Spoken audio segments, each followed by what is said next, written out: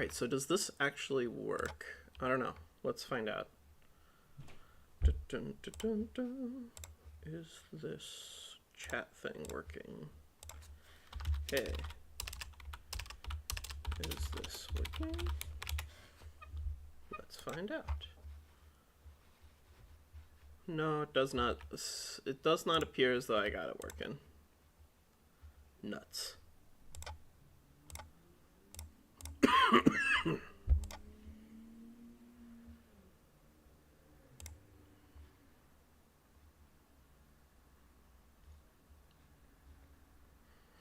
Wait.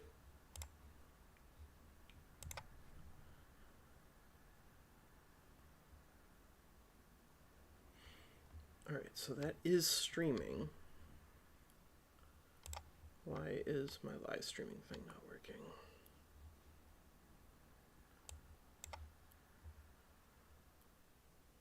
You live in control room.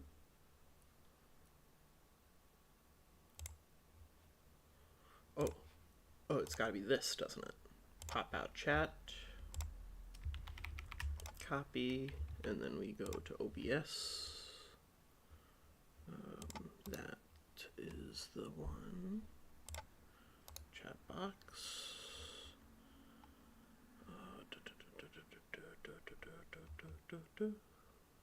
Properties. Bam. Okay. All right. Test.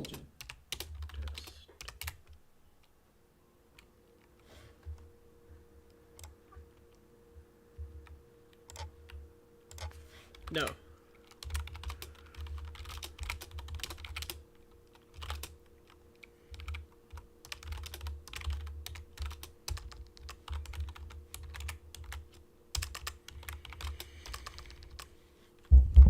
All right, is my audio working at least? I'm trying to get it so I got it so that in OBS it shows up here. But I don't know why I can't see it.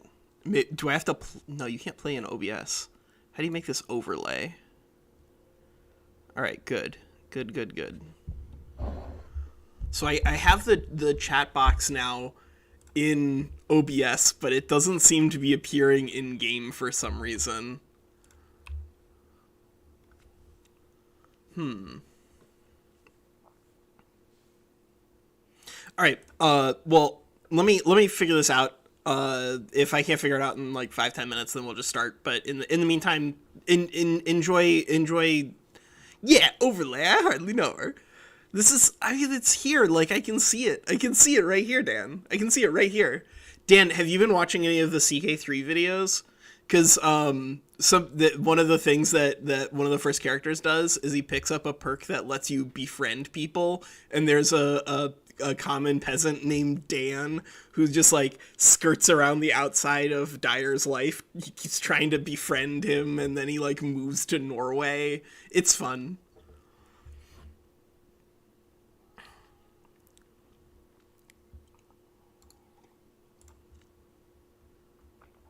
Local file, custom. Why? Okay, so there's gotta be a way to make it so that this appears here.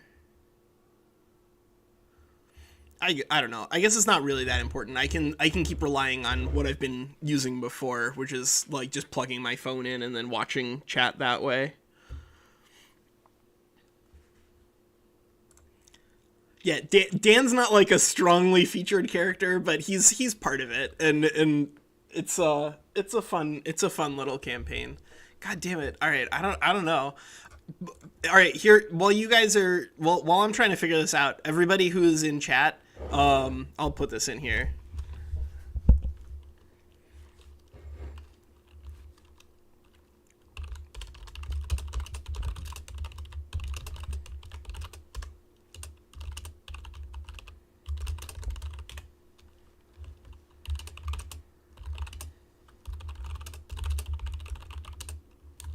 Oh, okay. All right. Well, enjoy with your mom's birthday party. You guys could all watch it. This is gonna be like This is gonna be like 3 to 4 hours.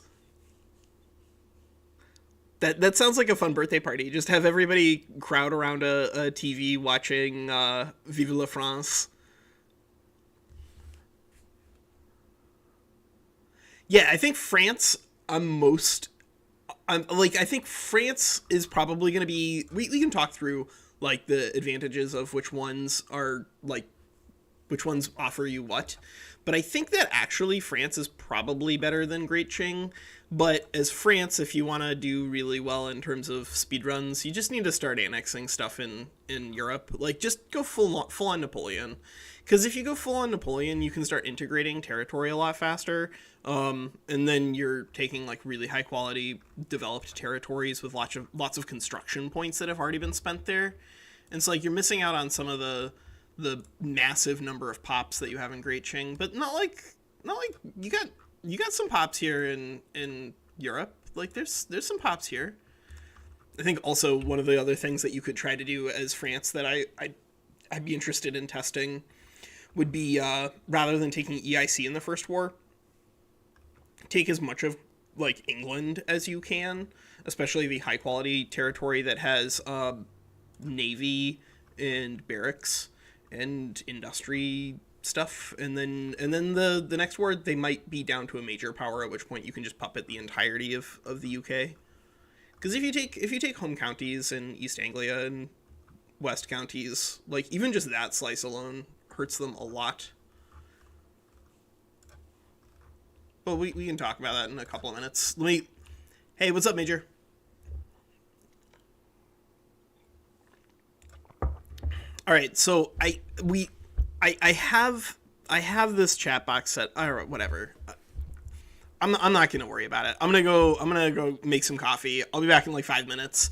Keep voting. But it sounds like right now we have 2 votes for France, 0 votes for Qing, which is fine by me because what I was gonna do for Qing was gonna be another like peaceful trading, pseudo trading gameplay. Whereas I think France is probably best played as just like full on map paint. But I think it'll be a fun full on map paint. It's been a long time since I've done the EIC run too. All right, I'll be right back.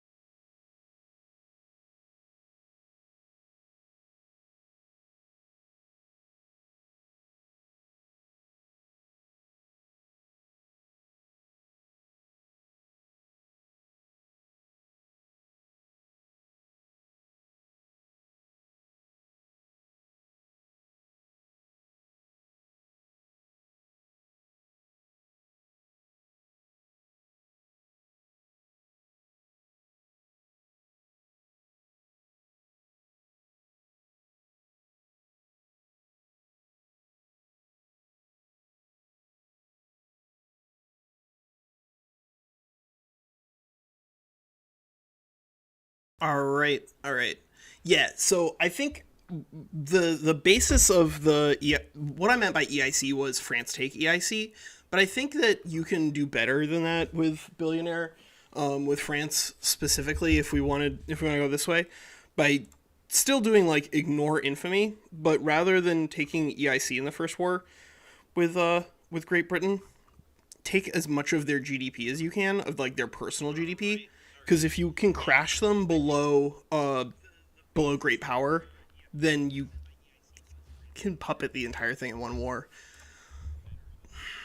But I don't know if we're going to be able to push their prestige down far enough without taking EIC is the problem. A lot of their stuff is going to be coming from their military. A lot of their prestige is coming from their military, specifically their flotillas. So yeah, home counties, East Anglia, West County, that takes half of their navy, and therefore half of their naval power projection, which is a lot of their prestige for Great Britain at game start. So if you're playing as France, let's just do before we do anything, let's talk about like macro strategies for Billionaire as France, and then we can talk about macro strategies that I think you could try as Great Qing. Yeah. Well, but it only lasts for 5 years now, Sydney. So unfortunately, we can't really use a lot of the things that you used to be able to use to make everybody into puppets by just reducing their prestige permanently, basically, because it was what, like 50 years before. I think it was 50 years before. Yeah, that's an okay place for my phone. At some point, I do need to figure out how to get chat to appear right here because I have it set up in OBS, but that'll be for next stream, I guess. But yeah, as France, basically, we should be just trying to ignore infamy as much as possible. I think one thing that we didn't do last time that I think I'm going to try to do this time is before we go in on Great Britain, let's puppet France or puppet Netherlands, because if you puppet Netherlands, you also get all of the Dutch East Indies. The reason that the EIC I think is probably not going to be the best tool for doing a billionaire speed run is that you're missing out on the independence that the UK has at game start. You do have a lot of technological development that Great Qing doesn't have, but your industry is like entirely focused on weird stuff. Your economy does not function particularly well without the UK around. You have way too much dye and not nearly enough resources to get your construction really rolling. You also don't have like a ton of iron. Where is our iron? Iron potentials on map. You can see there's some in Delhi, and then there's some down here, but there's not as much as there is in Qing, and coal is basically the same story. Coal is a little worse for the EIC even. But that doesn't mean that EIC can't compete. I think you end up puppeting just like an awful lot of stuff here if you're gonna ignore it, because you start by puppeting Netherlands. I think you do want to take a fight to Great Britain sooner rather than later, though, so you don't want to push it too far down the road. I think we start with puppeting Netherlands and then open by attacking Great Britain after that, and then hopefully there will be a cut down to size alliance that forms out here. And I say hopefully because, like, most of them are not going to be able to attack us. Prussia could, I guess. I think the Austria could once they're furious with us, because they will be furious with us. And then, of course, if we really wanted to like juice infamy long term, we could try to do the protectorate strat here. But I don't think that that's our goal. But the reason that France conquering in Europe is generally speaking going to be more productive for your GDP than France just annexing the EIC and just sitting on it is that when you annex the EIC, you're going to get tons of radicals, but you also can't integrate most of this territory because it's going to be like thousands of bureaucracy to integrate it. And so you're just going to end up with like a bunch of radicals that are going to give you a lot of diplo plays that are going to prevent you from continuing to expand. And you'll still get radicals and stuff in Europe, but you can integrate them in 5 years because almost all of this stuff is going to have the same European heritage that shared between France and all of your pops. So most of this territory is only going to take 5 years to integrate. Conversely, over here in Great Qing, I think most of what you do is just focus on pushing goods around. I'm going to do another video very, very soon on why I like free trade. I think it is generally underestimated because people think that like tariffs are the be all end all, but I promise they're not because of trade centers. Where France? Where are your trade centers at Game Start? Provence, Normandy, Picardy, Brittany. All right, yeah, like in the super duper peaceful run we have with the UK going on right now, I think we're at like a level 170 trade center in London. But like that's basically it. You just go crazy. All right, let's go ahead and set ourselves up, and then let's go out to sea. Yeah, we could liberate some subjects, but I want to get just like as much of the British Empire as we can in one war, and puppeting them is the easiest way to do that. All right, so we have an industrialists. It's been a while since I've seen what you want to do with France at game start in 1.1.2. I think generally speaking, though, we are going to benefit from being in an oligarchy versus a wealth voting. Yeah, that seems right. I mean, if we get a really bad roll in terms of just initial diplo setup, then we'll restart. I'm not above that. I'm not above that. We could be suppressing the intelligentsia, but it doesn't really matter. Actually, we could, yeah, let's use corn laws. Let's use corn laws. I like using corn laws. At least I like getting into laissez-faire. Getting into free trade is really great unless you are going to be on infinite infamy, in which case it's not as good. But the rest of this, I guess it's all okay. But yeah, I think we want to see if we can get an oligarchy roll here. Yeah, radicalize the intelligentsia, sure.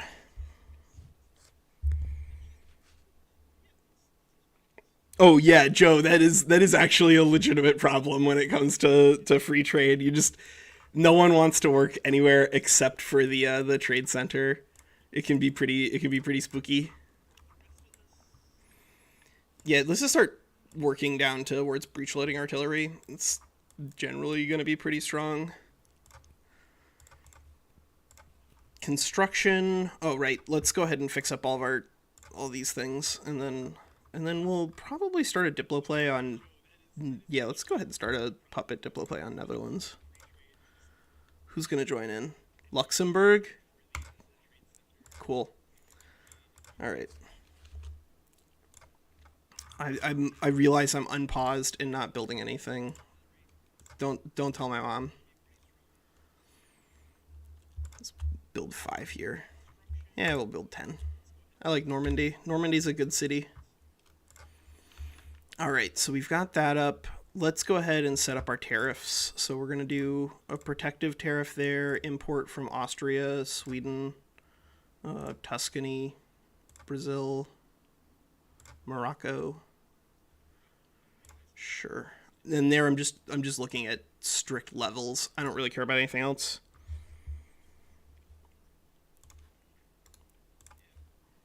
And glass. We could import some glass.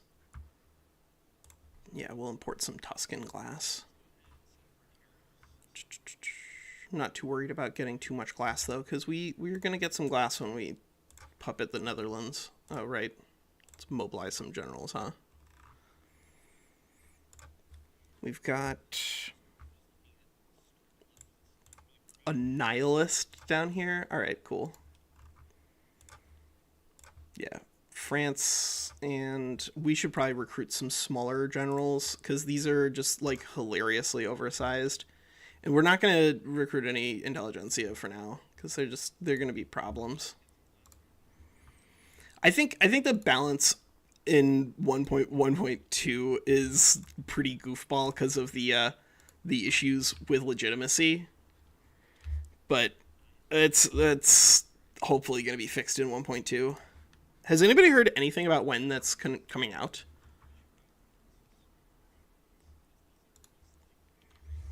Like, I know they just did a post on 1.2.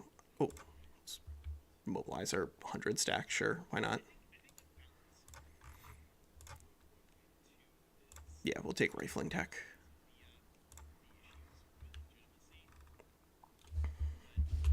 Okay. All right. Let's see. Oh, shoot. I didn't have my headphones on. Whoop. Yeah, we'll just go there.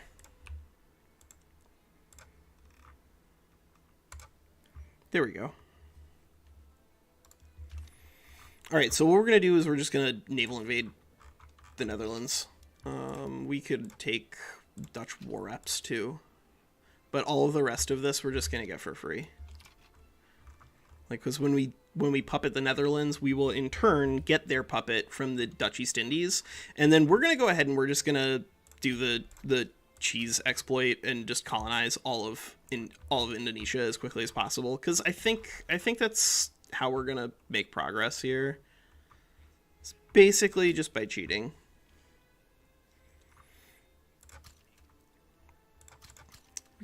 We could also take war reps from Qing. That would not be bad. Taking war reps on game start is pretty good, actually. All right. Netherlands backed down. Good.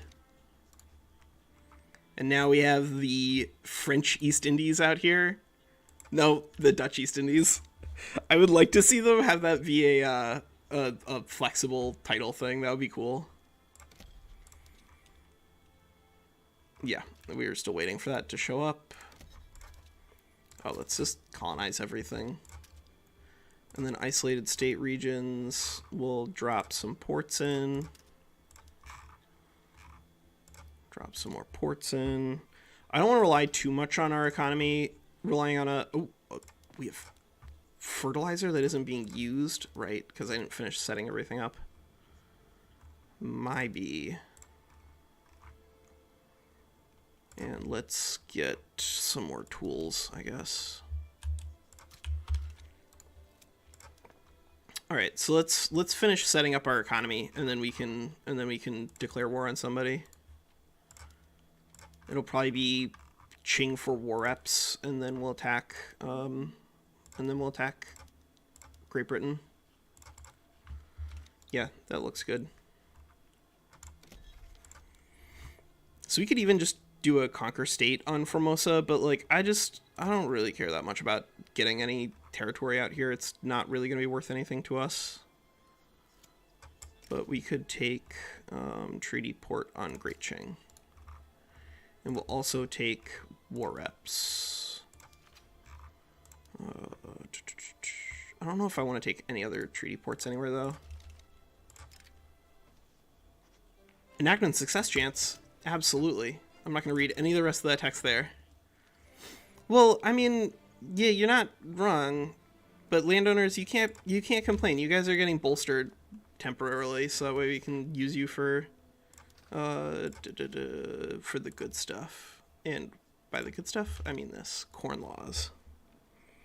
Yeah, it does. It's pretty crazy that it isn't out there. Oh, all right. We are in colonization mode, so we can't do this with Papua until we have malaria tech. Is that it? Quinine, because that's considered like what, heavy severe malaria? Is that what's going on here? Yeah, severe malaria. But we can still give all of Celebes to the Dutch East Indies by just going here, click establish colony, going in our journal and clicking expand. So we'll just do that for a little bit. That'll be fun. You guys like watching this? How's everybody doing? Oh, we can do it a little faster if we do it that way.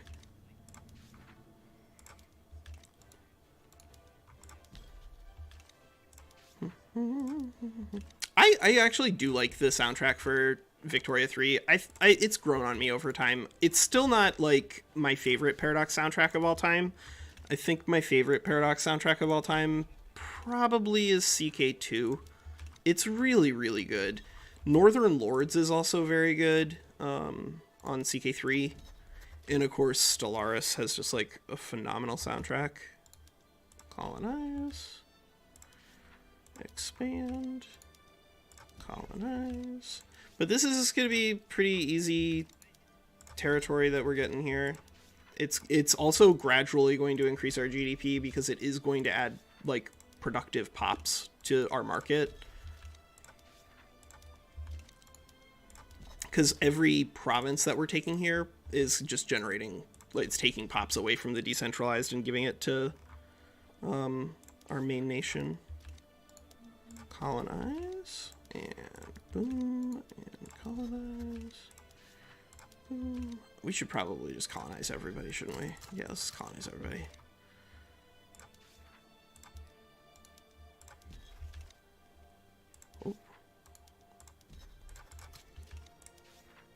All right, so once we've attacked Great Qing, it looks like they are not going to back down. So we'll, yeah, mobilize everybody.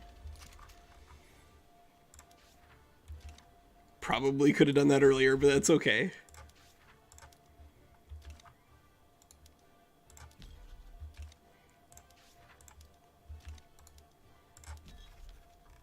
All right, there we go. We've expanded the Dutch East Indies administration, and now we don't need to worry about that anymore. Because I don't think... Oh, Qing back down. Dang it, Qing, you're supposed to give us a war reparations. All right, whatever. I think it's time. Let's attack the UK. We've got the Netherlands. We've got an unnecessary Qing treaty port.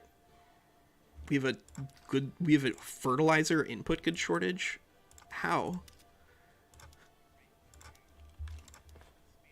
What did you do? Do we not have... Oh, what in the heck? Do we not have any chemical plants anywhere? Oh my god. Does the Dutch East Indies bug delete your chemical plants? This is interesting. I think the Dutch East Indies bug might delete your chemical plants because we just lost all of our chemical plants that we start with at a game start. Well, you know, we're learning interesting things about the game, I guess. All right, let's set up a couple of chemical plants and then we'll attack the UK because we'll get some more from them. Yeah, it does look like that is the thing that did it. All right, so what can we do here? Let's go ahead and conquer home counties. And let's conquer East Anglia. That's 25. Yeah, that's fine. We still have 75 war goals to move with. All right, good. Yeah, let's go ahead, mobilize all generals. Who else could be a part of this Diplo play? Yeah, the Mugani hack is just like my favorite thing in the world. How could I say no? Austria has declared us a... Yeah, well, everyone's gonna start embargoing us and declaring us rivals, blah, blah, blah, whatever. If you wanna absorb Belgium first, you can. It does, I think, typically make your life a little easier. But if we can get all of this from them and they lose, then that's it. All right. Should we transfer subject? Because we could just do it. East India Company has 40 war goal, 40 maneuvers. We have 50. Yeah, all right. Transfer subject, EIC. And British war reps while we're at it. So we're going to take the majority, we're going to take half of their navy. We're going to take the majority of their GDP, EIC, and start a world war. Yeah, that's fine. That's fine. We should follow their advice. And we might want to activate some conscription centers. I could see that. Yeah, let's use Brittany, because that's usually pretty high pop. And Picardy. and Rhone. Maybe one more from down here. Yeah. Because we are going to be fighting...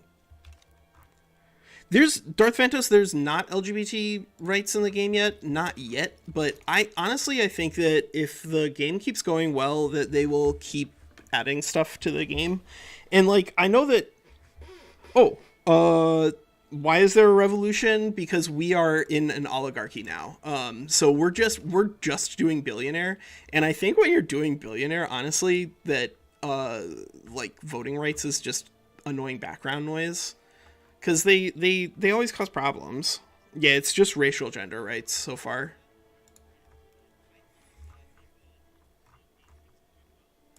All right, so, oh right, we need some more ammunition because our munitions factories got blown up by us crashing, by us deleting our chemical plants via that thing somehow.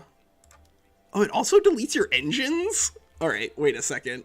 If we can't take this territory from UK, we're probably going to start over because apparently using the Dutch East Indies bug might delete your chemical plants and engines, because it certainly did. Something did. All right, so now we just need to land on home counties. So we're going to take our... so they not... Supposedly they fixed this, but I doubt it. We will find out soon. So that's 49 days. And that's going to be 47. All right, cool.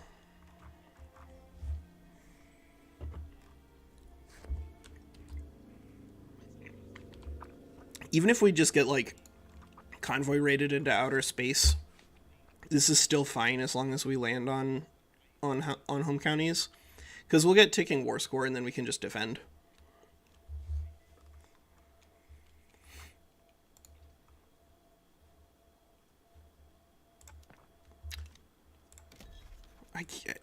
I'm like 90% sure I've tested the Dutch East Indies bug, but it does not appear as though that is correct.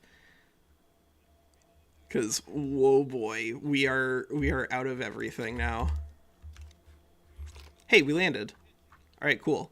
Now we just need to flood the zone. Get over there. Everybody, just go over to the UK. It's a cool place. It's June. It's our summer vacation in the UK. That's what we're doing right now.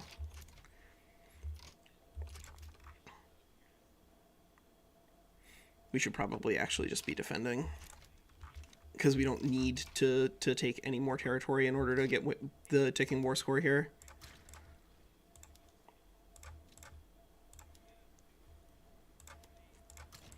And of course, defense is just going to be like a lot stronger for you in this point in the game because of the way the stats line up. So they have 30 attack against 71 defense. What is going? Oh no, 71 units. 44 offense against 66 units. We're still slaughtering them. And now the UK is just gonna break apart, and we'll fix our economy up by our bootstraps. Yeah, bootstraps. All right, let's get some more construction going, actually. Construction sectors. 5. And then I want to build up... Rhone too, but in order to build up Rhone, we're going to need... Oh, yeah. Darth Phantos, I am absolutely making more after the end. I was just having some stability problems with the most recent patch, but I think with patch 1.5 we're in good shape. So I'm actually gonna start making some more lore videos and stuff either tomorrow or Monday. So expect more after the end content to hit the channel probably like Tuesday, Wednesday at the latest. Hey, defend the front, boys. You defend the front. You're already assigned to this order, but you're just watching them make progress. Defend. Defense. We need to hold control of London in order to win this war, guys. Are we just getting ripped apart by naval invasion though, or by convoy raiding? It's kind of what it looks like. Stop attacking them, by the way. That's counterproductive. It's always counterproductive. But we still have control over part of their capital. That's all we need. Yeah, if because of the balance of attack versus defense, if you can ever find yourself where you can just like take a war goal and hold it, you can win basically any war. Doesn't matter. Like you can always do it. Unfortunately, we're not gonna have like an infinite amount of occupation here, and we did something in terms of bugging stuff out here, but we're fixing it and we'll be fine. All right, what else are we gonna need? We're gonna need some more iron. Monument to the King. Sure, whatever. Radicals or whatever. But we should get some more. Oh, nah, I don't care about. I don't care about the diplomacy of nations we're about to conquer. That sounds like their problems. Shell guns, excellent. So we're just going to be making our way down to breech loading artillery ASAP, because that's all we need to win these. Any follow-up wars, doesn't matter. Yep, there we go. The UK is just suiciding troops. Good lord. Yeah, I think generally speaking, there are some serious issues in regards to AI, and I think that the war is kind of the biggest issue for them right now. I think it's just because like the Navy isn't repelling invasions very well. Because like the British AI should not allow a 60 stack to land. They start with a 100 stack. All right, there it is. One against Great Britain, and we will just propose a blank peace deal with Russia, and now we have control of most of the British Empire. They're nominally a great power still. Oh my god. Well, you know what? We took half of their empire. Now we need to make sure that everything is good here in terms of our construction. Yeah, all right. That's good. That's good. Everything here is looking all right. Urban centers. We don't have enough transportation to do this because we are... Oh my god, we're out of engines and hardwood.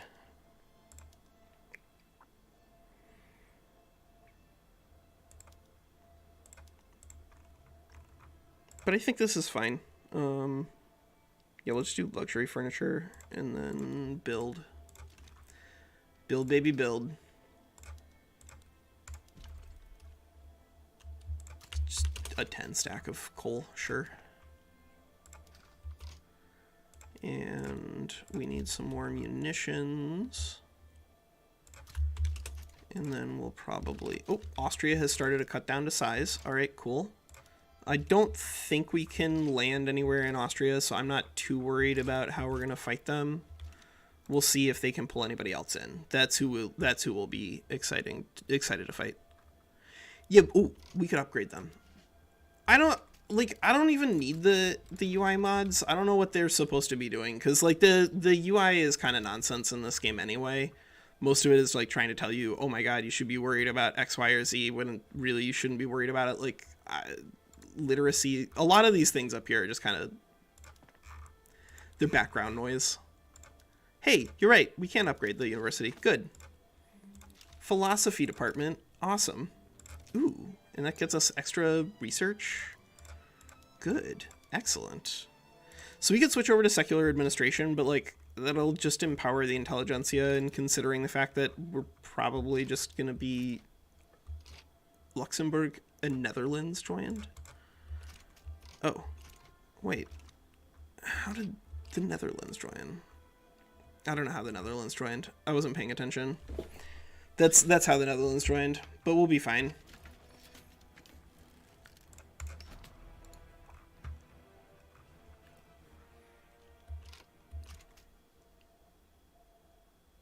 Okay, so now we just need, because Austria is not going to be able to land anywhere, so we should be fine. The party will never end. Let's just naval invade somewhere. Oh, wait, we can't. I thought they called in the Netherlands. They did call in the Netherlands, but they're not fighting us? All right, well, Victoria 3, keep your secrets. All right, so we could just like land here and see if that's enough. Yeah, let's just see if we can land in Dalmatia. I don't really want to be fighting them. I'd rather be starting a war against somebody else, but the moment that Austria capitulates, we're going to start a war against Spain to puppet them, I think. We may have... Oh, or, yeah, I could do another deep dive on literacy. Assimilation. I don't really care about any of this stuff. But maybe if we can get the intelligentsia to stop being revolutionary, that would be helpful. We may end up needing to restart because we exploded our economy somehow. Because you start with chemical plants, and I think using the Dutch East Indies bug deleted them. And that set us back pretty meaningfully on our economy.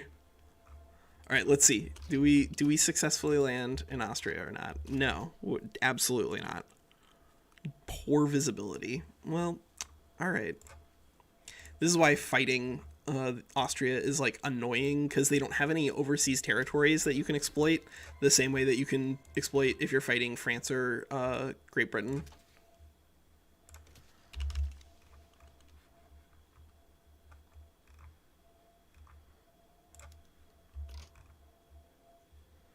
Yeah, let's go ahead and launch one more, and then we'll follow it up with the smaller stack.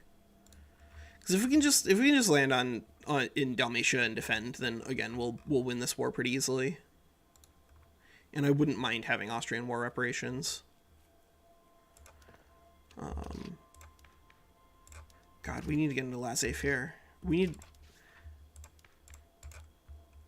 landowners. We need you to become powerful. Oh right, we passed the oligarchy, so we need to actually like clean up our government. Dedoy.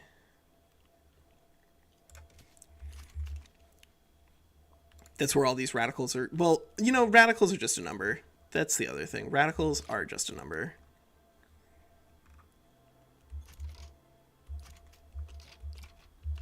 Yeah, we're just not going to be able to make a landing. This is why fighting Austria is so annoying, because you can't really make a landing unless you find them with like their pants down because their troops are somewhere else. Roman Empire isn't formable in game yet, I don't think.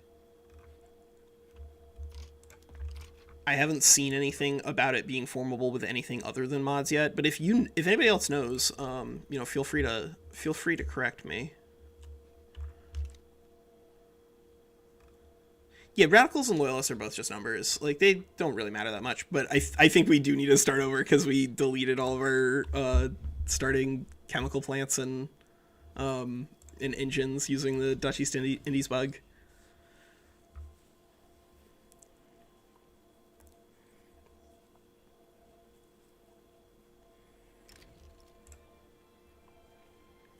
But I do think that starting war is basically what we do want to pick up. But I think we can take Netherlands and maybe Belgium first. That would potentially be useful. Yeah, we won't even bother trying to go the Corn Laws route. But I do still like bringing landowners in, just so we can switch into oligarchy, so we don't have to worry about, like, democracy messing stuff up. Because democracy messing stuff up can be a big problem in 1.1.2 for these sorts of runs. So we're not going to be competing for real-time attack here. We're just going to be doing yeah, it's I'm like 90% that it's a mod in that lathe video, because there are mods in the workshop for it. Right, what are we doing? Okay, so where is our starting? Oh, do we not start with... Oh. Do we not start with chemical plants as France? All of 100% of our unnecessary... Oh, it's livestock ranches. 100% of his livestock ranches. Okay, so our engines did get deleted, but not the chemical plants. But engines definitely got deleted by something. All right, cool. Well, we've got our 10 stack coming down here. Let's go ahead and set up... maybe we should set up some chemical plants or some munitions. That would actually be pretty useful.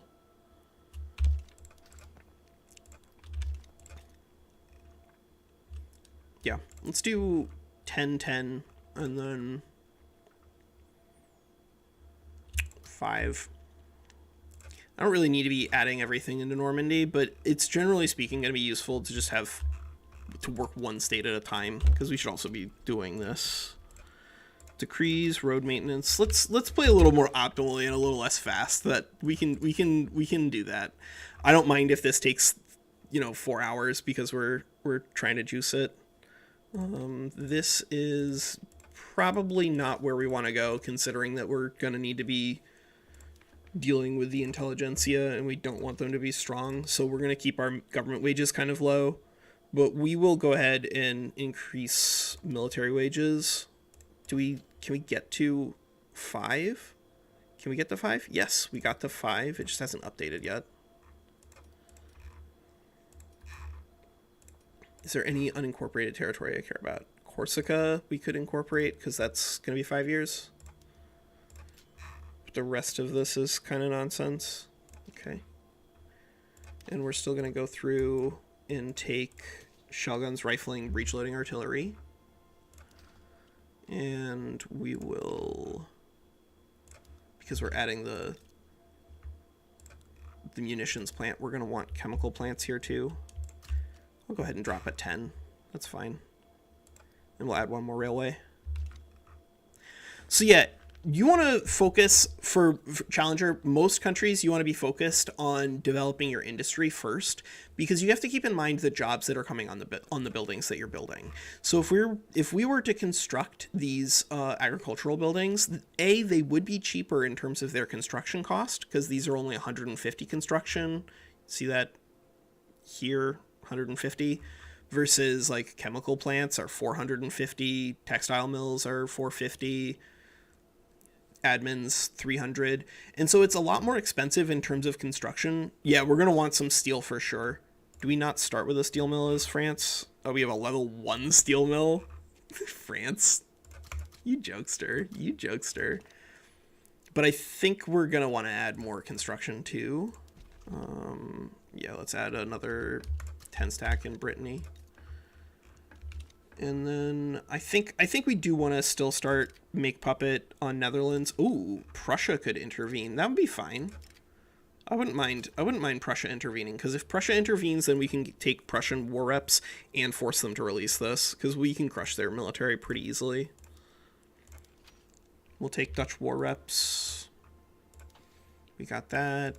Is there anything that we want to spend our influence on temporarily?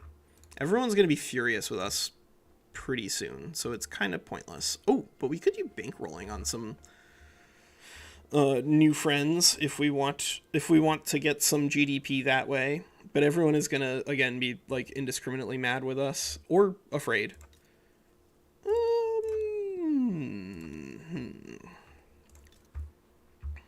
I don't know. It seems like once you're at the point where you're gonna have Billionaire as Habsburgs would actually be really easy. I think the biggest problem that you have to deal with is Russia, but that's a temporary problem. Like you just beat down Prussia pretty quickly. You don't share a land border with France, and then you probably just form Super Germany actually with like zero. Oh yeah, upgrade universities. Jeezy Pete's Walker.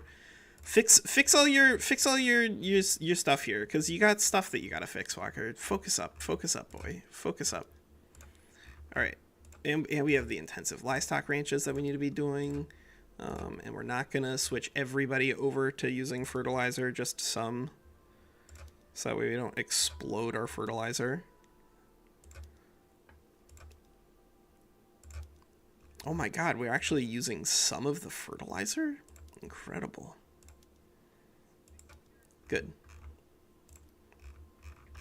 And fishing wharves. Oh, and skirmish infantry, cargo ports. All right, I think that's good enough. You guys have seen enough of me clicking on things. Yeah, eat whole Germany and just standard Qing playstyle. Absolutely. Making Japan a puppet, I think, is probably not worth it considering the infamy cost, because it's like almost 100 to, or it's around 100 to puppet the entire thing, whereas it's 38 to puppet the Netherlands and get the Dutch East Indies. I mean, it's like these things are not the same. Mobilize all generals. Make my day. Make my day, Prussia. Clergies are cheaper, and I'm not going to be working with the intelligentsia long-term major, because we're not there. Politically, this group is going to be more conservative because we're just trying to get through the first 2 decades roughly, but not so conservative that I'm going to recruit a landowner. We'll recruit a nihilist instead. That sounds safe. that's very safe. Prussia. You said you were going to jump in on this, Prussia. Spain has declared us a rival. All right, sure, whatever. I mean, I'm not going to bother declaring... it doesn't really do anything if we declare them rival or not. Everyone's to declare us a rival now, though. Russia sided with the Netherlands. Oh, all right, cool. So we can add Russian war reps for just for the low price of 1 naval invasion into Alaska.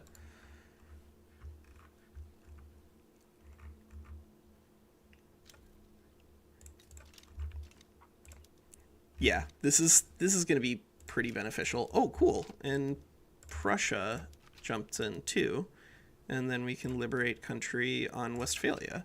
And now they're not going to be part of our stupid border anymore. And we still have enough that we could sway in Austria if we wanted to. I think it'd be pretty funny. Offer a humiliate on Prussia. I don't know, man. Like, I guess it's okay to offer a humiliation on Prussia because like our navy's a lot stronger, like a lot stronger. Yeah, 5. So once we're done here, then we can help Austria fight in Central Europe. This is gonna be a lot more fighting than we did last time, but I don't mind getting some of it out of the way up front. All right, so looks like the Prussians are gonna start by trying to advance here. That's okay. We'll just send our 100 stack to block. Oh, all right. One sec. I gotta deal with these cats.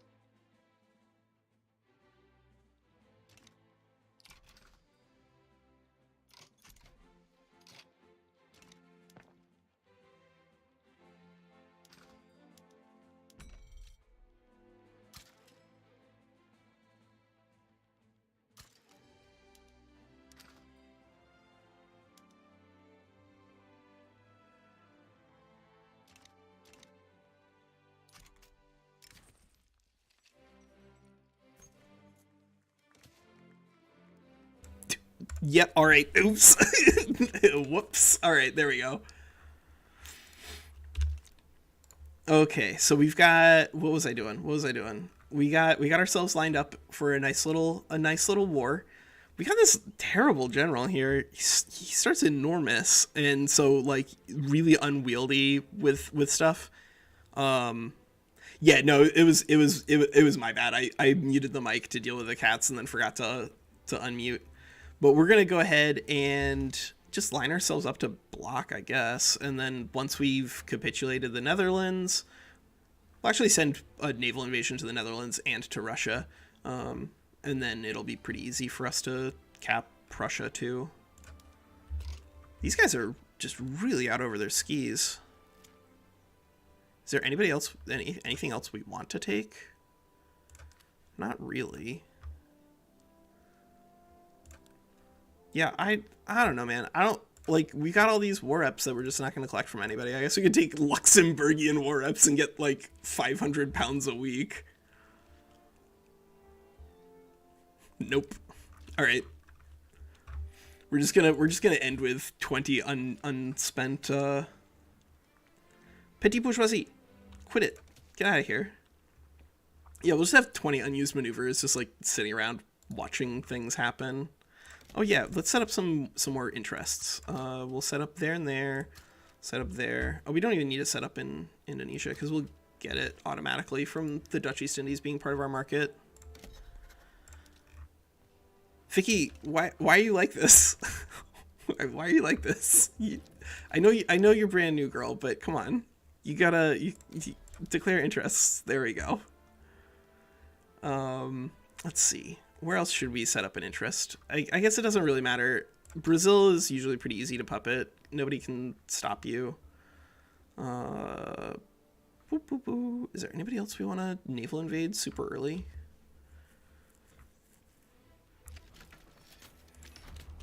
We'll set one up to here and here. Sure, whatever. Doesn't matter. All right, so now we've got a naval invasion here with a regular-sized boy for regular-sized invasions. And I guess we'll invade with the dude who's doing nothing. No, he's defending up there, and he's attacking over there. Well, Walker, you know, you can check where people are from before you send them to advance on the Luxembourg front. You can do that. That is a skill that you possess. No active battle. Okay, well, if everybody is just gonna like stand around and like just have a good time, then I'm okay with that too. What happens if we just press back? Do they start attacking? They do start attacking. Cool. All right. Now we can just bounce back over here. We've tricked them into an attack. Hopefully. Nope. The AI knew what we were up to. Okay, well, once these naval invasions go through, we'll be all right. But yeah, once patch 1.2 drops, I expect we'll probably be focusing more. Ooh. Well, pro-democracy, that'll do it.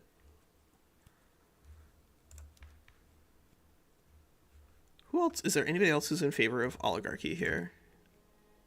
You guys, so like sometimes you can rely on your military to be autocratic, but not always.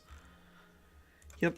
Okay. Well, we will just be rolling on oligarchy with a 7.5% chance. If it drops to 0, we'll see what else we need to do.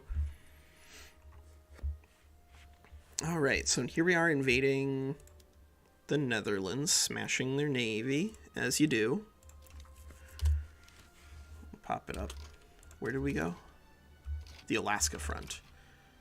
Yes, the Alaska front. This is the most important part of this war, by the way.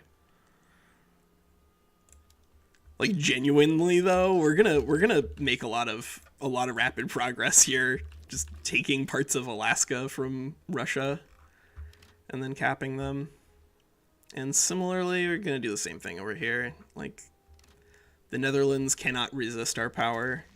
And now we don't just get the Netherlands, we get everybody. All right, yeah, water tube boiler, sure. We could also try taking just like production technology or like actual production off of those events sooner rather than later. Like that one in particular, I think is really strong because it does give you 33% throughput, but throughput is not bonus production, it's throughput, so it consumes more tools. And considering that we won't be able to really do trade because we're gonna make the entire world indiscriminately furious with us, oh, yeah, cool. Sure, the king interferes in the political process and declares that we shall have an oligarchy. That does actually check out. That does check out. All right. If we're already pushing in to Westphalia, we might as well push all the way into Westphalia. But yeah, this is gonna be pretty bad for the Netherlands and Russia because they're gonna be forced to pay war reps. Because they are going to be losing ticking war score here. Because we have a war goal. And it's in place. We could even just have our troops here just defend. I wouldn't hate doing that. Because we don't need all of Alaska in order to have ticking war score. We just need a little bit. Yep, that'll be good. How are you pushing us? How are you pushing us? Victoria, explain yourself. We have 62 defense. What is happening over here? All right, well, if we get pushed entirely off, we will adjust. But in the meantime, we've capitulated Netherlands. We can naval invade Prussia. They have no troops, or they have no navy. Is there anybody who's kind of just like hanging out? You're just kind of hanging out. Yeah, why don't you go invade Prussia? All the cool people are invading Prussia these days. The other way, of course, we can like really, really take whatever we want to from Russia in particular is just naval invade St. Petersburg because their navy is also not as strong as ours. But it's a lot stronger than Prussia's. That's true. It's a lot stronger than Prussia's. Dissenters, guys, get it together. We need to institute this oligarchy for you. Good. All right. Well, at least the Orleanist party is gonna get a lot of votes, which is gonna be helpful. And we are working on a munitions factory right now, which is also going to be helpful. And the battle in the Gulf of Alaska is going pretty well. Good. All right. Yeah, everything's coming all right. Bonapartist party. I don't think so, buddy. France shall reap the rewards. Good job doing whatever it was that you did. All right. And good job not taxing services, Walker. God, good lord. Good lord. That was a skill test to see if anybody in chat was paying attention, and you guys failed. Yep, that was it.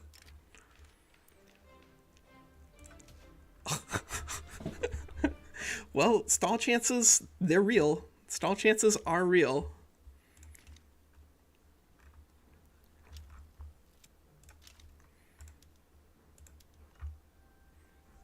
All right, so we got our troops landed in Pomerania, but that's not enough to get through to Berlin, which is what we need in order to get the really big ticking war score against Prussia. But fortunately, Russia is falling apart.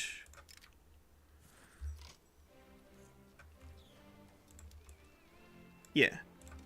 Orleanist party. Get some momentum. Because that'll get us extra legitimacy, and that'll help us push through enacting oligarchy, as well as dealing with some of our radicals. Because if we can get into like pure oligarchy and just like only industrialists, then we'll have a pretty good amount of legitimacy.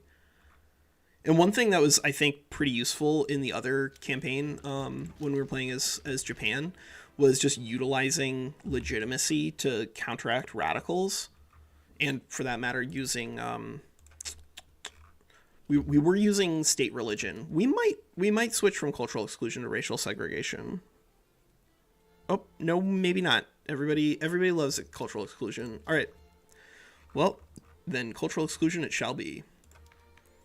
But that still is going to give us 5% radicals and loyalists. That's something. That is something. All right, well, we defeated Prussia. And I guess we'll take rifling. And now it's just us and Russia. All right, guys. Well, good luck forming your little anti-France party now. Linguistic freedom.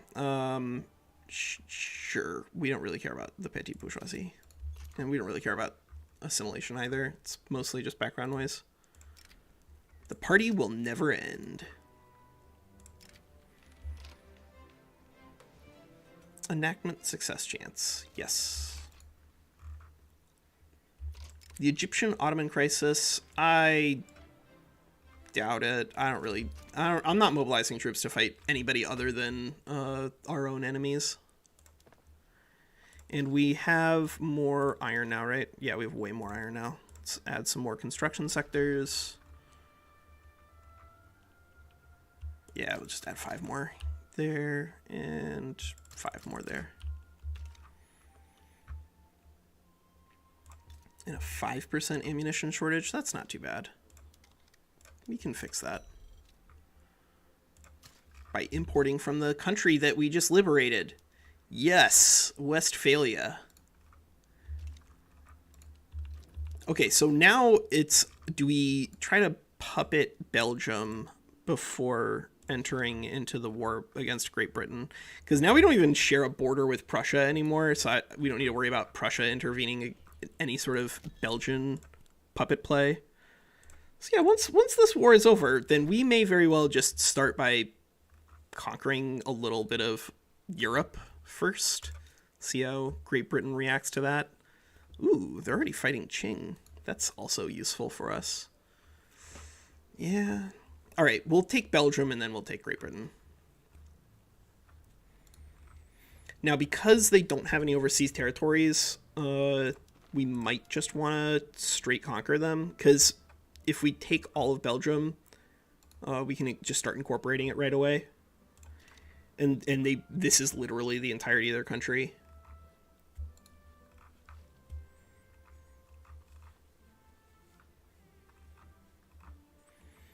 All right. So yeah, I'm not going to mess around with the Dutch East Indies thing, because I'm like 90% sure that that's what deleted our engines. No? No, do we not start with engines? That's insane. That's crazy. Is that true? Is that really true? That can't be. All right, well, let's add a couple of engines first, and then we'll do the Super Holy Wars. We'll do X, Y, and Z, and then we'll do this, and then we'll do that, and then we'll do that. Russia, just give up. You can't win. Be done. Capitulation. Good. All right. How much is it to conquer state on both? It's 30 and 60. That doesn't put us over 100, and then every war after that is just going to be puppeting people. Yeah, all right. Sounds good to me. Prussia might intervene again. Yeah, good luck. Add conquer state Wallonia. And go ahead and mobilize our just far too large. Far too large. And France, sure, mobilize. Russia, how many times do I have to teach you this lesson, old man? We're going to open market on Russia, too, so that way they can't embargo us, right? I don't think you can do an embargo if you're on free trade. You can't do tariffs, but I think you can actually still do embargoes. Whatever. Well, am I going to regret adding this? Maybe.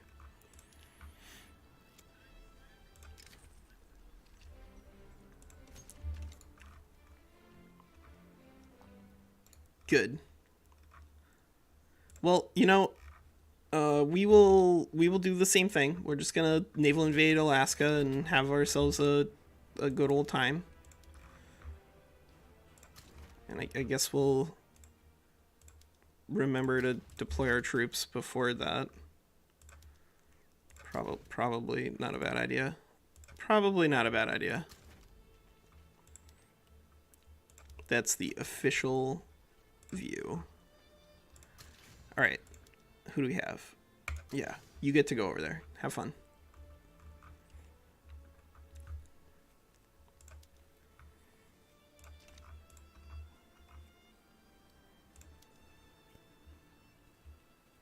And there we go. Let's push through Russia.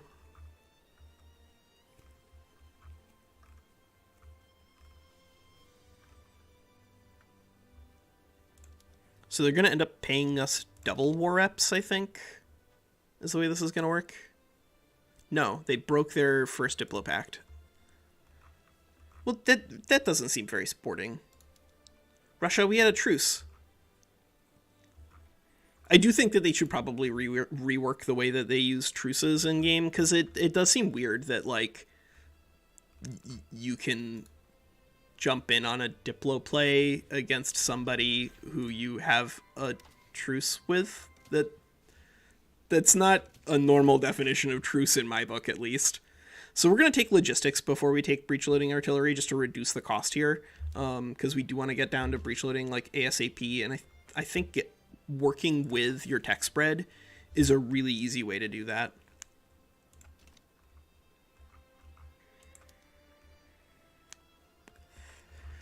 Yep. Battle for Amsterdam. And now we're just... Wait. Somebody's over here, aren't they? I think somebody's over here. I'm pretty sure somebody's conquering Alaska. If they're not, then I don't know what they're doing. All right, let's build some stuff. All right, so we got engines online. Let's get our arms industries just like really rocking and rolling.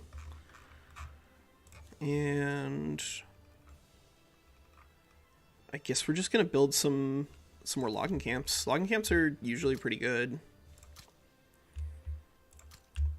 Oh, and we need to build more rail and roan, of course. Of course. We need to build the rail and roan. There we go. Rifling was completed. So we could do arms input, or output, but I just want repeaters. I just want technology. We just want technology.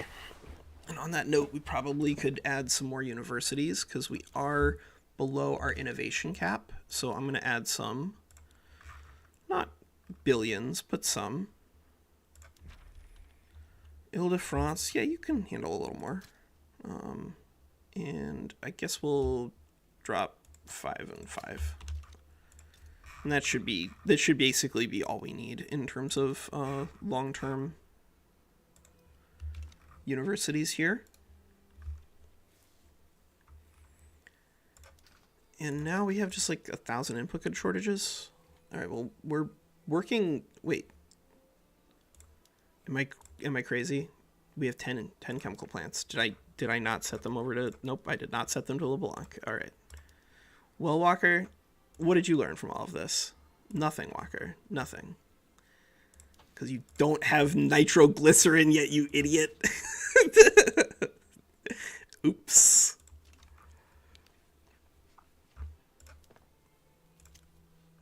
Oh, but this does mean we can just run soil, yeah, fertilizer and everything. Sure, yeah, anybody who gets a promotion, anybody who wants a promotion gets it. Just ask. And if you think that cheapens the promotion, then I don't know, maybe it does, but you get it. And steel shortage, well, yeah, let's push the steel to the top then. Boom, boom, boom, boom. And that should be good. That should be good.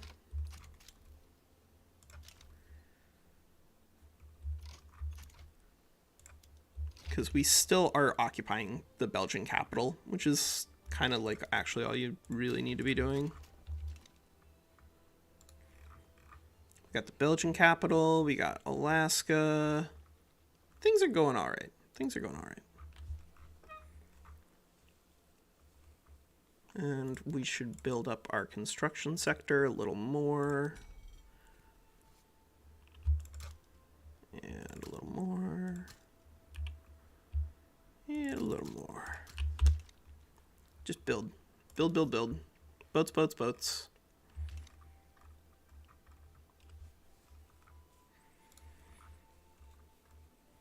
Belgium. So in order to occupy France, or in order to get the open market, we do need to occupy their capital. So that one may not have been the smartest. We will see if we can land on St. Petersburg. But I suspect that probably because the Russian troops are going to be much lower quality once we no longer have like a direct front with them, yeah, then we should be okay. Let's find out if that expectation is in fact correct. Yep. Go ahead and go ahead. There we go.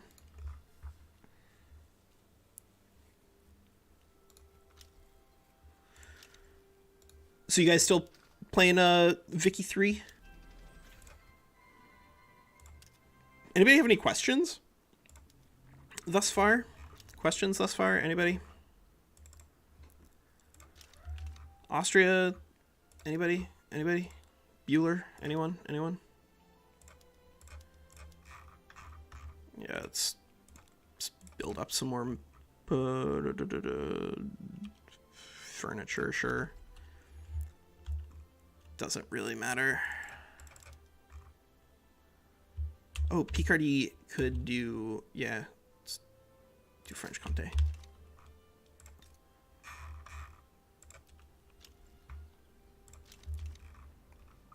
Are we going to land? It appears as though, yes, we are going to land. All right, good. Flood the zone. Everybody go do your winter in Russia. That's the cool thing to do now. All the hip young people these days, they invade Russia during winter. That's the cool thing to do. I do think that there should probably be like more modifiers or something like that in regards to this. Like fighting in Russia during winter. Mud is something, but I think they could have like a Russian winter battle condition. That would be flavorful and fun, I think. And iron. Yeah, let's build up some more iron. Let's build a big stack. And build up some more rail. And build a couple of construction sectors up front. Good. So we're going to be crushing Russia here. We probably could have humiliated, if we'd made them a rival beforehand, then we could have humiliated them. If we end up where they are causing problems, oh my god, yeah. If they end up where they're causing problems, we just start humiliating people, because the more we just humiliate people, then they won't be intervening in our wars, and that's kind of like 3/4 of the battle right there. If they leave you alone, then you'll be doing quite fine for yourself. Yeah, it's okay. Russia. And we've got this. Good.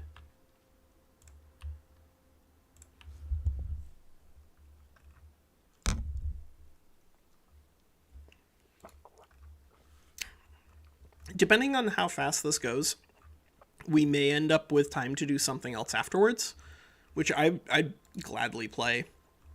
We'll just see what we have time for. But yeah, once we're done here with Russia, we're going to immediately attack Great Britain. Probably take the same slice that we took last time.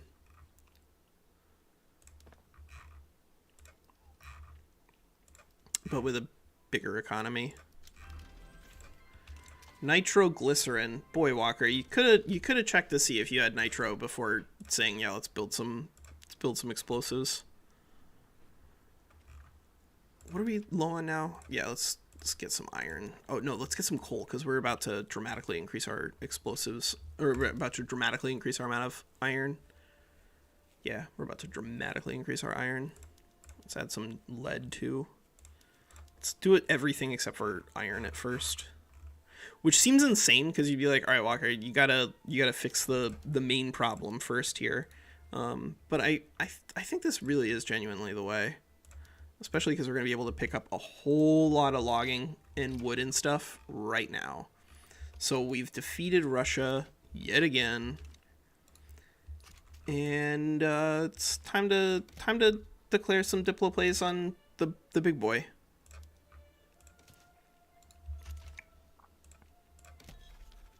Diplo play. And where are you? Conquer state, where are you? Yeah, brother, let's do it. Let's go. And add war goals, transfer subject, EIC, add war goals, conquer state, West Country, conquer state, East Anglia, war reps, mobilize all generals, go. Sweden has begun embargoing us. Why are you embargoing us? You guys are acting like we've done something wrong. We haven't done anything wrong. We only have 300 infamy. That's not a problem. That is not a problem. Is there anybody who's still willing to trade with us? I guess that's a good reason to get a Qing treaty port before you do this, is that if you have a Qing treaty port, they literally cannot say no.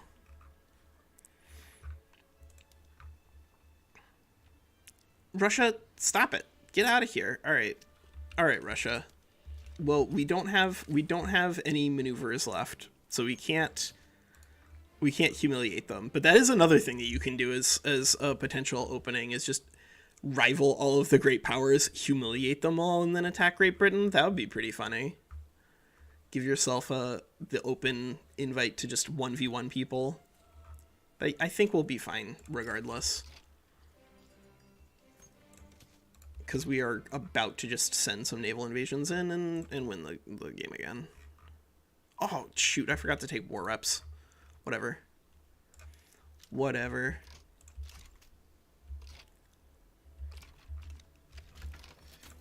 War with Great Britain has indeed broken out. All right. So you can invade with the insanely large dude or the regular normal-sized person. And then, yeah, a good regular normal-sized person there, too. Hey, you even got Fieldworks online. That's all right. I'll take it. Low market access, states in turmoil. I don't really care about that. Can we do import routes on guns? Let's see.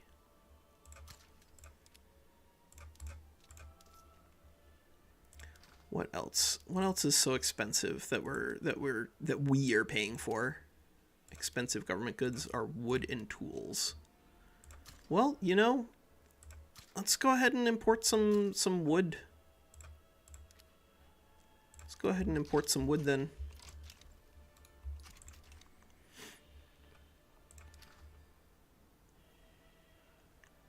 Should we? Oh my God! What? UK, where's your army? What is happening over here? Oh boy, oh boy. UK, where is your army? Holy cow. All right, Operation Sea Lion is, I guess, a success. Yeah, Francisco, that I wouldn't even consider that an exploit. I think that's intended. I think that is literally working as intended there. Yeah, well, our fleet is gonna get demolished by theirs in the first war, but any war after this against the UK, because we're taking 75 of their navy, we should be in good shape. Yeah, let's add some more coal. And crystal glass, ammonia, sodium, and lead. Lead is the other problem here, isn't it? Yep. 5 there. And what else do we have? We have really inexpensive explosives is the problem there. Well, we can fix that. And we can fix that. And sure. Yeah, we can do this. Good. We're making all these adjustments now, so that way I have to do it again whenever we conquer all this stuff from Great Britain. So that way you have to watch me click through boring screens twice. High quality streaming. All right, steam engine time. Engines of progress. Good. Yeah, as I really do think we're just taking tech here. And this is, oh, Jesus Christ, we're gonna thrash Great Britain in this war. It doesn't look amazing right now because we haven't started annexing stuff, but we're gonna annex Great Britain, like all that section there. We're gonna puppet Spain. We can puppet Sicily. There we go. We just have to wait for this to come down.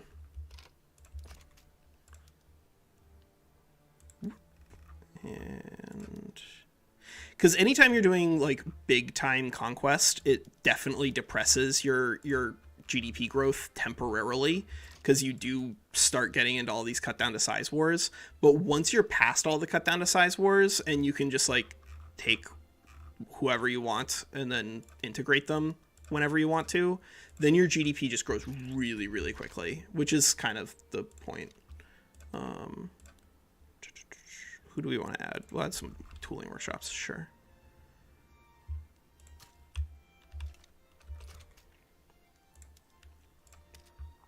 And we've got input good shortages on engines. 5. And hardwood. Well, all right. Can we import any more hardwood? Qing. Yeah, we could import some from Qing, from Piedmont, from Westphalia, Austria, sure. And then we can integrate them, which is the other big thing that we need to be doing. Incorporating these states is going to be a big deal. Yeah, good. All right, so we're at 107, and once this stupid Russian war is over, yeah, you know what? This Russian war is going to end a lot faster if we just naval invade them. And this is the right size stack, and this is the right size stack. And did that force it to reload the naval invasion? Yes, it did. Good. All right, so we've picked up all of the home counties, and we've picked up EIC. So now we can annex subject on EIC once this is done, if we want to. We definitely want to attack Great Qing for a treaty port, though, so that way they can't embargo us.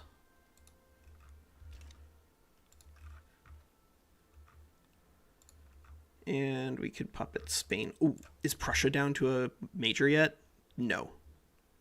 But they're getting there. Because we just want to go puppet annex, puppet annex, puppet annex. Because the more that we can puppet annex here in Europe, the faster our GDP is going to grow. There's already lots of stuff here.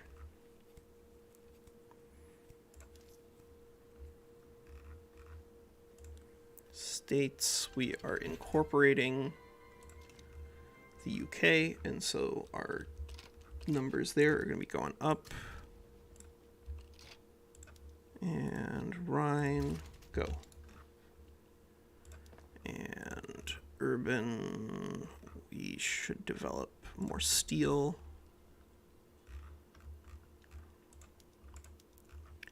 Alsace-Lorraine or Wallonia. Yeah, Wallonia, you got a 10 stack, done.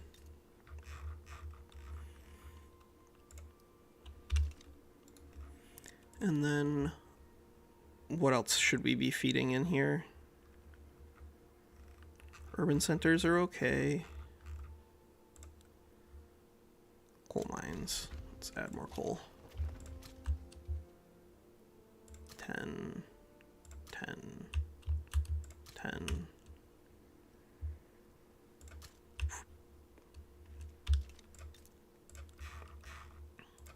Limousine. Yeah, yeah, Puppet Ottomans is going to be a good one. But Puppet Ottomans is a little trickier because Puppet Ottomans does come with a lot of territory that isn't the right heritage type, and the way that you get a lot of extra growth is from incorporating territory that is useful to you in terms of heritage. Oh man, we're close on landowners being powerful again, so we could use corn laws. Well, we'll see. We'll see. Russia, capitulate. We don't have any war goals. Why are you still fighting? Done. All right. Spain. These guys are going to be the most important, I think. Or we could just puppet Portugal? Or Two Sicilies. Two Sicilies is a pretty open sore in terms of puppeting. And Sweden. All right. Who should we puppet next? Chat. We're not competing for real-time attack. We're just looking at the fastest we can grow this. So that's 15. That's 10. Yeah, it should be Spain. So if we do a make puppet against Spain, then we'll be fighting against Russia, Austria, and Two Sicilies on their side. And so we'll need to do just like a massive naval invasion somewhere. I think we can do that. Oh, can we do an annex subject on anybody? Netherlands and the East India Company. Yeah, let's do annex on Netherlands. Done. Always be annexing if you can. That's the easiest way to really juice your GDP growth.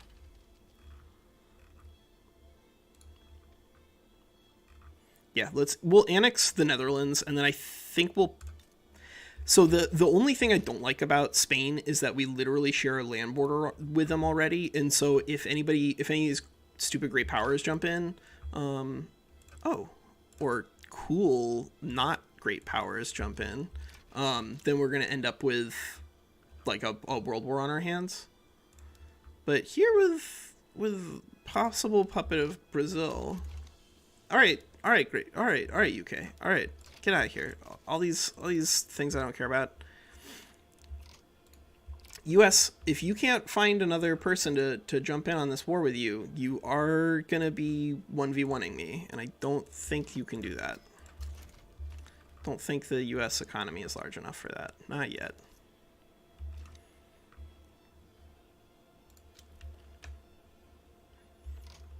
All right, Spain has joined. Good. And add puppet Spain. This is also known as the 1000 infamy speedrun. That's what we're doing here, right? And now we can incorporate. Is there any other territory out here that we should be incorporating? State actions. I don't think any of those are territory we can incorporate quickly, which is kind of like all you really want. And we have everybody mobilized because we're going to be taking probably not American war reparations. I guess we could see.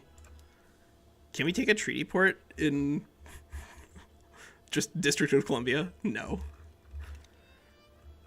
That would be unnecessary. And I think non-functional. I don't think it would give us anything. All right, so along this border is a giant army of something. Go defend. And so we need to get to Toledo. So we need an invasion coming down from the north. We'll send that guy, and one coming up from Valencia, so we'll send that guy. Done. Yep, and now our troops are just going to blow up Spanish troops. Left, right, and center. And now we've annexed the Netherlands, so I need to update our methods real fast. Hardwood. Skirmish infantry. And power of the purse. And yeah, pot stills is fine. Precision tools. Ooh. Everyone's abandoning the support down here, you guys. All right, well, we'll have to annex the Dutch East Indies then. That's going to be a rule that we're going to port over from some of our campaigns. It's just anytime there's a rebellion, you guys gotta leave.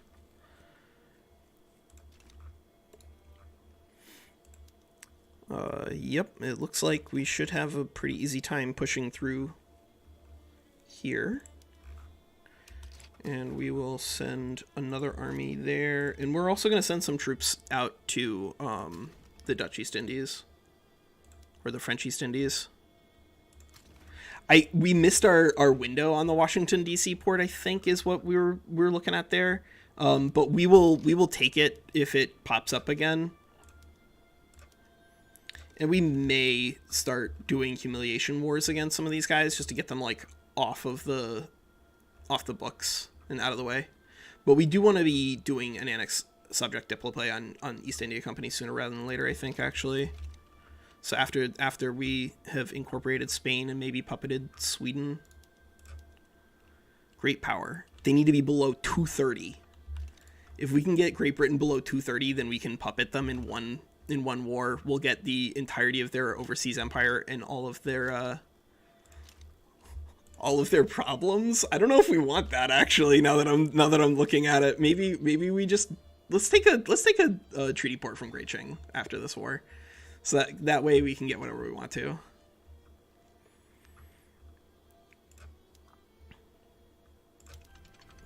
Is the U.S. yeah, they're just sending people into the meat grinder over there. All right. Well, if they're gonna rock and roll, I guess they're gonna rock and roll. We could do steel frame buildings. Let's do canneries. We're just gonna push through as many of these texts as we can, because every time we update something, it's gonna increase our demand. And demand ultimately is the thing that's going to be tracking our GDP.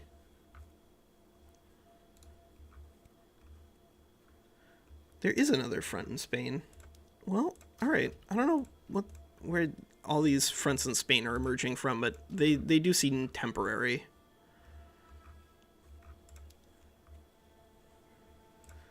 Now, we did just get smoothbores, or rather we got breech-loading artillery, which I would like to switch into, but I don't really want to be switching into breech-loading artillery. Ooh, where's our big army? Why did you stop moving?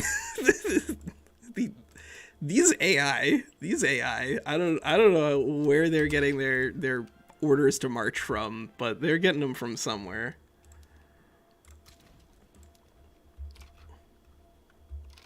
Hey, no. Come on, guys. You gotta defend that front. Oh my god.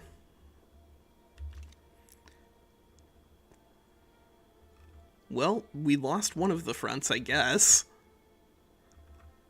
But we'll still be okay, because we're still gonna be pushing through to their capital, which is kind of all we need. If we can take the cap, then the war's over. Yeah, you stand by, and you stand by.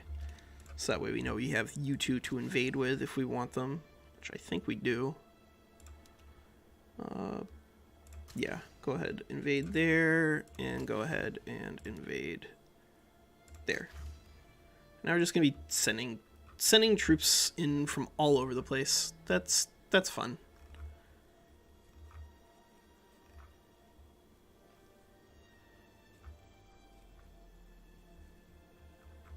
Alright, so we're pushing through here. Good. Unfortunately, we didn't get our Brazil puppet when we were annexing the Netherlands, but that's okay.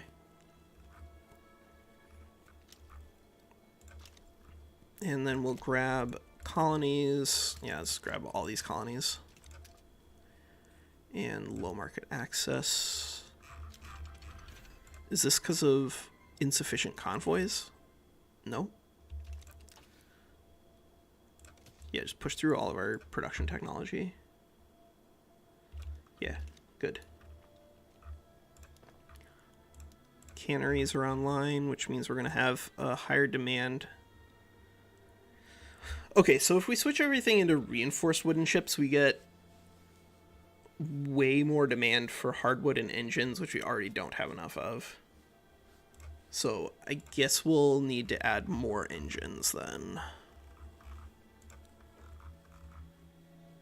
Yeah, we should add more engines anyway, because we're going to want to add more rail, like 5. I'm not going to go crazy.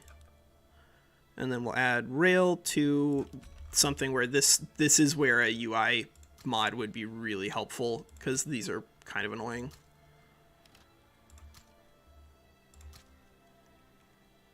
Like, I'm just looking for infrastructure at this point, but unfortunately, because of the way they've not put infrastructure anywhere in here, anywhere where it might be useful to know what's going on with your infrastructure. Yeah. No good there. That's okay. That's okay. That's fine. That's fine. That's fine. That's fine. All right. I think we're going to be okay. I think we're going to be okay. I think we're going to be okay. Cuz now we've got a whoa. Did our main big bad general die? He did. The old man finally died. All right. That's good. He's annoying. He's way too big. Mobilize, mobilize. All right, good. Now we've got a much more flexible army that can actually be deployed in like different areas, which is generally speaking going to be more useful to us. So now we can take, I think we can just take Washington, D.C. Yeah, just go over there. Just see what happens when you just invade Maryland and D.C. Yeah. Get on down. Have yourself a grand old time. And this is, yeah, we'll defend. Defend the front.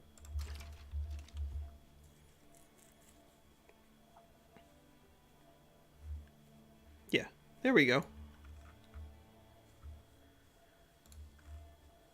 And as soon as this war is over, which we've one dude down here just kind of like marching around doing it for us, that makes sense because our Dutch East Indies aristocratic revolts are not going to be able to win this. What else could we make money doing? Because that's kind of where we are now. Is there a way for us to make money? Because we need cash.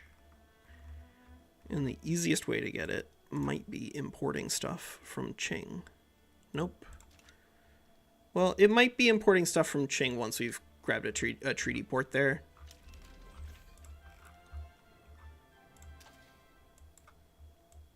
Mechanized workshops is also pretty good.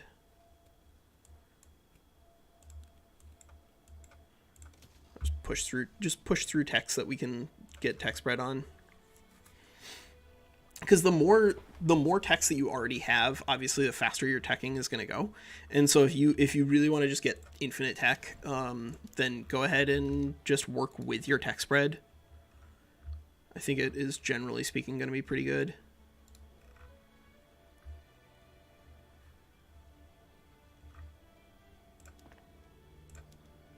Should we add shrapnel artillery?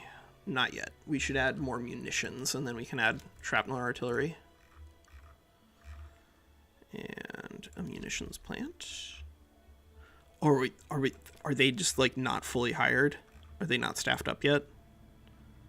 Yeah, because they're just not very productive. That's our biggest problem here. It's just our input goods. All right. Well, that's fixable. Yeah.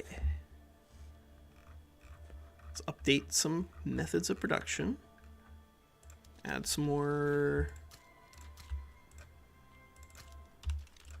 Add some more lead. Maybe pick up steel frame buildings, honestly, because that's another way that you can just like grow your economy really, really quickly, is if you have steel frame. And that would, of course, require even more explosives and glass. So yeah, if we're gonna do explosives and glass, I think that's okay. Explosives, glass, tools. And maximize your demand. Just maximize your demand.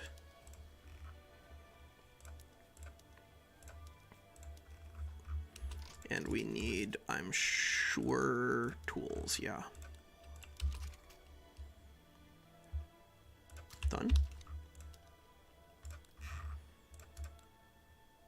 Yeah, tools. Tools, tools, tools.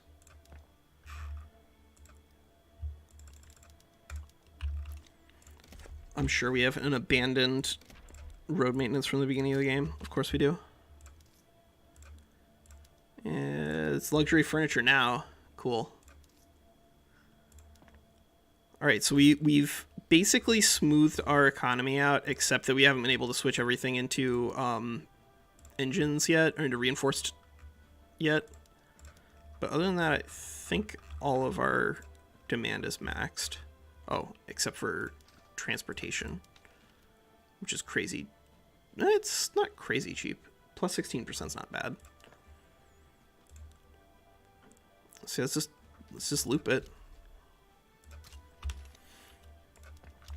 And then we need more tools if we're gonna just go down this route. So we probably want to set up another one in West County, or West Country. Yep. And then that'll increase demand for steel pretty significantly. So we can get some more steel going in home counties. There's a war going on back there, but I'm just like not worried about it right now. We have a demand for more paper. Okay. Well, that's definitely a fixable problem.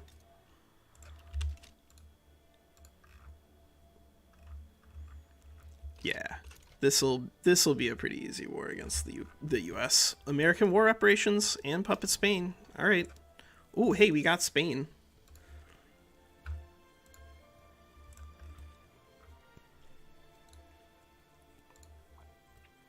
Oh, does that mean we could make Portugal into a puppet pretty easily after this? Oh man, are the Germans really fighting each other and Britain's killing each other over there? All right, wow, Jesus Christ, we might literally have time to take a treaty port and war reps from China, because it looks like at the end of this war, I don't know who is supposed to start a cut down to size war against us. So the USA front, we're just flooding the zone with troops that are coming over from Europe. We could potentially even set a lot of these guys on defend.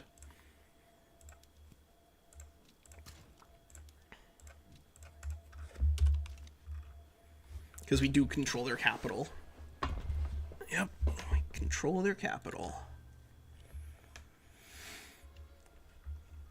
All right, so once this war is done, are we gonna puppet somebody, or are we just gonna directly annex the EIC? I guess our construction isn't so huge yet that we need to annex the EIC. We still have plenty of peasants because we keep incorporating new territory.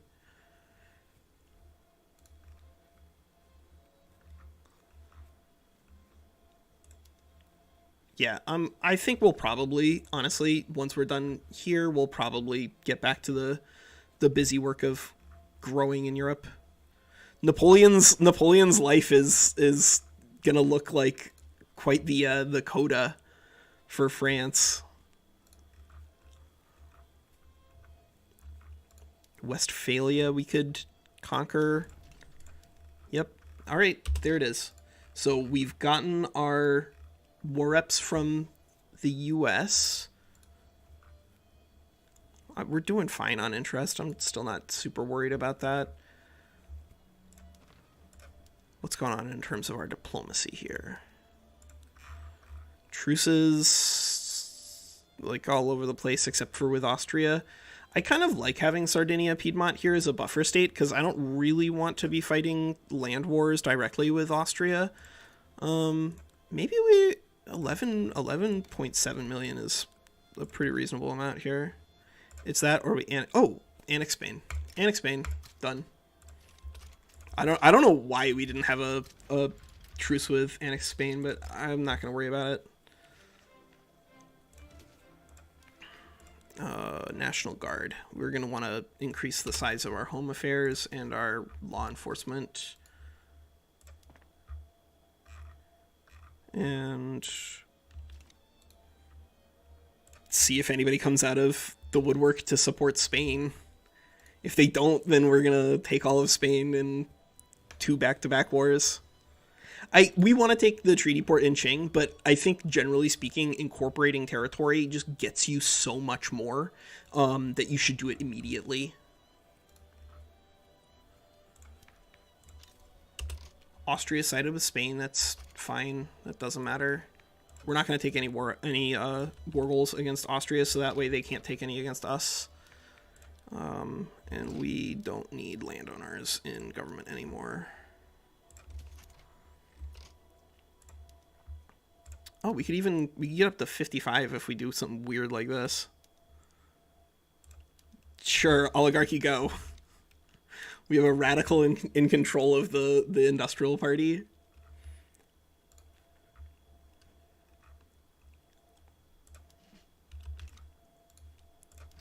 But fortunately, we kind of have balanced our economy around... Oh, yeah. Spain, pull Portugal in, please.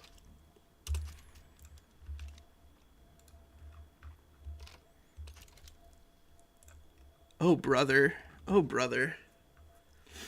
Well, it's 1845, and yeah, we're only at 141 million GDP, but again, the more that we conquer here in Europe, the faster we'll be able to grow it.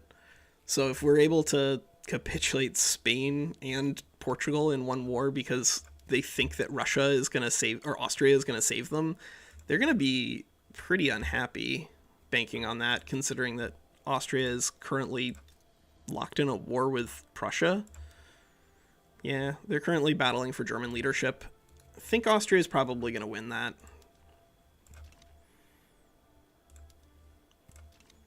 But depends on if they're dumb and send a bunch of troops over here. Nope, contagion must be contained. Annex Spain, puppet Portugal. All right, good deal.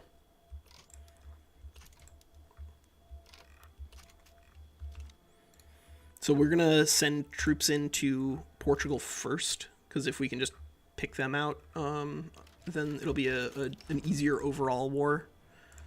But we should apparently be adding more government administration, which does check out. Yeah, and then we'll add some more. Oh, we're already adding some more rail. We're already adding some more rail, Walker. What do you mean, then we'll add some rail? Yeah, good. Go. And, who's our best, out of all these guys, who's our best offensive commander? Rock Bear, alright. Naval invasion, Rock Bear. And are we holding it, or is one of our puppets attacking for no reason? I feel like that's the big downside to taking a bunch of puppets instead of taking dominions, is that your allies can take these offensive suicide wars.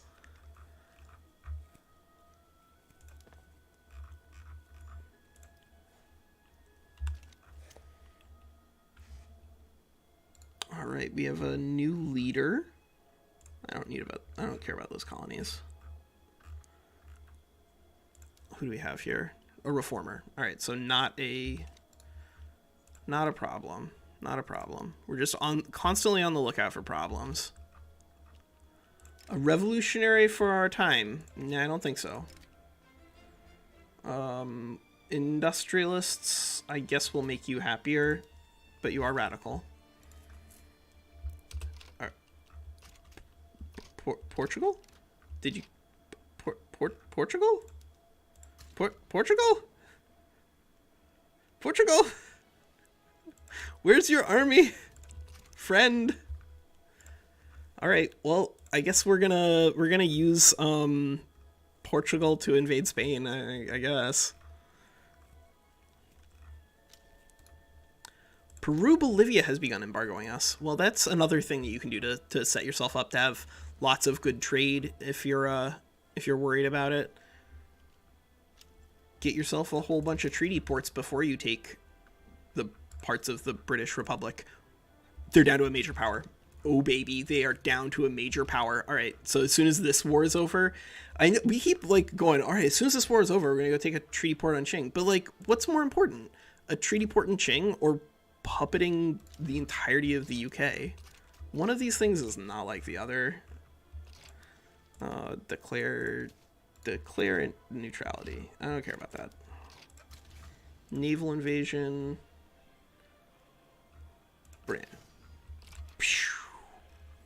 We're having this dude who's a trench rat on all these naval invasion missions because I'm just an insane person. There we go. Traditionalists? Yeah, alright, well, we will annex Spain momentarily, I guess. And that should be enough government admin.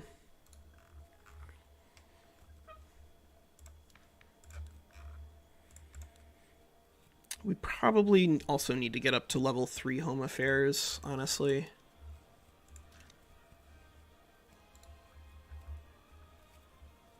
But we should be okay. We should be alright. We are just occupying all of Spain right now. You know, no big deal. There we go.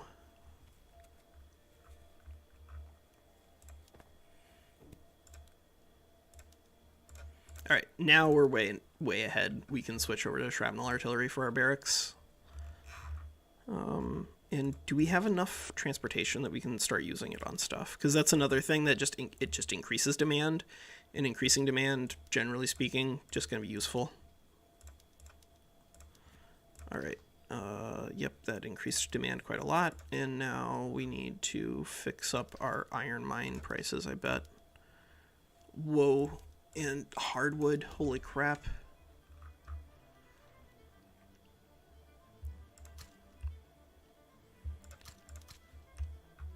France, you can't just be depending on imports forever.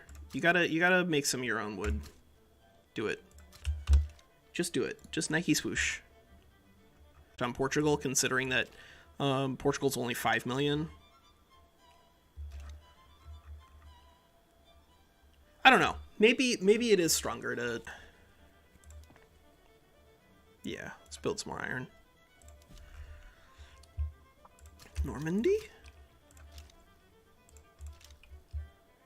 And... French Comté? Annex Spain. Annex Spain. Done. Alright, 1 second, I gotta use the restroom, but also we're gonna need to, like, fix up all of the stuff in here. We're just gonna need to start with all of these methods needing to be updated, because Spain was just, like, insanely backwards. But we should be able to... Oh, right, we can't do it, because we're still doing a peace deal. There we go. Now we should be able to do... Annex subject. We do have a truce with Portugal. Alright, be right back.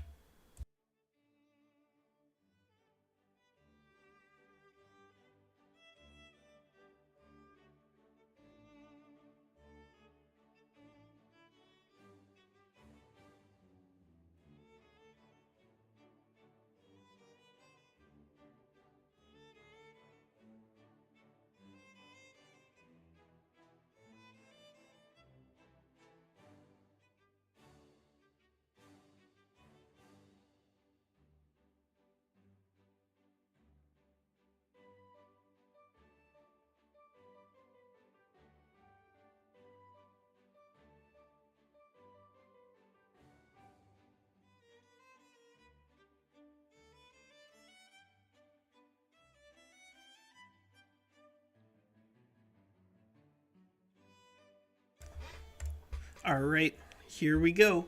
So yeah, we can't annex Portugal because they do have a truce with us. But we could go ahead. Just making sure. Yep. Okay. We are indeed here. So yeah, I think we start with a make puppet. I think it is the British Republic. This just looks like it's just way too much value here. There's like not a lot else that competes with it in terms of money. Yeah. Make puppet British Republic. Go. Mobilize all generals.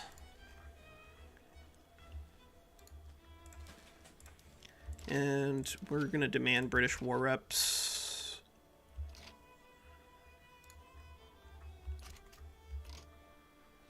And I'm debating whether or not we should demand like other territories from them, because some of these things are already relatively well developed, and so we can use those resources like literally right now rather than waiting the 5-10 years or whatever. And this will also encourage them to just back down, which would be pretty useful. Yeah, whatever. Just take all their stuff. If they don't want us to take all their stuff, then they'll back down, and if they do want us to take all their stuff, then they won't. And that'll be on them. That'll be their choice. That they get to choose your own adventure. And now we have enough to still do war reps on somebody if they're dumb enough to jump in. Hey, Pico, get the hell out of there. Get. We had burgers like last night, and for whatever reason, Pico decided that the trash can was like the most important thing in the room right now. Oh my god, they're down to 40 flotillas in all of Great Britain. Fearful. Guys, just like back down. You don't have to fight this. I put all these stupid rules on here so that you would back down because you'd be frightened about losing everything. Oh yeah, modernize the Spanish economy. Well, we'll let that thing tick and we'll start fixing everything here. Go. Boom. Yeah, just add everything. Just max in 100% maximize your demand, because that's the way you're maximizing your GDP in this. Yep, British back down. That makes sense. Rifles, breech loaders. Everybody get on up. Everybody likes all this cool stuff. We could add this, but that would just crash the price of clippers for no reason and no benefit. So yeah, we won't mess around with that. Intensive grazing, slaughterhouses. Yeah, I bet they want to stop being part of our cool party for cool people, but that's not the way that this is going to go down, unfortunately.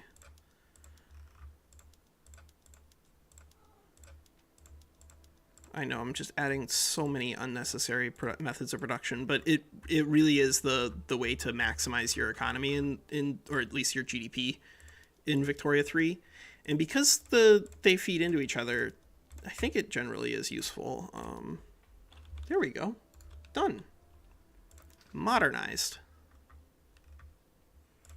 And explosives. Let's add some explosives. Normandy. You also get some more rail. That's fine. All right, so we got the British Republic. We can't do annex subject on Portugal just yet. And but we can do annex on EIC. Is that going to be? No, that's not going to be better than doing a treaty port with Great Qing. So let's do the treaty port. Let's do the treaty port. Everybody, we get to do it. Treaty port, Beijing, go. War goals, war reps, and mobilize all generals. And if they're going to be really dumb about it, then we will demand more than just another treaty port with them. Ooh. Right. We already had a treaty port because we have Macau. Well, you know what? We wanted our own treaty port for cool reasons. We already incorporated Spain. Yeah, we can definitely add some more construction sectors, but we are 22 months out from steel frame buildings, which is going to let us dramatically increase the amount of construction that we have going on. I don't want to explode our economy too much before we do that. Could add probably like 10 more. Yeah, let's add 10 more here. Add 15 more construction sectors, but because we're going to be adding steel frame buildings, we want to be making sure that we're going to be working on this explosives problem, which we are working on here, and then probably some more in Wallonia, honestly. Well, listen, yeah, you're right, but I don't know what you want me to do about that. Sorry, rural folk. Joseon sided with Great Qing. But once we've gotten this, yeah,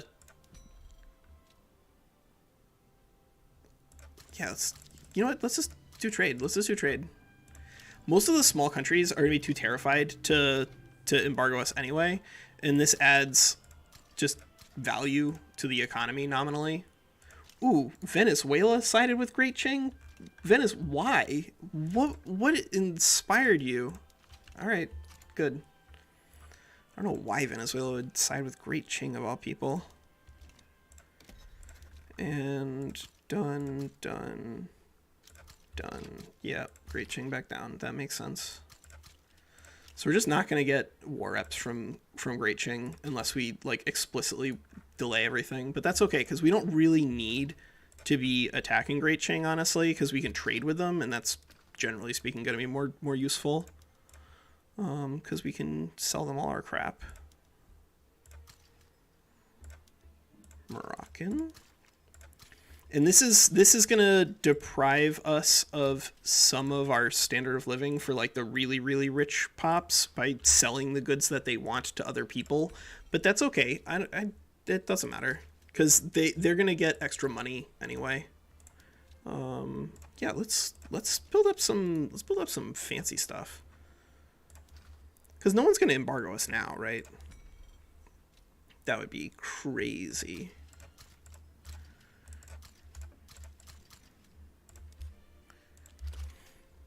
And export. Nope, no opium export for us. None of that. Sure, yeah, we'll just export people. Export liquor, done.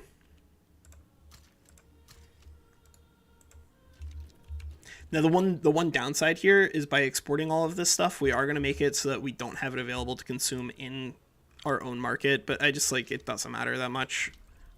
I promise it doesn't matter that much.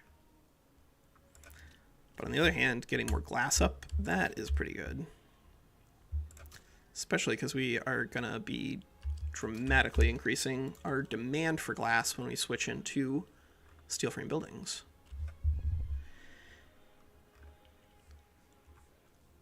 Are we at, where's our tools? 39. Yeah, that makes sense. And if we build more tools, we're going to need more steel. Burgundy. Yeah, you get 20 more. We're not yet at mechanical workshops, so we can't go over 21 as our economy of scale bonus. That's okay. And then that'll in turn increase demand for steel, which I guess we could add 10 more to Alsace-Lorraine, and then we'd need more rail. That's fine. Well, no, so exporting is really, trade generally is really good. I think most people don't appreciate how much money you can make from trade if you just have trade input and output going on. And so I'd rather be producing goods and then producing demand for those goods than just not producing those goods, if that makes sense. All right, we need more market access everywhere. Why do you need more? Oh, are we just like crazy low on convoys now? No? Why is everything on low market access? Is this the we're getting rated bug? I don't know. It doesn't matter. 99% market access is basically 100% market access. let's gobble something up. Are you, who are the other majors? Who are the independent majors? Great power, major power, major power, major power, major power, major power. All right. So the Ottoman Empire is a major still technically, but they are in a different culture group, which means that their territory is like a lot less useful to us. So I think I'm gonna just go ahead and do Westphalia make puppet. See who comes out of the woodwork.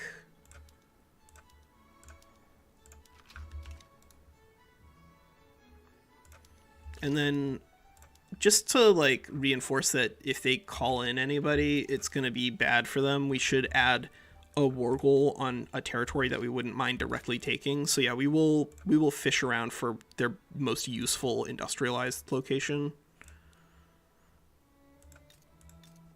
I think we take North Rhine.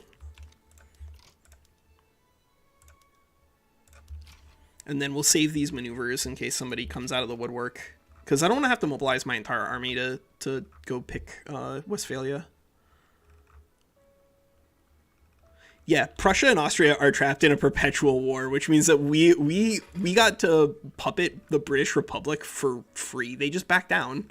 So we're going to do the same thing, hopefully, here against Westphalia. It's robot. I don't care about my pops. Like, I exclusively am trying to increase my production here. So if we're looking at you're talking about switching from pot stills down to prioritize grocery production, literally all that would do is cut demand for sugar, which we already have tons of.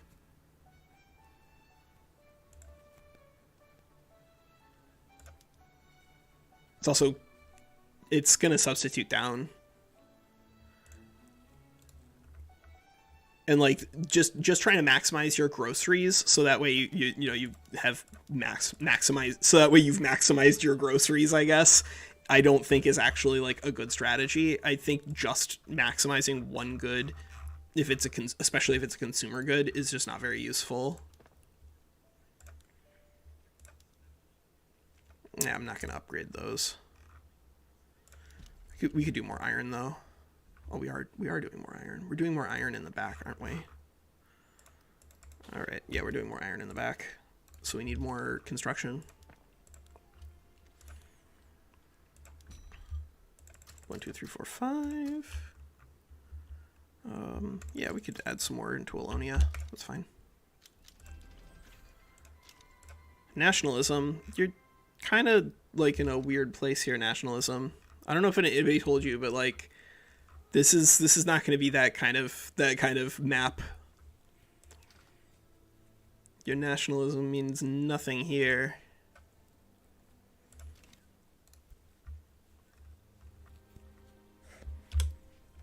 Okay. Westphalia back down. Yep, that makes sense. And shoot, yeah, whatever. We'll make 2 Sicilies into a puppet. And this time we are going to mobilize everybody, because there's a chance that Sicily calls in a bunch of stupid allies that we can puppet. Hey, Sicily called in a bunch of stupid allies that we can puppet. Sardinia, Piedmont, and Ottoman Empire. Cool. Open country browser. We're at 1,000 infamy. We did it. Great job, everyone. Great job.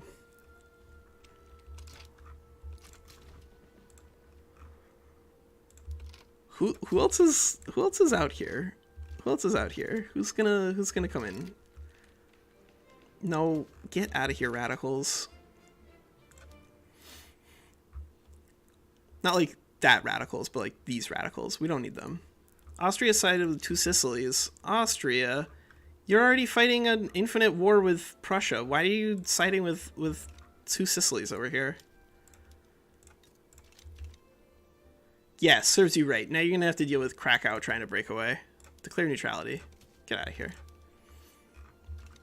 Whatever. I'm not afraid of Austria fighting a war against us and possibly winning against Prussia. I don't know.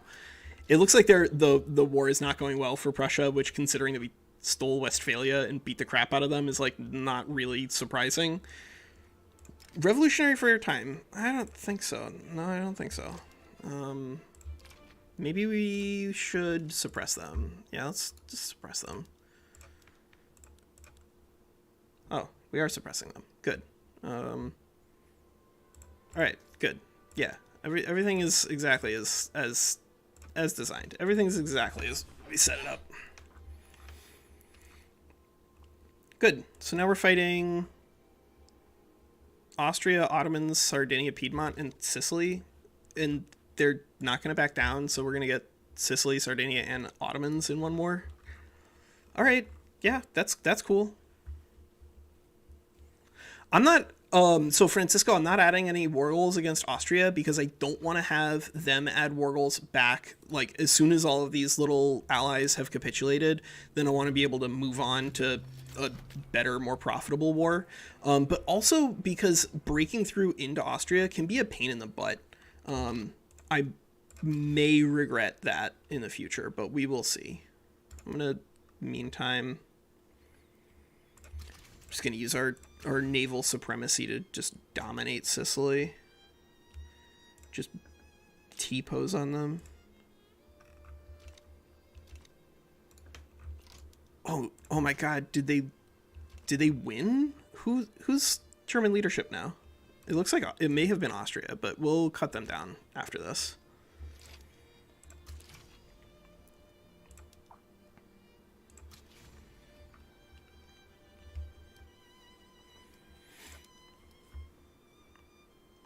Hey, I know that you guys are still getting used to your new guns, but like, come on. Oh, they're not getting used to their new guns. Well, you guys should, you can do better than that. You could do better than that. Oh, but this is going to be sweet, though, because this is going to draw Austrian troops off of their main front and over to here. So they'll just be, like, randomly fighting against us. All right, cool, yeah. We'll let them, we'll defend. We'll push into Sardinia, and then we'll defend. Because he is an expert defensive strategist, so I don't know why we're even attacking anyway. Oh, we're not. We're defending. Good.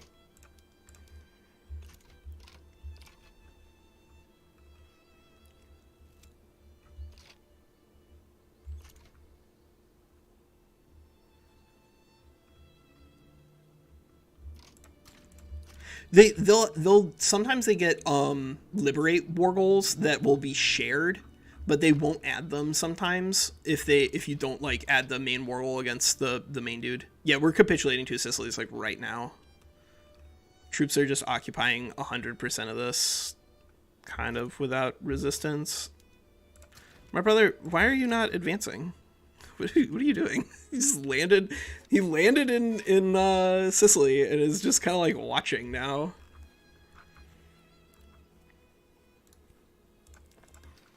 Okay. Yeah. None of those are real. None of those are real problems. Toledo probably could use some more. Yeah, they could probably use some rail though. Is there a gold mine that we can build? No. Alright, that's fine.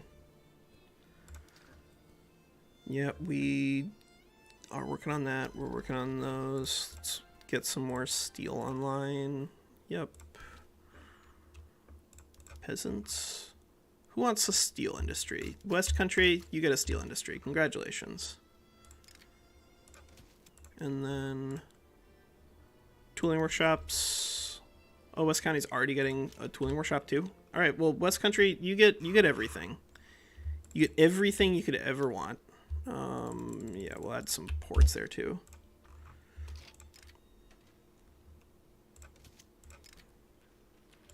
Get out of here. Get out of here. Cuba, what are you doing?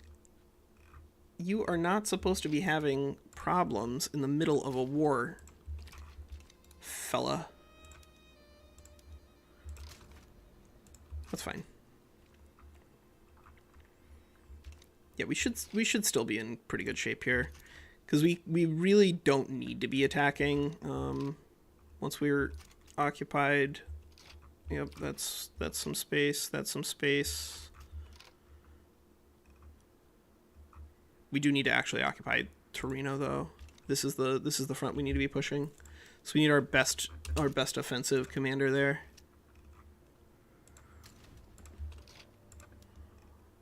Defensive strategist. Yeah, actually, you need to be here, and you need to be promoted for that matter. Bear. And maybe we should... Okay, so the goal... This isn't a campaign. This is going to be...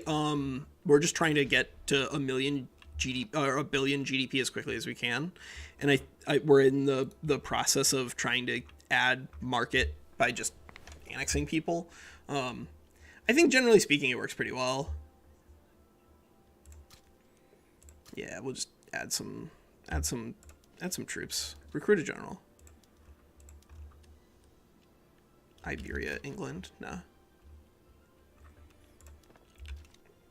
And there's steel frame buildings.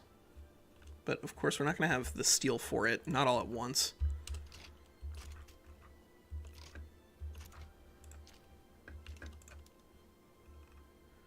Is Two Sicilies going to be the easiest thing for us to take out here? Or should we try to capitulate the Ottomans?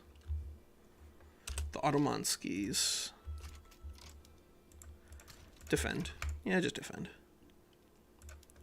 Quit attacking. Everybody just, like, go home. Stop it. Oh, I guess if you're gonna win, then that's okay. But other than that, stop attacking.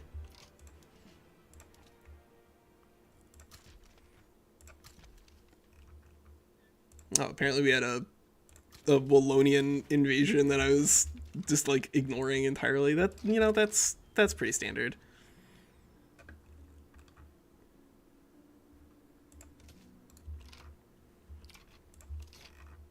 Oh, but now we can increase our military wages even higher. Good.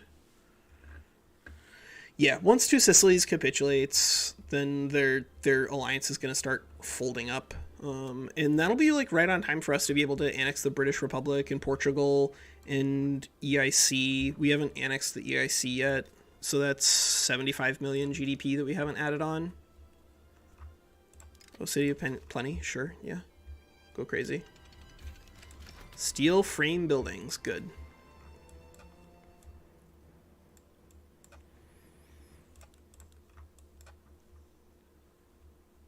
So if we got down to mechanized workshops, then that would give us economy of scale building cap. Or reinforced concrete. Yeah, let's take distillation into concrete. I think that's going to be good. And exit reform government. This looks like it's probably going to be our best government we can form. Yep. That looks good. The Campania front is open. Well, how? Where did your troops go?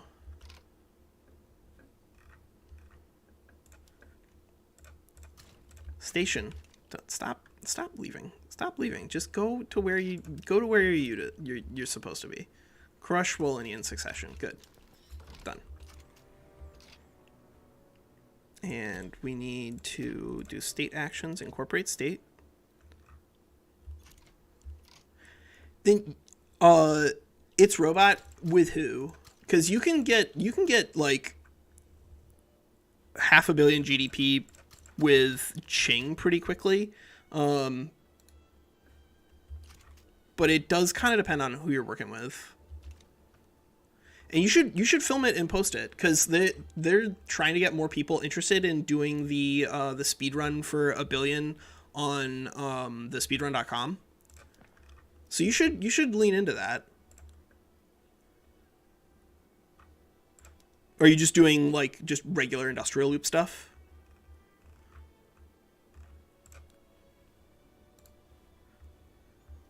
Glassworks. We're about to get plus 10 here. There we go. And who else can we bully for resources? Yeah, we need more government administration if we're gonna do that though.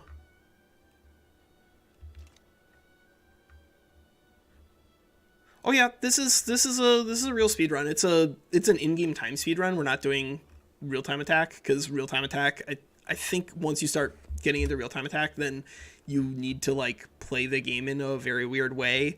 You need to, for instance, make sure that you're not. Oh, they pushed us out of. You need to make sure that you're not trading too much because trade is extremely bad for game performance on this patch. Yeah, everybody just capitulate. Who's it? Sardinia, Piedmont is the next one to fall. Yeah, let's call some troops back and then naval invade in Two Sicilies again.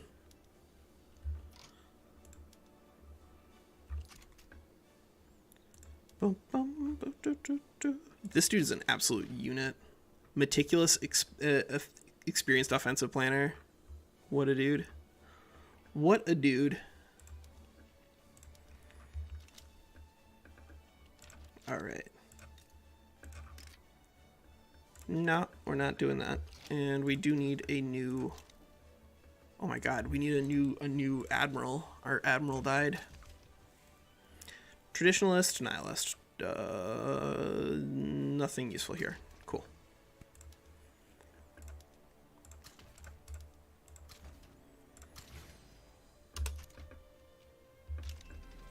I mean, France has no troops. Did another general die? No. All of our offensive troops, or 100% of these guys are just from France is what it boils down to. All right, cool. Yeah, come back home. Yeah, come back home. All right, there we go. Naval invasion, Campania. And you... Yeah, you go.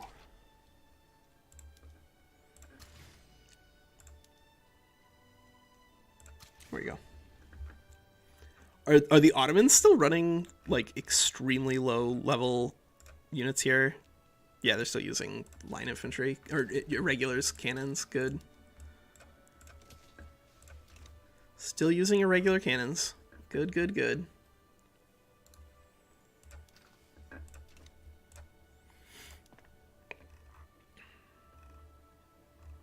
Chemical plants. Yep. While our new invasions fire, we should be okay to push these out. Gas streetlights, standard filing systems, and we'll plop a little bit more government administration down, and a little more rail. Oh, we can't expand that there yet. Right, because that's not our land yet. Not yet. Prussia started a cut down to size war against us? Are you crazy, Prussia? How? Why?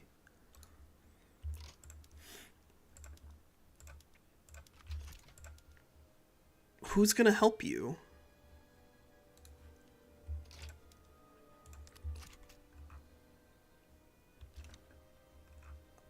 What did you... Prussia, what madness has consumed you, my friend?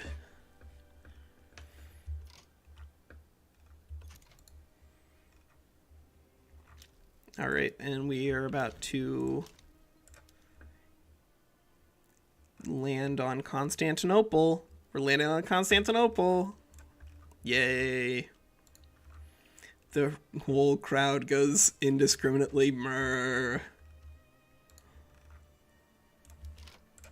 Alright, let's invade here with Roquebert.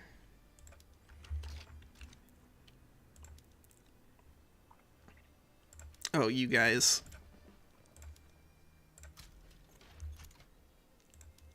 You guys are supposed to stay here. Alright. Go.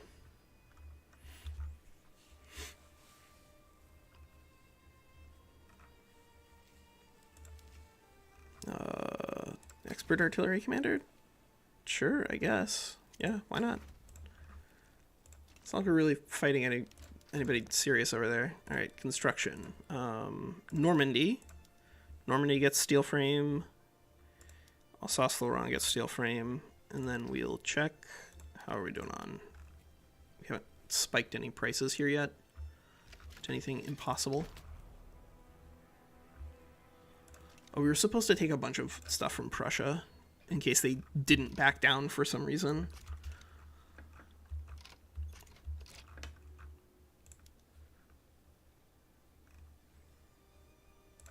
Okay, well, you get to go over there. Have a nice time. And Westphalia is just throwing pops into the meat grinder over there. And the Ottoman Empire... How is the Ottoman Empire actually legitimately part of this? I don't know what's going to happen when we capitulate the Ottoman Empire in the other war. I have no idea.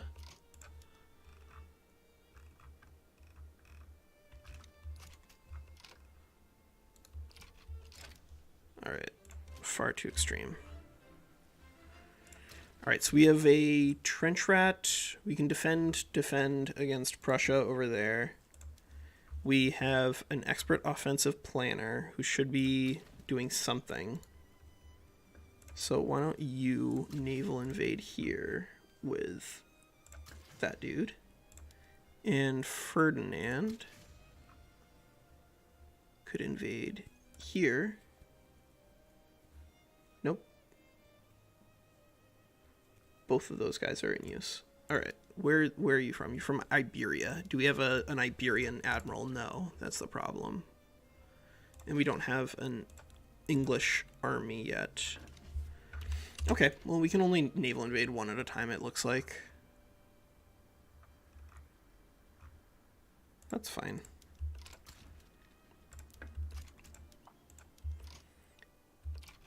Is there something on here where it... Yo, what's up, Koos? Is there something on here where it can show us... What am I looking for? I'm looking for where it's... Who I can invade with. Yeah, the UI is not great. Alright, you go back. And you defend. And they're pushing into Corsica. Did they take war reps? They didn't take war reps, so it doesn't matter. They can't take anything from us anyway. Alright, whatever. Yeah, let's take concrete. Take construction.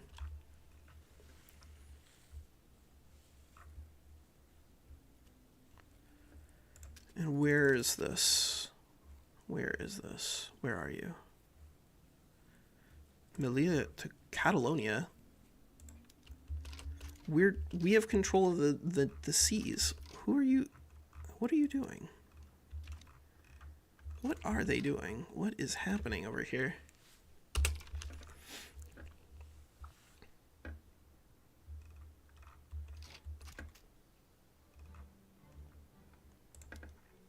Looks like maybe our allies are pushing. I don't know. Go ahead. You're an expert artillery commander. Go crazy. Let's add some more construction. And that's going to require more of these. And some more steel. You know, we probably could be using... I think the speedrun community probably should accept some kind of performance mod, but I don't know. It's tough because this is really slow, choppy, scrolling up and down, and I don't think it's game date, pure game date. Because like look how slow and choppy it is when we're scrolling. Like it's because we're doing a lot of war and a lot of trade simultaneously. It kind of doesn't work if we try to do real-time attack.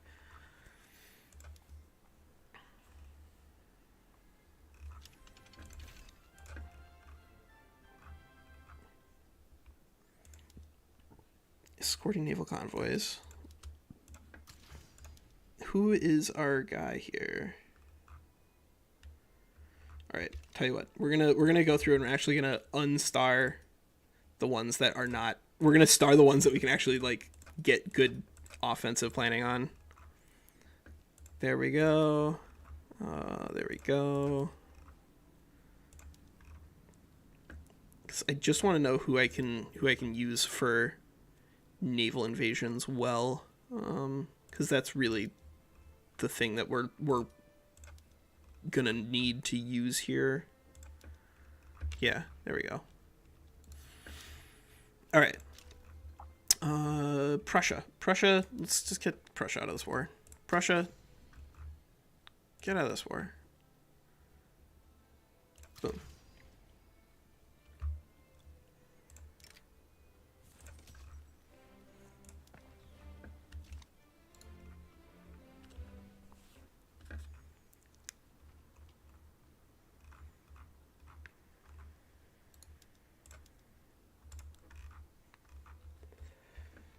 (1851). I just need to be done with this set of wars by 1851, and then we should be fine. Right now, I think Bees has an 1857 with Qing. Obviously, this would have been a lot more profitable if I'd remembered to add war goals. Walker, add the war goals. There's a chance they don't back down.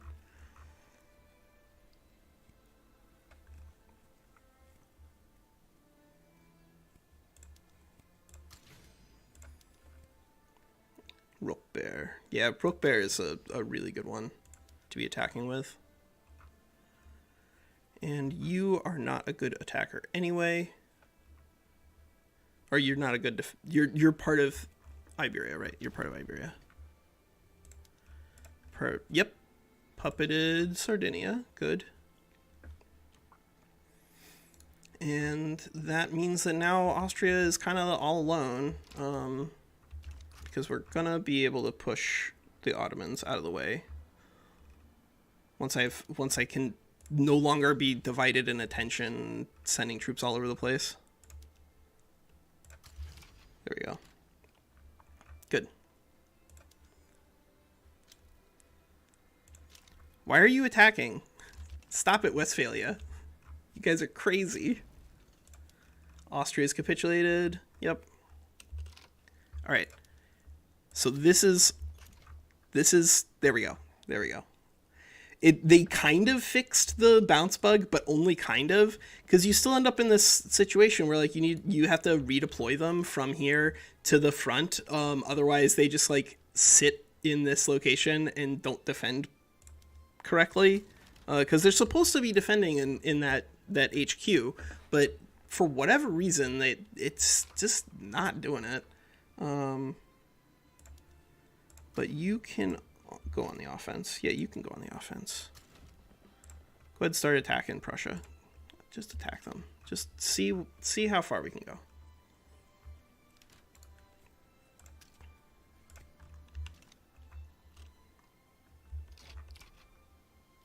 Oh, it's our second naval invasion that's landed down here.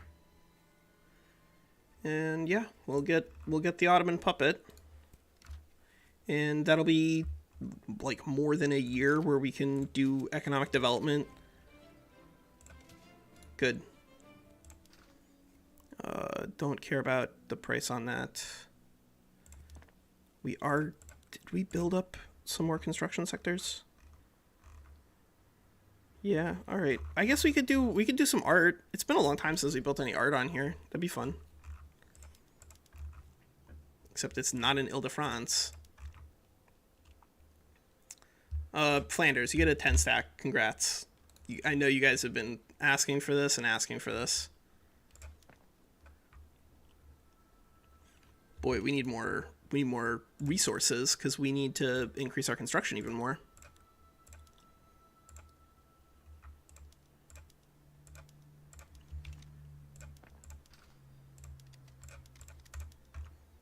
Yep. It's about right. Puppet Ottoman Empire. There we go. Oh my god, it didn't crash. Good.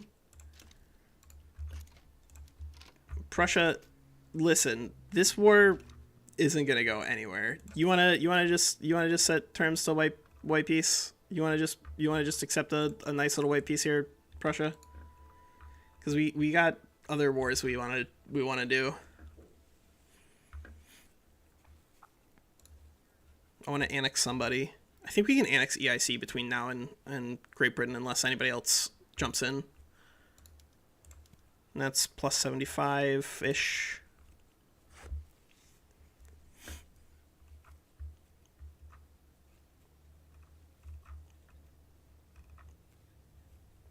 Okay.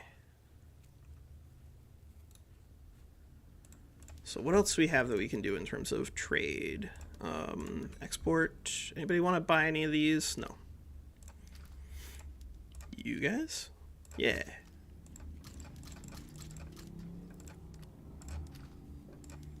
Go. Nope. Anybody want to buy? You want to buy some luxuries? You guys want to buy some luxuries? Anybody want to buy some luxuries? Nobody wants to buy any luxuries. Walker, nobody wants to buy any luxuries. Leave the AI alone, Walker. Stop trying to export stuff to them. They don't want your stuff.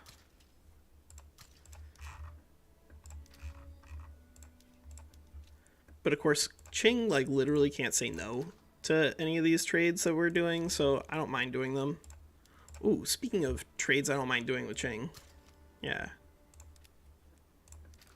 That's alright. Yeah, we'll just import some wood.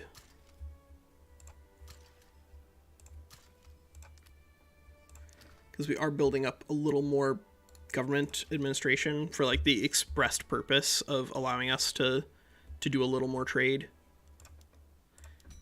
Because it is going to increase demand, and that is all we're really doing here. Increase demand, increase supply, get money. Oh, baby. Good.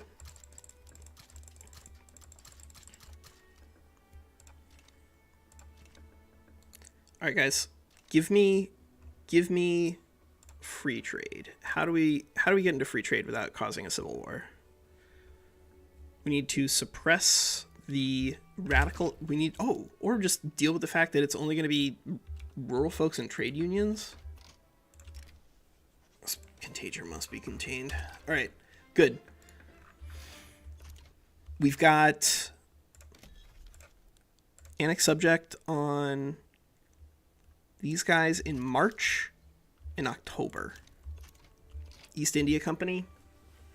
We could do EIC, like literally now.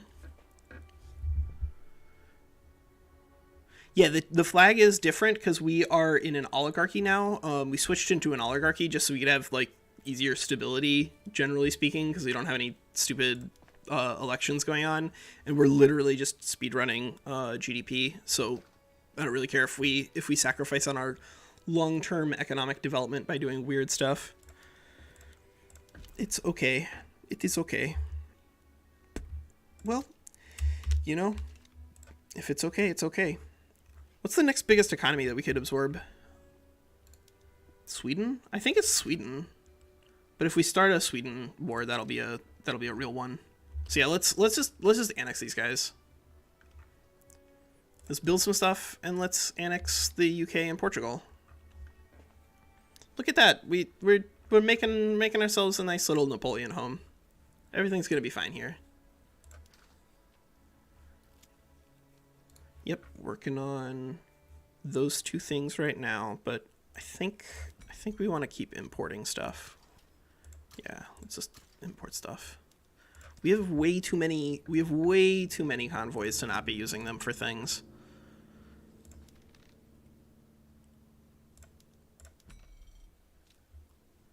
Yeah, we do Chilean, sure.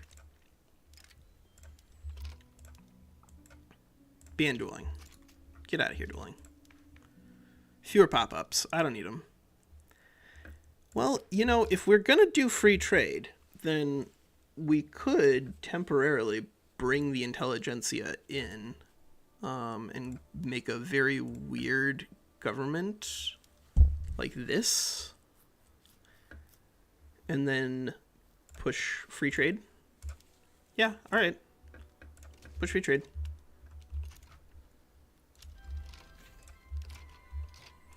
And then if we're not suppressing the intelligentsia anymore, should we be suppressing like one of these rural folks or trade unions?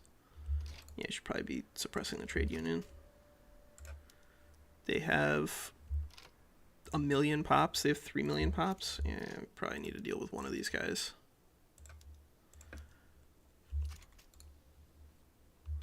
Otherwise, these guys are going to get pretty revolutionary pretty quickly. But if we have, yeah, sure. If we have free trade on the books, then we're going to be able to really juice the size of our trade buildings here, the trade centers. Trade centers are going to have difficulty employing here in Normandy. Normandy. Why are you depopulating so much, my friend? It's probably turmoil related, but it shouldn't be that bad. Yeah, we'll just increase law enforcement.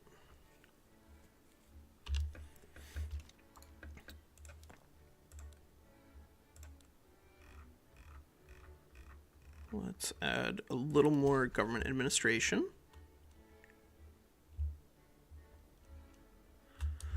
Yeah, sure.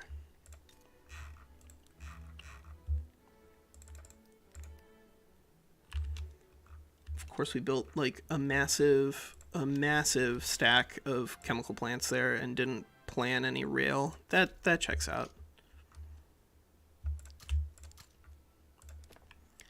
Let's add some textiles, add some furniture.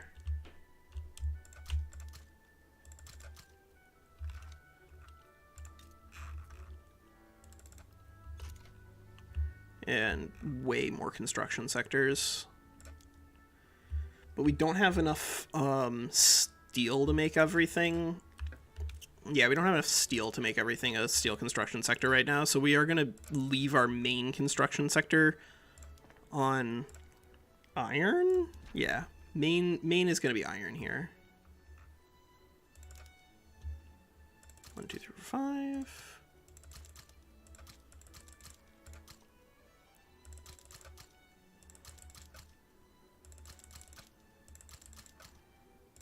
Yeah, that's good enough. Our economy it needs more growth, but unfortunately we don't have the resources yet to feed everybody on steel frame. Yeah, that would just crash our economy, unfortunately.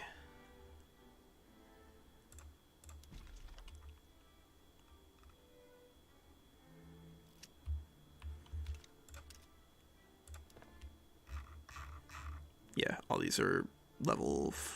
Yeah, they're all iron. Good. Alright, well, in that case, let's just add 5, 6 more.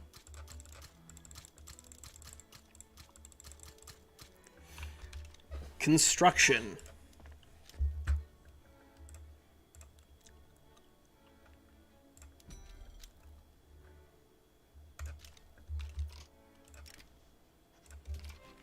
Alright, so in October we can annex the British Republic.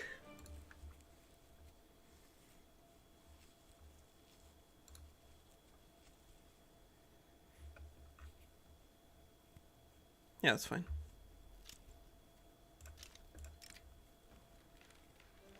Hey, you guys, come on. Get this free trade thing done. Come on. Come on.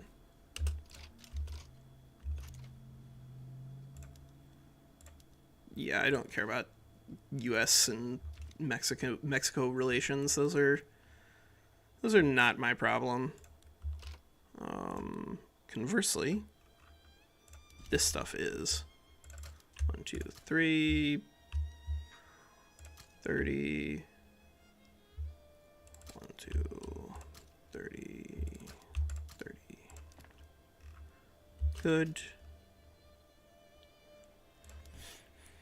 Add some more of these. Hey, Champagne has like exactly 21. Perfect.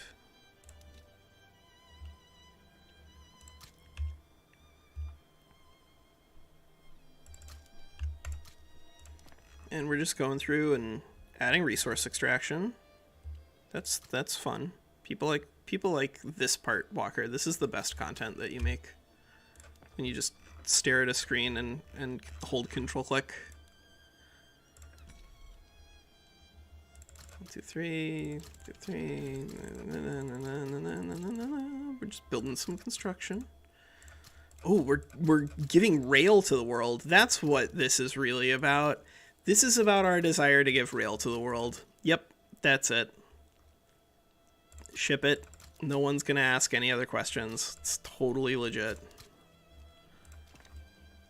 Totally 100% legit. There we go. And that's gonna dramatically increase our demand for that stuff. Ooh, cool. And now we're big enough that we can actually grow even faster.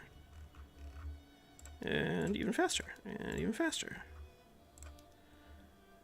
Let's see. How does that balance out? 1.5K.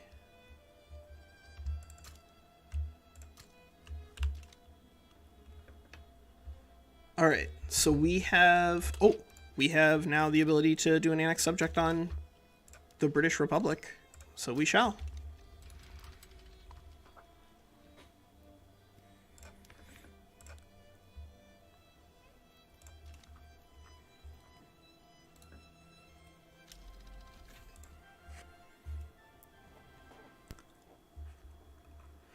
All right, so it's 1851. We're annexing Great Britain. That'll cause another change in stuff in here. Boy, I really do wish that there were an easier way to just get exactly what you need. British Republic back down. All right, cool. An easier way to get these guys to play a game with us. But now we could do annex subject here. Yeah, let's do annex subject Portugal. Done. I want to have a way to set defaults on this right here. This is what I want. I want default method of production, because that would speed this up so much. Jesus Christ, would that speed this up so much? Holy crap. Oh my god, this would be a life changer. Free trade? Who invited you?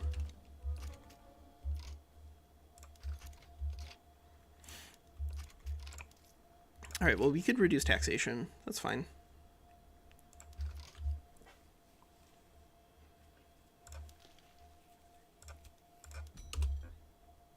Can we, yeah, let's import tons of food. You have a bunch of people who are mad at you, then go out there and import a bunch of grain. That'll fix it up pretty usually, sometimes, on occasion.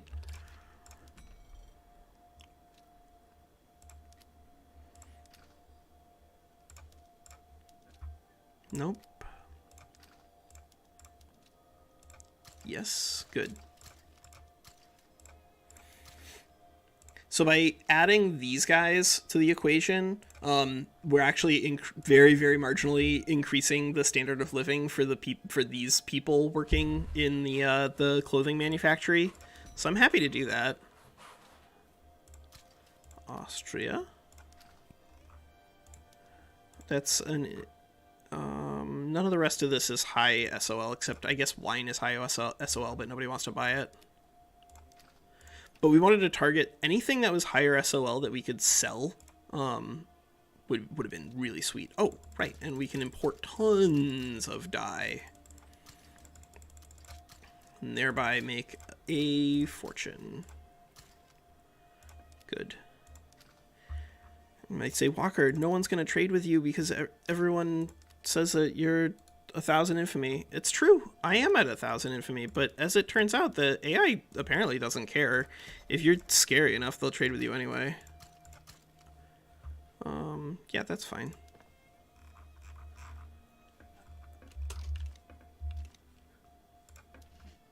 Portugal, did you call anybody in?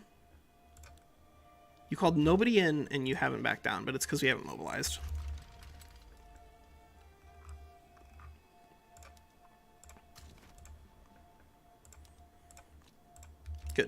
There we go. All right. What else can we do to grow faster? We could import some glass. I wouldn't hate importing some glass. And I especially don't hate trading with Qing. Anytime we can trade with Qing is just net positive. And the rest of this is unnecessary, right? We can't use all of this. We cannot use all of this, Walker. You have too much fertilizer and nothing to spend it on. Maybe you could get some more farms. You know where there are some more farms, chat? Everybody know where there's some more farms? I'll tell you where there's some more farms. East India Company. Boom. And I think that's what's gonna help us definitely beat our own date. Luxembourg demands independence, do they? No. It's definitely gonna help us beat our own date in comparison to where we start, or where we were last time, because we're gonna annex the EIC like a decade earlier, and that really is a big deal. Take the EIC a decade earlier, you're not gonna be mad about it. Yeah, we'll just unpause and just send everybody go to a new front. Everybody choose your favorite front. This is where if we were on Twitch, we could have like a voting poll for which front is going to do the best, and then have everybody like cheer in the background. That'd be fun. As it stands, we're going to be okay anyway. The intelligentsia, guys, both of you want this. Both of you want this intelligentsia. All this laissez-faire protectionism stuff. You guys both love this. You go crazy about this stuff. Yeah, alright. Remove consumption tax. And suppress.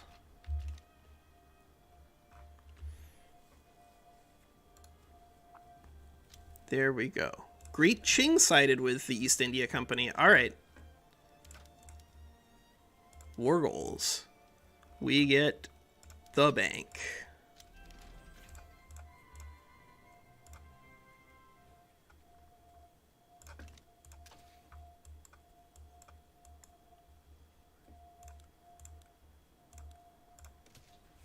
Improved fertilizer. Oh no, you know what we should be doing? We should be working down towards pump jacks. That's definitely where we should be. Pump jacks is bananas. BANANAS.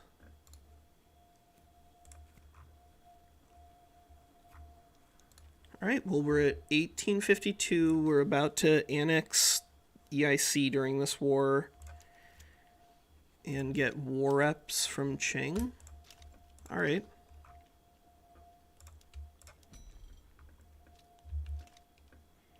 Nobody else. So we do need some more, we need some more explosives here. So we actually probably should take dynamite first. Yeah, let's take dynamite as our first path here. Good.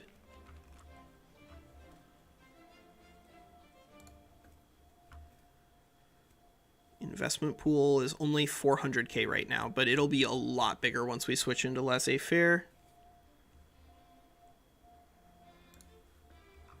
I'm also kind of curious what's going to happen to the size of this revolution over here when we enact laissez-faire.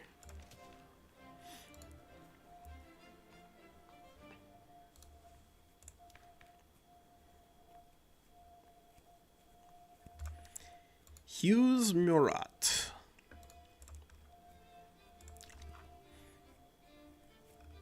Oh, right. We need to land somebody on their capital, right? My bad. Recruit Admiral, Occitane, a nihilist, or a reformer. Sure. Sure. Whatever makes you happy, buddy. Rook Bear is our best aggressive general.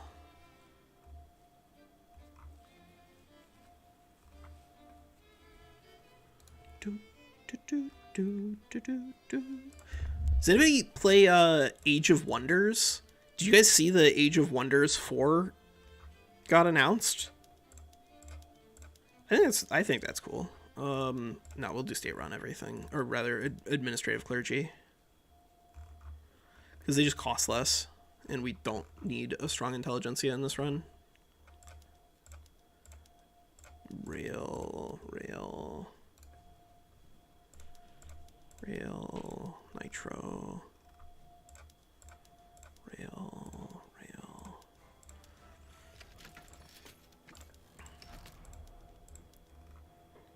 Now we're just adding in some more methods of production, more demand, but we should be okay. But yeah, I saw the Age of Wonders 4 announcement from Paradox Interactive. That looks really cool. I'm also really excited to be working with the After the End fan fork again, because it I think is working. So I'm gonna be able to get it recorded.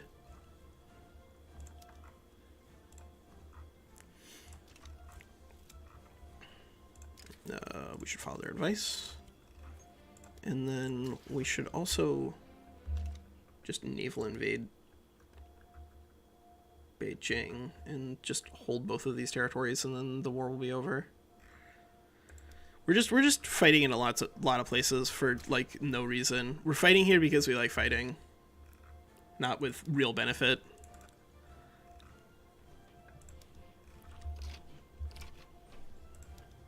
You are an expert artillery commander. You are going home. And you are another expert artillery commander. Yeah, you can go home too. So why we're recalling these guys is so we can just do naval invasion, Beijing, hold the capital, capitulate them, move on. Ooh, perhaps the university could help? But that's, yeah, all right, we'll do that. Yep, that makes sense. All right, build. What can we build? We can build more coal mines. Oh, we can build more explosives. That's what we need. We need more chemical plants, Walker. More chemical plants. And we need market access in Yorkshire. I'm just gonna add 5 stacks. This is probably overkill on all of these, but I'd rather have more than we need than not enough. And similarly, what can we do to deal with these guys? Because they're still at 90%. Yeah, all right, 20% enactment success chance. How high can we get laissez-faire? Let's find out. Every single time. Yeah, Age of Wonders, yeah, let's slow down so we can just, like, hang out, because we're getting pretty close, actually. Because we're going to be at 500,000 once we've capitulated these guys. And then we can just, like, really chill. But we need more steel. Yeah, brother. Ooh, and of course, we need to state actions incorporate. Yeah.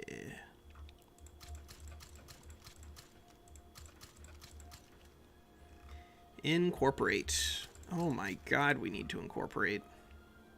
So much territory. Okay, yum. I don't need the opium. This is fine. Mobile artillery is fine. Because we don't need opium, because we're just, like, straight up not fighting anybody strong enough to fight back particularly effectively anymore. Yeah. Yeah, that's good. So sure, but could cover some more construction here. Good. And our revolution is going to stop brewing so bad because we are incorporating things now. Oh, but we do need to get some more government administration on the books. 1, 2, 3, 5. Oh, we don't need it in Sind. Sind, you're not getting incorporated. You don't get any government administration buildings. Sorry, kid.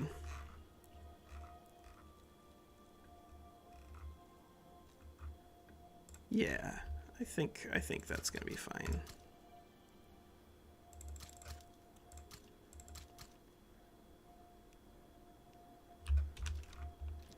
Yeah, all those are getting 5 stacks of stuff dumped on them.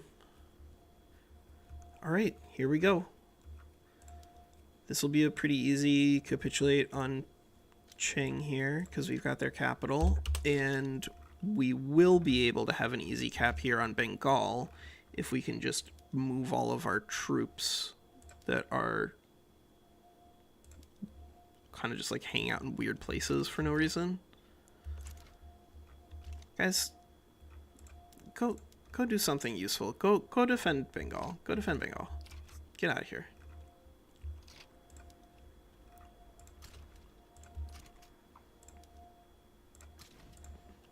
Because that, if you just have their capital, that's enough. That's all you need. You get the capital, that's the end of the war.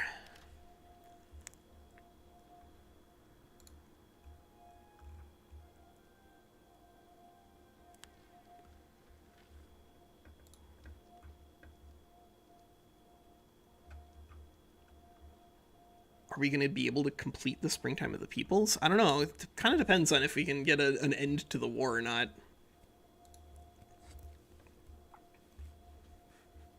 But I think we'll be okay. Picking up dynamite here is going to be neat. We are working on chemical plants. I don't think we're producing any. No, we are making more steel. So because we're making more steel, we need to make more tools.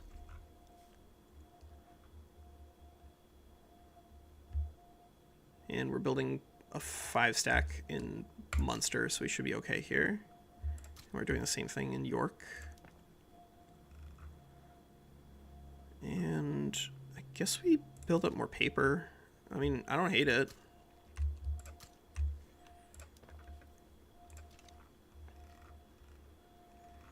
Oh, but we are working towards pump jacks, so we do need to expand our motor industry.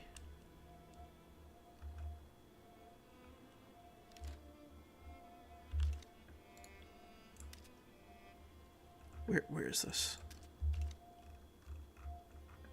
Where are these unguarded fronts? Unguarded fronts, not on my life.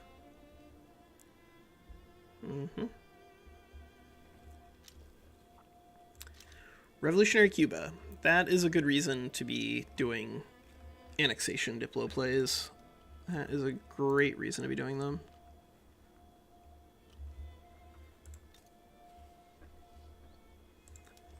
Get the puppets off the map.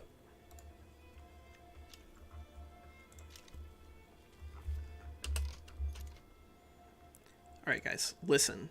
I need you to, when you're doing these little pushes down to these little peninsulas, I need you to be able to break off a second group so that way you can hold the front, you idiot.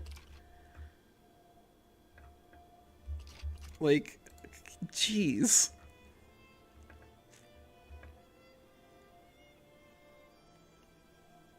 What are you doing?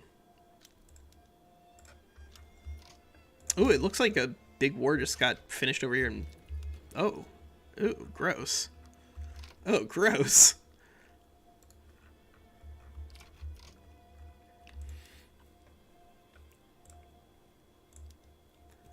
All right, finish this battle so we can send you away from Port Arthur and towards your mass. Oh, a revolution just broke out of nowhere. All right, wait a second. They were at 90%. Where did this revolution come from? Whoa. All right, wait a second. Let's load that up. Where did that revolution come from? Because they can't fire it at 90%. They can only fire at 100, at least as far as we know. Because they were also able to take the capital, I think, in one of the runs. Oh, did we crash it? Oh no. No! No, Victoria, please!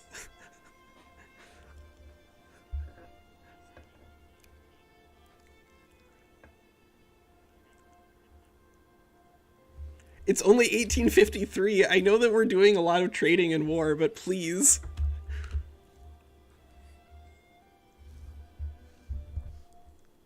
Uh, uh, uh, hmm.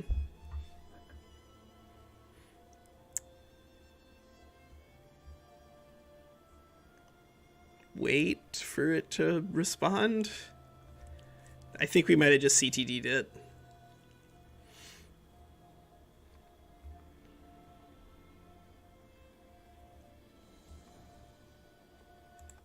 Okay.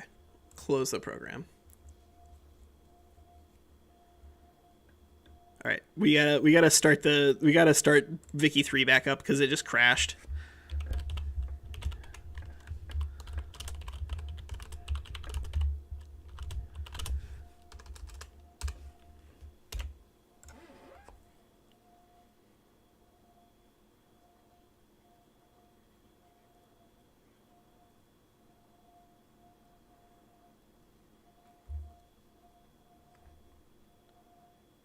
Oh no. Oh no. All right. Um let's see. Okay, so it's clearly showing the text here. The chat text.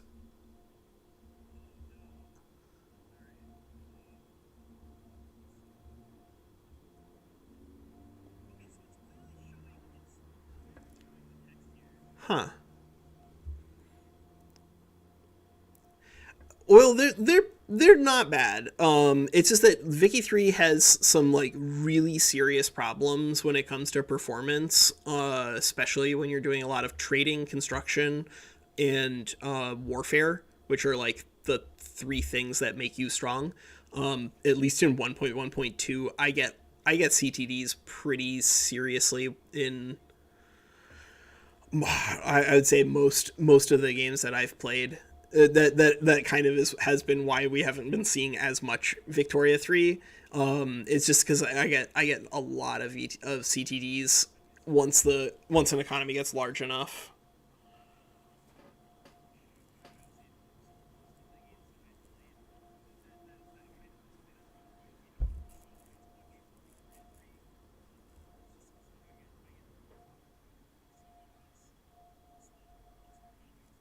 All right. Well, I'm gonna use the restroom and stuff while this. I'm gonna wait for this to load and then we'll hop back in. But in the meantime, I'm gonna take a little break. I will be right back.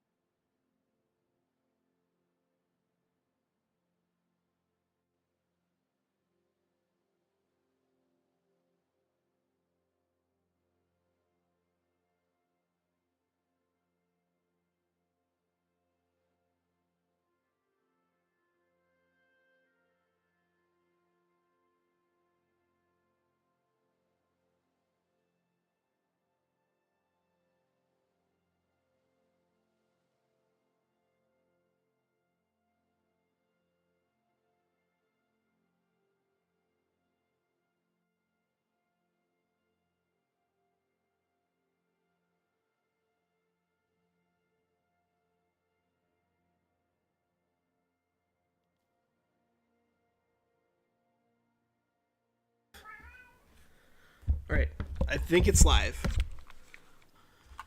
Here we go. All right, so why did the revolution break out?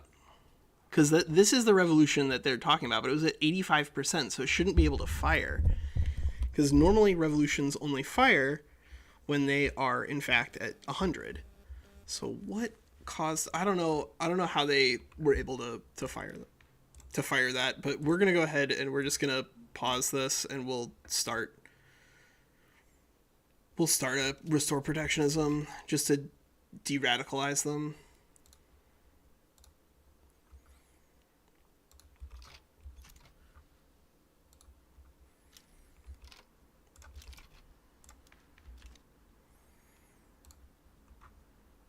We'll let the revolution tick down and then we can switch back over. All right, what are we doing? We got naval invasions here. We got our troops wandering around. Okay. Yeah, these guys are attacking for some reason instead of holding the land that they already have. You guys are so crazy. There we go.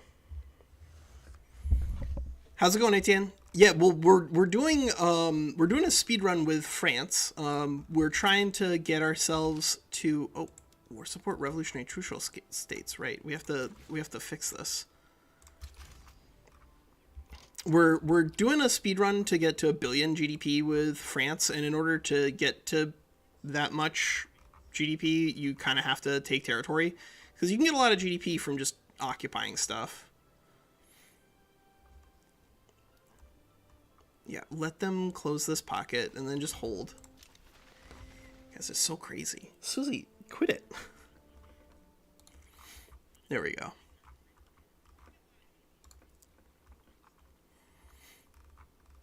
This will be fine.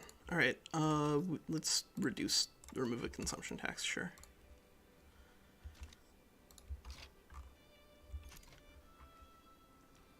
A revolutionary for our time? I don't think so. No. No, absolutely not. There we go. All right, so we got stuff ticking. Where's this undefended border? It's still this Shengjing front, huh? All right, that's fine. Close this up, and then there will only be one front. No, close this up, and then there will only be one front.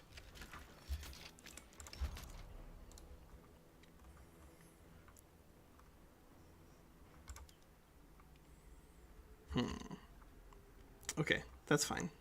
They're okay. They're okay. We'll stop this enact protectionism when we start getting high over there. And then we'll send... I don't know, whatever. You get to go down here. Sure. Go. Do we have any other generals that we can recruit, actually? That would be useful. We could recruit somebody from England. That would be okay. I mean, just another front that we can push somewhere would be useful. Okay, so see, I need you to stay with the capital. That's where your naval invasion was. You need to stay over here. There we go. Good. Crazy. You're so crazy. Like, go over there, capture the capital, and then just like wander down to Port Arthur for no reason. That seems like the strategy. That does seem like the strategy. All right, good. We're gonna beat Qing. We're gonna beat EIC. Then we'll be at like 400 million, and then the question is, can we get another giant chunk of money, a giant chunk of growth? 3 years, maybe. Annexing EIC is a big deal in terms of your growth.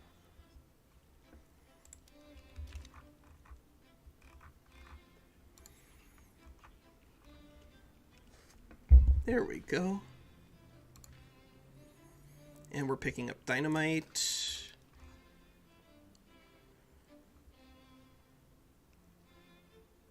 And we're doing fine there. We're doing fine there. Do we have... Oh, we will have tons of ways to use fertilizer soon. Can you guys, like, just chill it here, maybe? You guys, so crazy. There's no reason to be attacking them. Just wait. I'm not afraid of a secession. Some Bantu rebels can try to overthrow the government if they want to, but it's not going to work.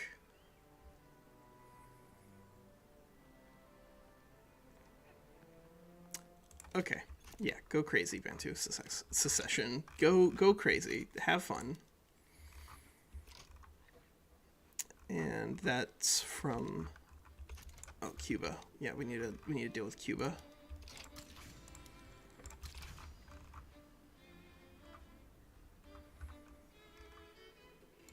Good. Good.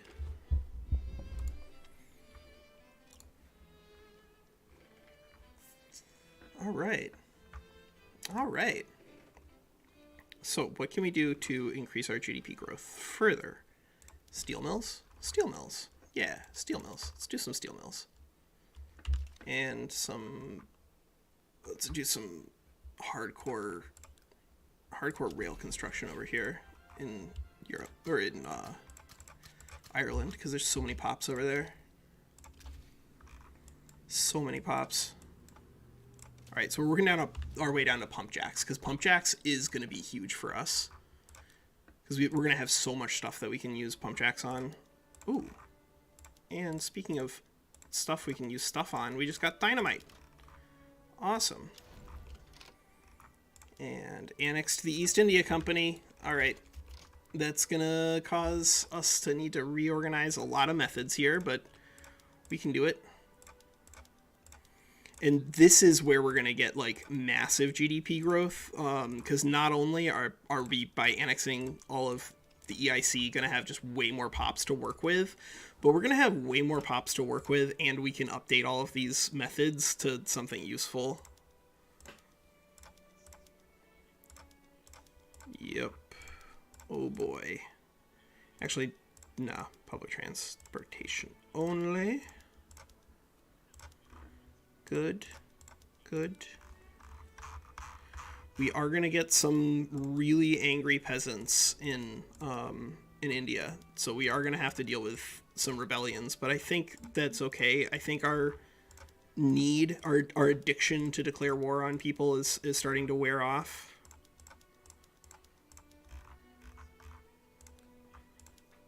Yep. Here we go. We'll give all of our conscripts skirmish mobile. Or, yes, skirmish cannon. Here we go. Done. Good, good, good. Questionable practices. The Catholic Church...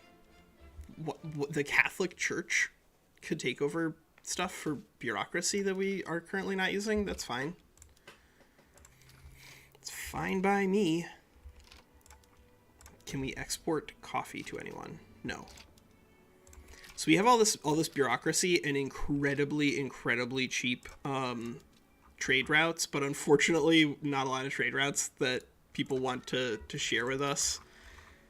I don't know why. I have no idea why nobody wants to trade with France. It's really sad, but, you know, at least we can import fruit from everywhere. And this is, Walker, this is exactly why your computer just crashed. This is exactly why. Because you just, like, click on a bunch of trade routes all at once. Why are you like this? Why are you like this? Why are you like this, Walker? Well, because it's faster if the computer doesn't crash. As long as the computer doesn't crash, then clicking a whole bunch of exports on liquor is fine. But this is gonna create more excess demand by creating these trade routes because of the way trade routes operate in Victoria 3. Close it. Playing a dangerous game there, Walker. Dangerous game. All right, maybe we'll click on these a little slower, so that way we don't crash the game. Oh my God, please. I have a family. I mean, they're like two cats and they don't do anything, but still.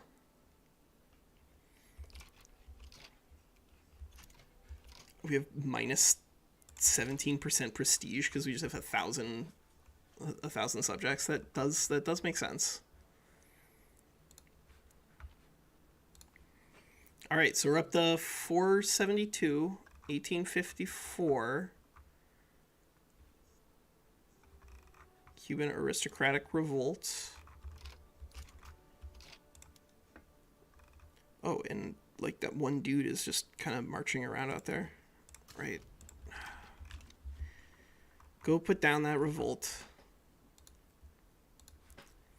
Maybe we just incorporate everybody. That's the real secret. You wanna avoid do you wanna avoid so many rebellions? Just incorporate everybody. Except for Madras. You incorporate territories that are not in India, because those are insanely expensive.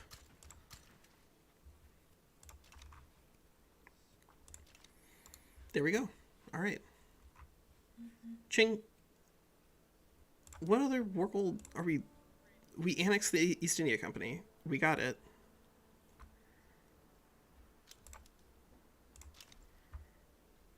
All right, minus 40.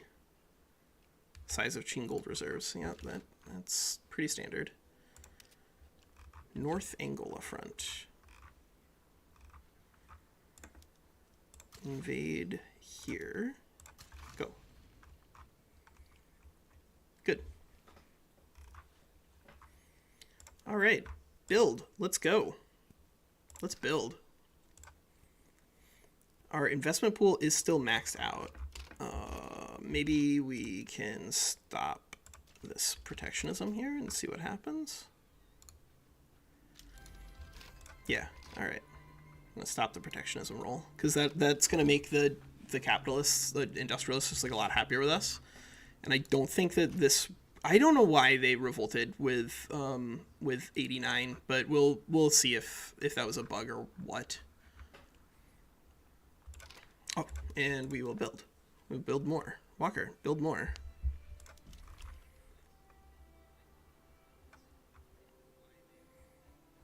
Okay, well, you know, if we're going to be building more, we're going to build more. And then if we're going to build more steel, we're going to need more. Are we good on iron and coal? Iron, lead, coal. Yeah, those are all okay. Booming industries. What are we worst on? We are worst on chemical plant throughput. Restore protectionism is up to critical, you say. How are you on critical?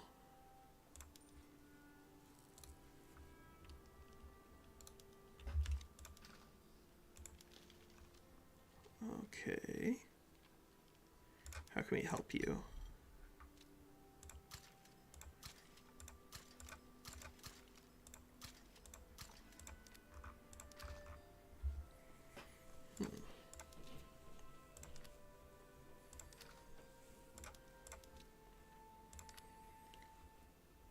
How can we slow that roll?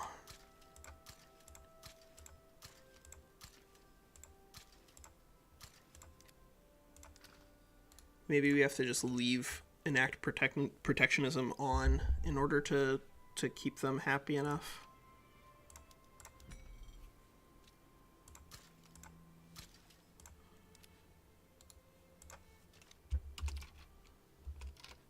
Yeah, what is happening? What is happening with this radicalism over here? I don't know why they're going so crazy. I don't know what they're doing. But they're mad about something, and they really don't want me to forget about it.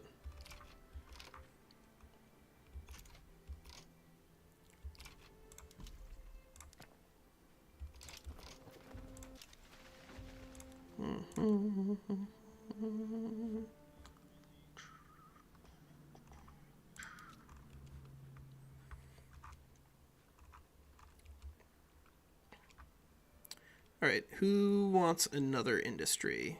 Aquitaine? Yeah, you get some more.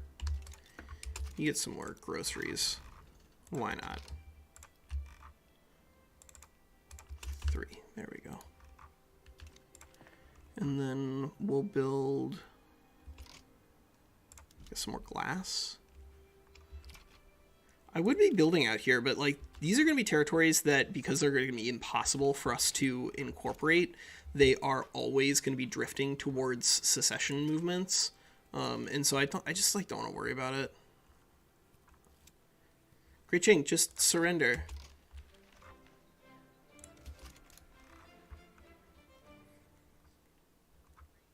So we definitely got a way out of this revolutionary thing in Her Majesty's government because it popped. Maybe we'll do the same thing here. I think it was set up identification documents and then get into level 3.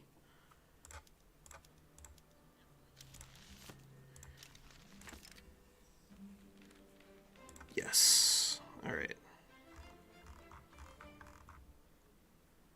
Textile mills. Yeah, no, let's build some more government admins, because I really do think that was what it was we just got boy, there's no need for me to build any of those. Why are you asking me to build those? You guys are crazy. Got all these government administration buildings out in India that we can't really use for anything. They're fun wallpaper.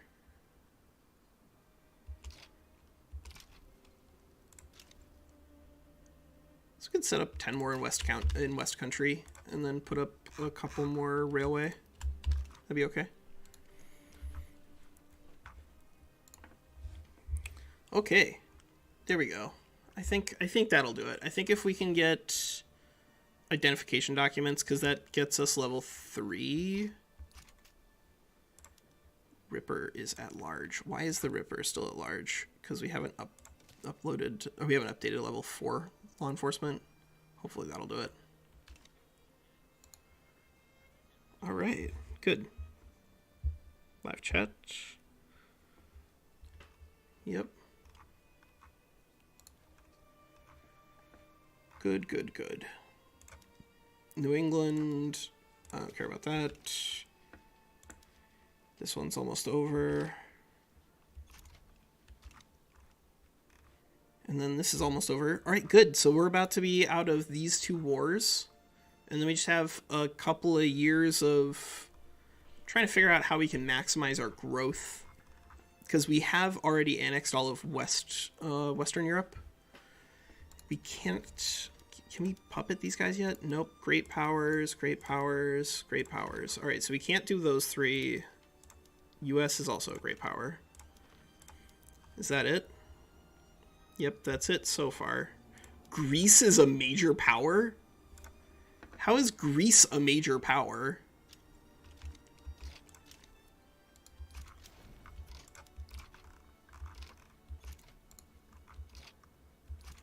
All right, there we go. Everybody's coming back home. There we go. Done. No, absolutely not. Import. Sure, we'll import some of this. And for that matter, we can grow some more silk.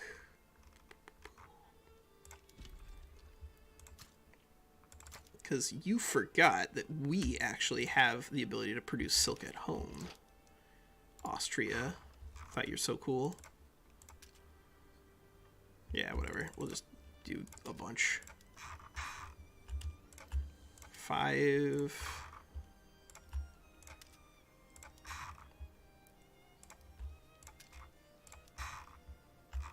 And 5. There we go. Now we're doing some trading. And we need to not do that. We need to get some more motors. Yeah, get 10 more motors.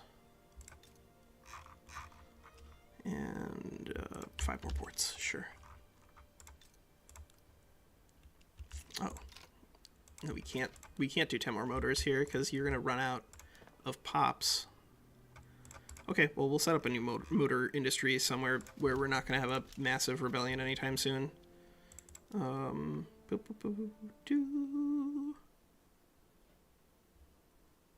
Yeah, Connaught. There we go.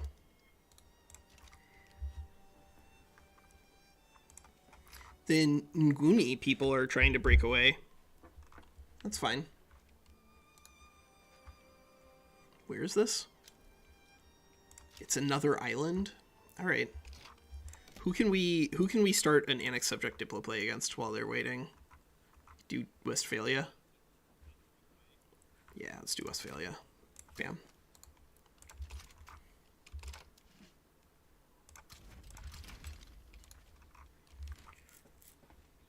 Because these guys are going to be trying to enact a secession movement over here, but that's okay. We can wait. Whoa. Earthquake relief is expensive. Oh, sick.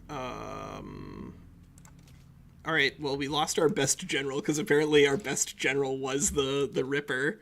That's cute. Royalist or market liberal landowner? Yeah, royalist with an offensive planner buff is pretty good in my book. Yeah, offensive planner, brave, direct, cool. Congratulations.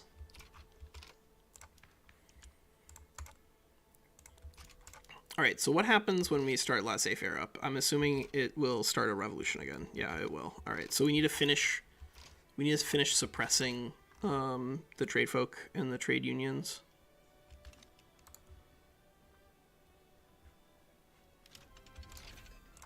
Conscriptable battalions.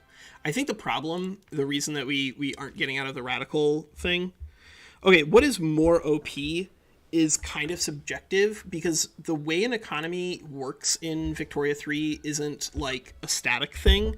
It's something that emerges over time. It's stronger to be capitalist when you still need money, and it's stronger to be communist when you don't. And eventually your economy is going to be big enough that you just won't need them anymore. Or you won't need money anymore.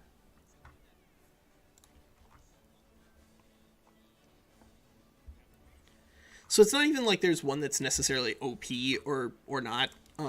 It's just that they do different things.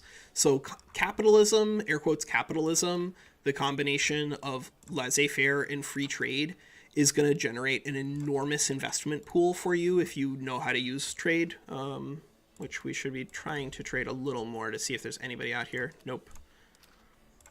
Anybody want to export expensive goods to us? Anybody in the world? No. But we can always see if we can get more. Oh, we already went through and just like imported all of the dye in the world. But importing all of these goods, it creates productivity. Yep, Westphalia back down. That makes sense. But it creates productivity for us, and that productivity hires pops to work in a location where they can actually like be hired. In this case, the market center. Shoot, there we go. Engines penalty is still there. And now we need to update our methods.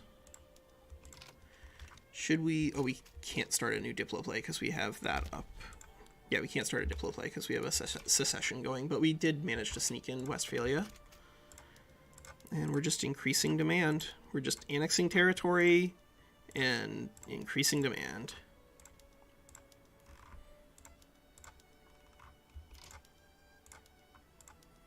Realist art, bourgeois pop, philosophy department.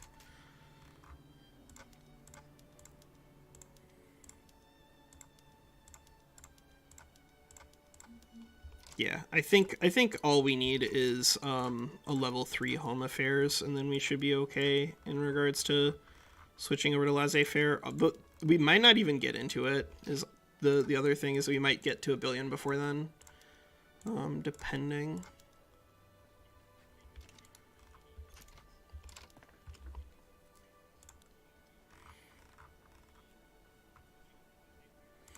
Ooh, actually, can we export opium to Qing, I wonder?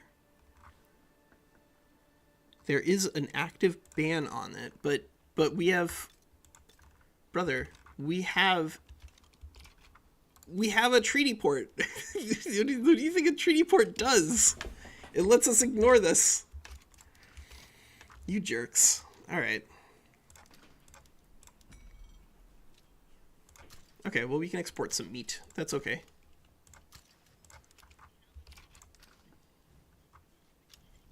We already imported tons of fruit from the world. Oh, we can import lots of coffee. Ooh, coffee, coffee, coffee. And this is, again, it's just going to attract more of the peasants that we have just like floating around, because they're an infinite number of peasants in our country now, due to the fact that we have all of these pops here in India, and they're no longer under migration controls, so they're free, they can move everywhere.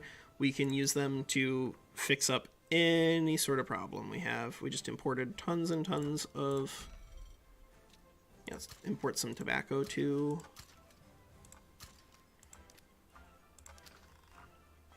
Can we import tea? Yeah, cool. We can import tea too. Wow, we're gonna make so much money on just importing goods from third world countries that we're not gonna be starting Diplo plays against anyway. And I don't care that this means that we're gonna have an imbalance in terms of import export with them. That's fine, because all it's gonna be doing is generating money. Generating money. Can we export sugar to anybody? No, but maybe we can import sugar, because it is an input good cost for us. Yeah, good. Wow. Yeah, this is the high quality trade content that we're all looking for in Victoria 3. But it is going to be really helpful for us. Import sugar. We have an infinite number of convoys available, so I'm not worried about that. And this is going to make it so that all these smaller countries are going to be a little friendlier with us. And some of them, actually, we might be able to just convince to join a market with us. Do, do, do, do, do, do, do, do, do.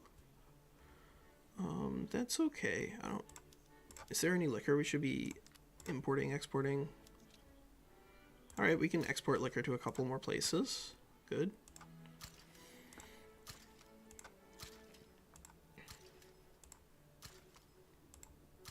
Good. Oh my god. Don't crash. Everybody hold your breath. You're gonna try not to crash. Good. Is there anybody else we can import silk from? No. Anybody we can export fertilizer to for a profit? Oh, Qing. We can export to Qing for a profit. Boom. Well, alright. We're lining up input and output. And we're doing it this way. With free trade. So yeah, free trade, I think generally speaking, free trade is actually really strong, because it's not just that, like, all right, now we've created this demand for this fertilizer that otherwise wouldn't have existed. It's that it's going to employ people working in the trading post, the trading market job. And again, we just so much of it that I'm not worried about marginally increasing the price on fertilizer here. Yeah, all right, Zimbabwean uprising breaks out, sure. We have troops down here. It's not going to go well for you.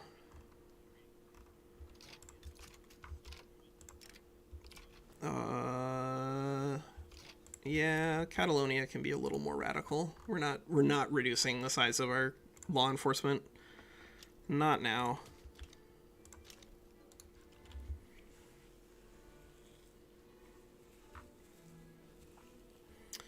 And we need to build. And we're building up towards identification documents right now, but we really did want to pick up pump jacks. Maybe we can get away with bouncing back to pump jacks now.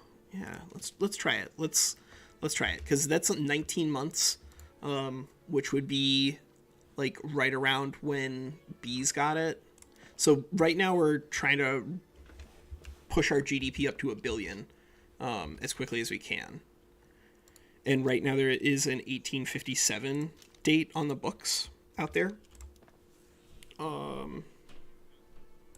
There we go. Peasants don't care about any of this. I don't care about any of you. We just want to build things, so we build them.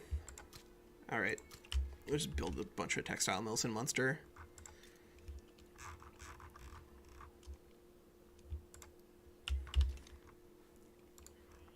And 10 more ports, that's fine.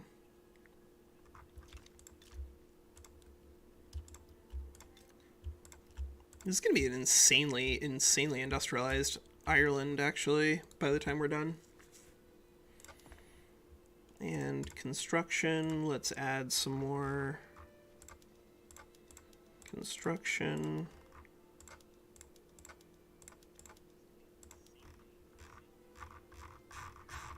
Yep. Is that still okay?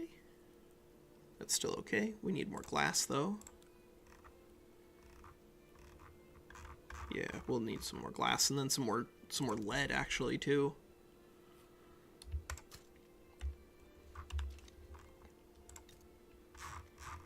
And we don't need a 10 stack. 5's fine. And then we'll need more. Oh, maybe we don't need more lead. Yeah, lead mine's fine. Oh, we'd probably do more wood, though. That wouldn't be an insane thing to do. No, Etienne, King of Bees got an 1857 on the books with Qing. We were 1863.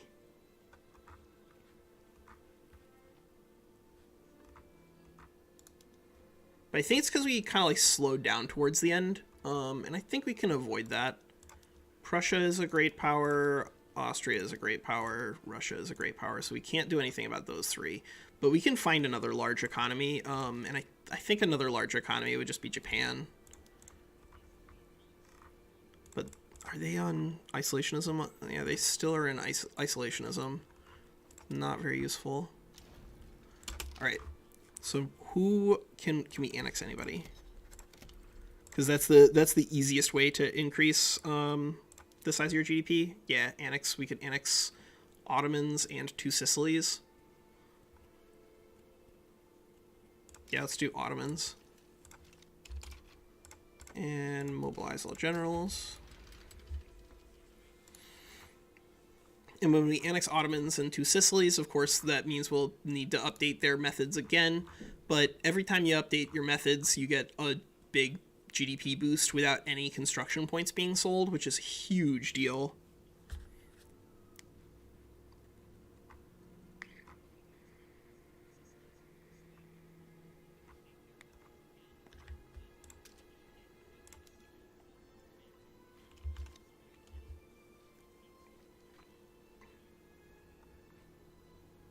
Yeah, this is where laissez-faire would be really helpful, you revolutionaries.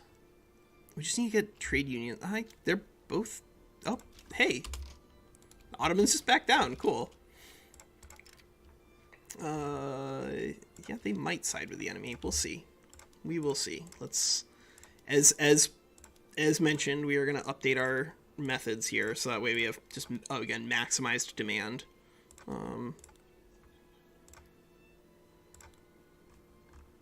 But every time we do this, we are adding more demand to the equation, which is all we need. Dynamite.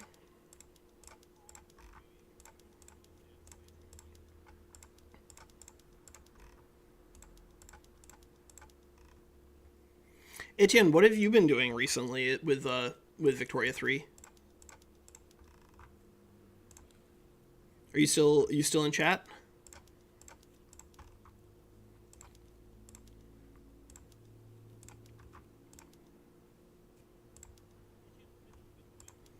Yeah, military shipbuilding is fine. We don't need extensive, do we? No, we don't need extensive.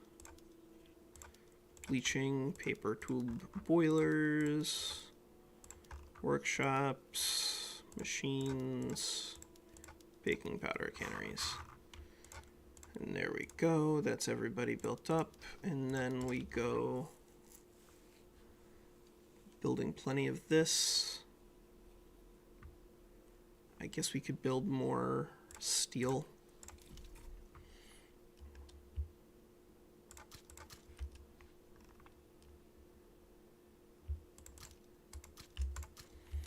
Yeah, look, literally all of Ireland is just going to be a giant steel furnace for us. But that's going to be good, hopefully, because hopefully they won't get too mad. We have law enforcement, so that should help.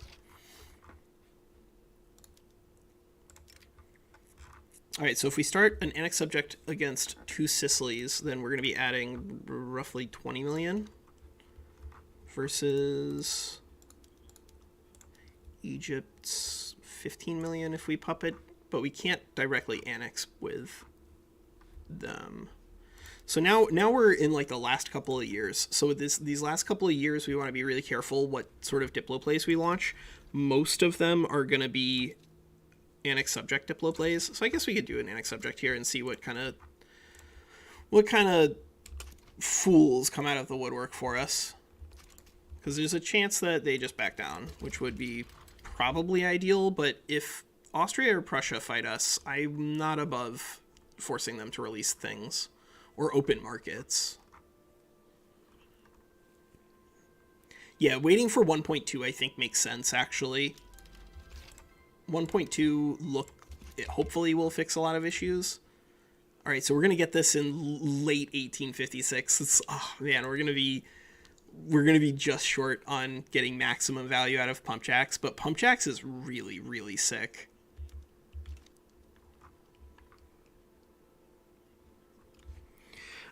Okay, so France over Qing is actually a good question. So in this case, we're playing with France mostly because I wanted to see if there was going to be like a different feel here. But also, the strategies are very different in terms of what you can get out of it. I think that France, if you're trying to go for a billion because of how strong you start, you absolutely should be trying to just paint the map like this. Yeah, increase taxes, sure.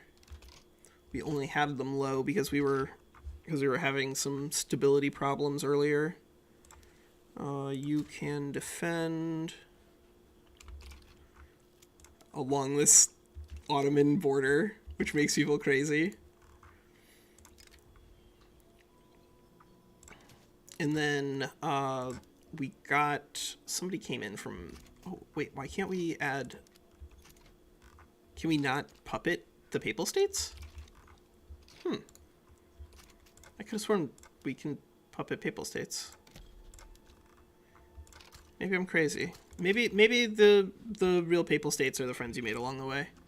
But I think that generally speaking, the France experience is just very different. The Qing experience is just like develop your economy and ignore the world, whereas the France economy, the France gameplay is like take your troops and send them literally everywhere, and then just like play Napoleon all game. And I think that's fun. I think that's pretty cool. Pop consumption. We have so much pop consumption on fine art. Should we be just juicing our fine art actually? Because we could potentially do a fine art tax if we were producing enough of it. All right, you know what? We're gonna try to do something. We're gonna try to just become super duper artistic here. Super duper artistic. 1, 2, 3, 4, 5. Push this to the top. Yeah, 31. There we go. See what happens when we build 31 levels of art academies in Poitou. Because right now, there's a lot of unmet buy orders, and this would be a huge increase to the GDP. Because that really is what you're doing. What we're doing now is just trying to maximize met demand. without hopefully exploding. 2, 3, 1. And do you have a construction sector? It's on steel. Good.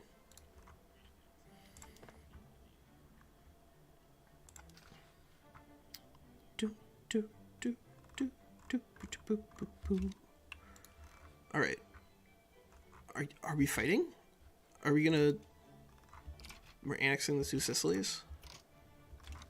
Well, again, I did not declare any war goals on Russia. Walker, you're gonna blow this. We could have taken stuff from Prussia, and we could have taken stuff from Russia in both of those.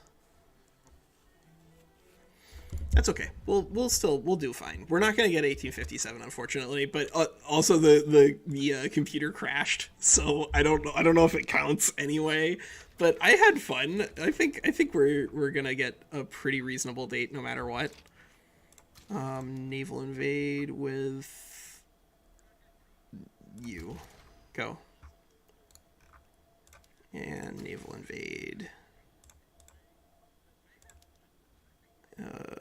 You. Go.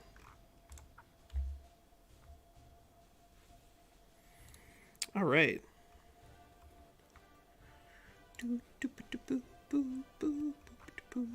Oh, God. They're Russians in the Americas on my watch? Nah.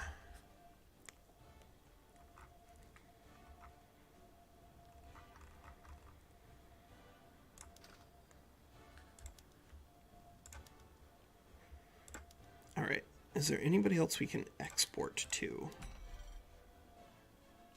without crashing the computer? Yes. Good. That's not worth it. That's not worth it. Nope.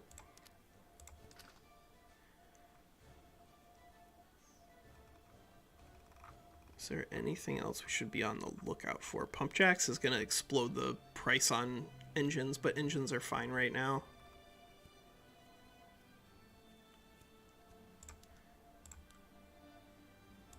Yep, maybe we build some more wood, I guess. Some more wood and some more tools.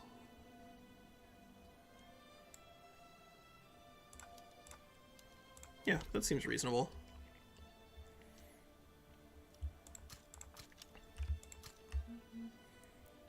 And here, because we do have... Yeah, you know what? We're just gonna dump all this in India, and then we'll throw some rail down.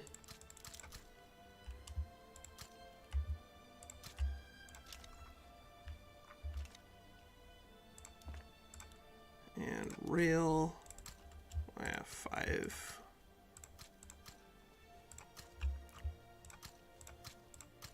Everybody gets level 5 rail. Enjoy your infrastructure investment.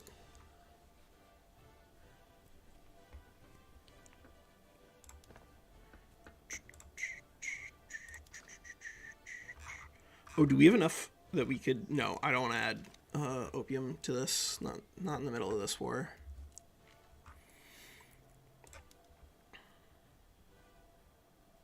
Two Sicilies. How are you... What did you do? Shell shock. Shell shock. Well, Jacques Perret, I think that means that you might need to be retired, my friend. Expert artillery commander, thank you for your service. Get out of here.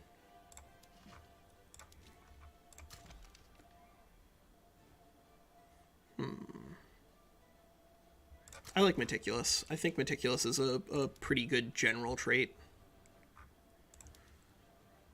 Occitane. All right, so we can invade with one of our generals who is not shell shocked and should therefore do a little better. The real question is, where do like some of these traits come from?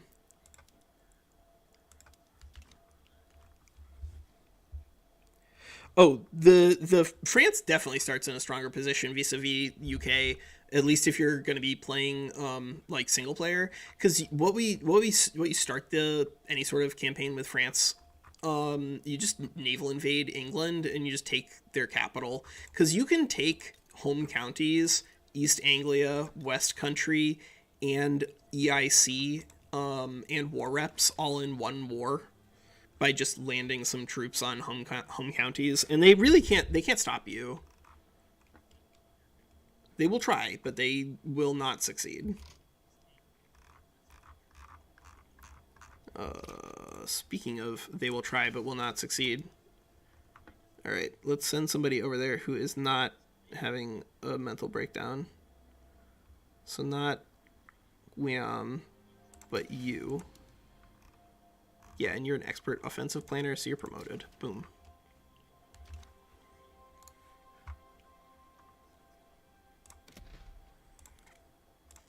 And another way you can, like, if you've got enough weapons floating around and you're pretty close, you can just activate a whole bunch of conscription centers, and that'll spike your demand for guns, and ammo and stuff. He says, and then says, maybe we should just do that. That would probably be pretty effective. Yeah, maybe we just do that. Maybe because that's a deficit spending, but we're already there.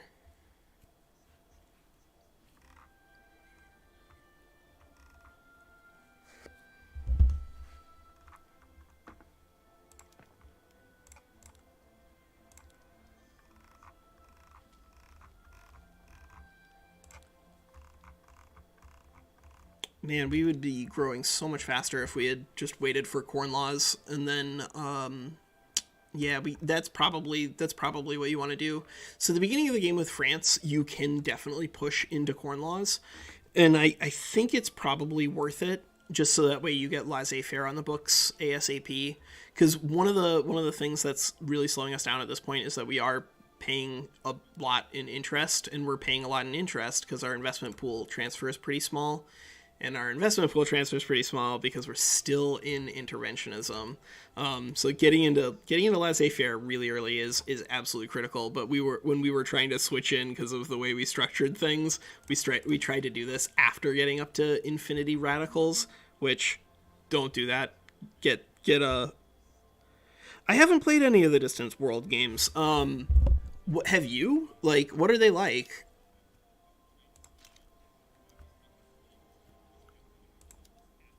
I really like. Oh, why is our attack so low? Oh, because we're still using ironclads or regular boats. I really like Endless Space 2 by Amplitude Studios. That's one of my favorites. Do do do do do. All right. Who else can we trade with? Who else can we trade with? Because that's where we can get even more demand. Oh my god, fine art is still going?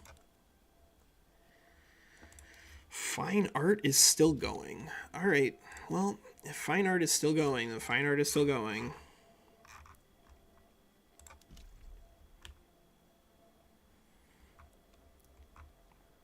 Everybody wants a little bit of that French art right now.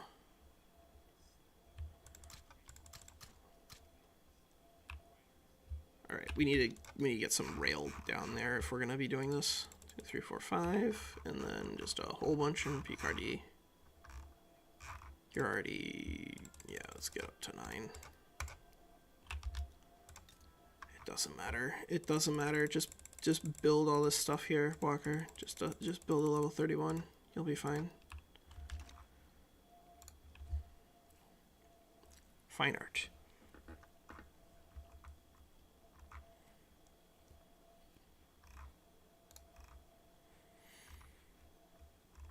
All right.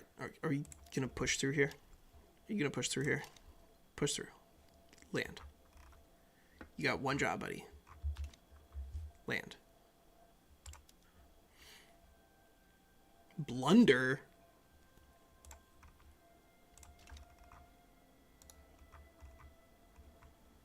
Ooh.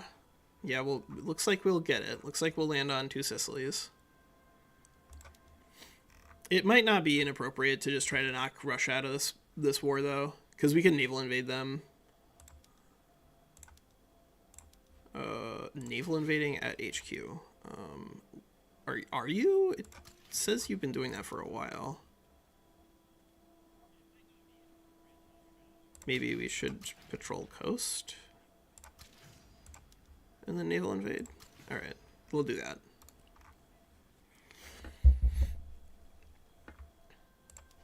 Oh, admirals. Nihilists and reformers. Okay. Alright, alright. We landed. Now we can flood the zone. And hopefully everything is fine. Just go down there. Just go down there. Guys, just go down there. Over there. Get over there. Get into Italy. Knock the Italians out. Okay, so Joe, let me do a follow-up question for you then, because I feel like there's a really weird thin line between grand strategy games and a 4X game, and I feel like that line is kind of subjective. What to you defines a grand strategy game versus a 4X? Because a 4X, I think, at least etymologically, it has a very clear line of descent, right? The explore, expand, exploit, exterminate. But a grand strategy game, other than like paradox games, there's not a whole lot of things where I'm like, ah, yes, that's a grand strategy game, other than like to borrow from one of the Supreme Court justices and say I know it when I see it.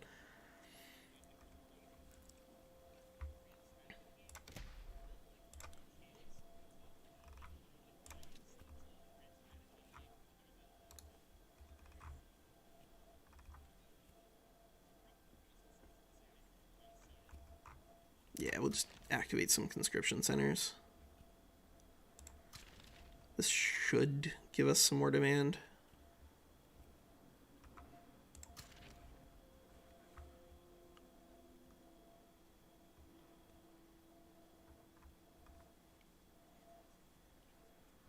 Yeah, we'll activate some influence. Yeah, sure. Why not? Why not?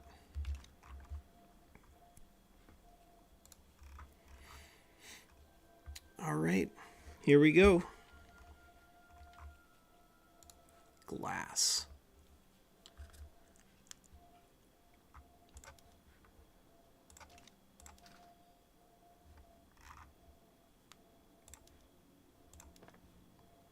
Nine more weeks.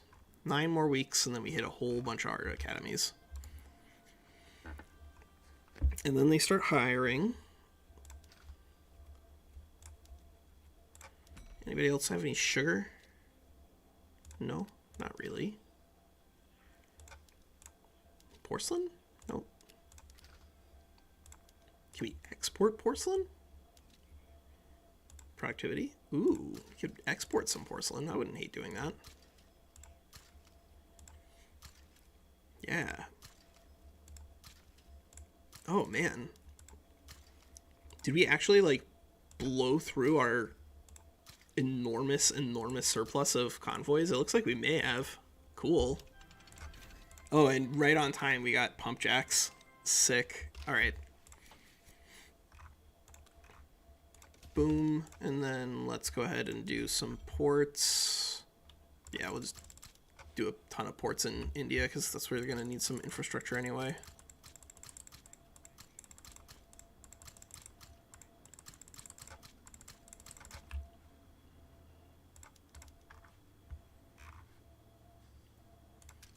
Anybody else have market access?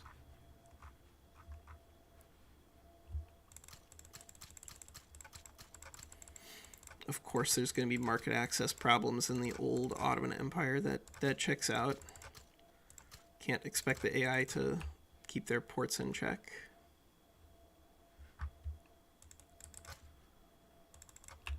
All right, there we go.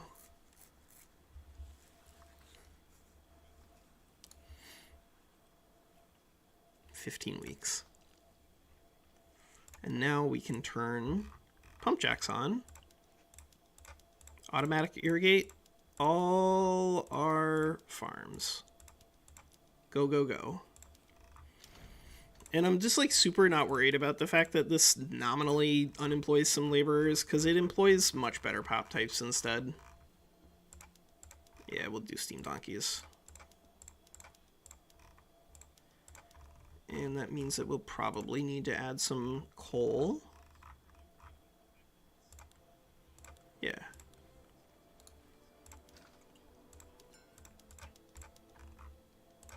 Engines. We still blew it. We still blew through the engines. That's incredible.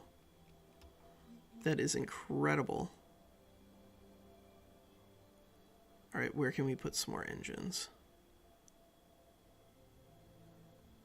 There's not really any pops to employ there is the problem. Yeah, we could put some in Yorkshire.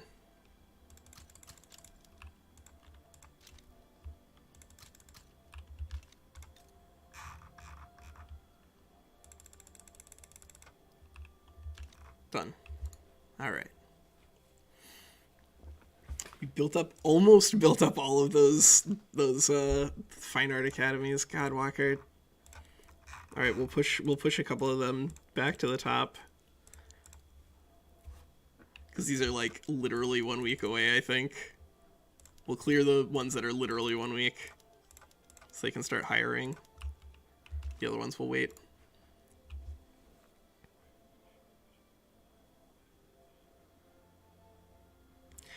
So I think it's a subjective question, and so I don't think there's like a right or a wrong answer. To me, at least, I feel like the difference between a grand strategy game and a 4X game is that a grand strategy game kind of like chops off the exploration phase, and so you're just doing like, here's a pseudo fixed or fixed map, play on it, which I think is still a lot of fun. Like, I love Victoria 3 and all of the Paradox games, because I don't always need the exploration thing, but like I really did enjoy the Age of Wonders 1 and 2, and I haven't played any of Age of Wonders 3, but it looks interesting.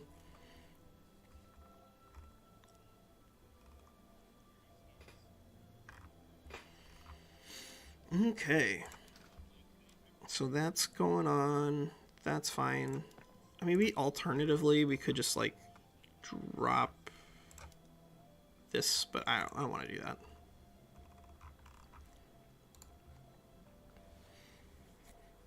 I don't even consider dropping production. It would be impossible.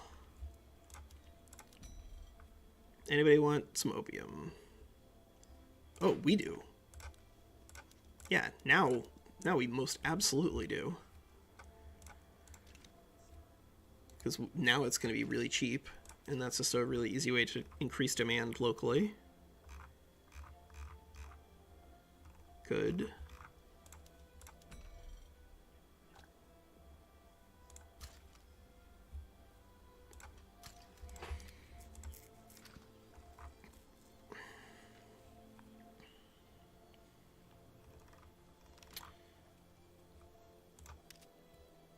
No, we're not doing that.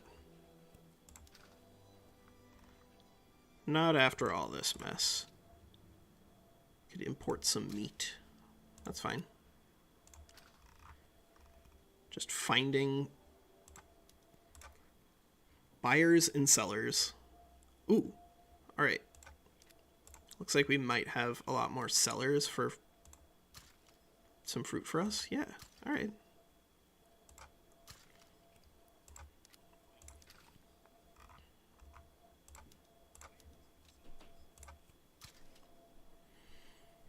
Productivity, productivity, productivity. Oh my god. It's so slow. It's so slow.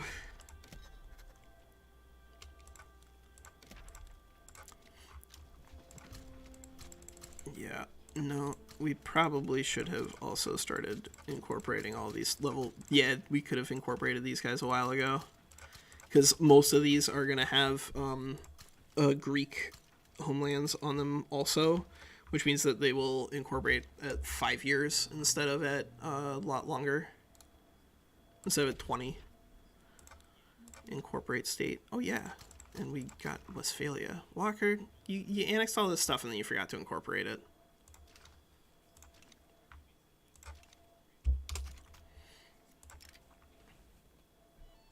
Yeah, go ahead and revolt, Mashriki. Good luck.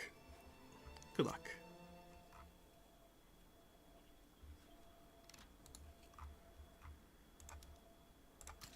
Advance. There we go.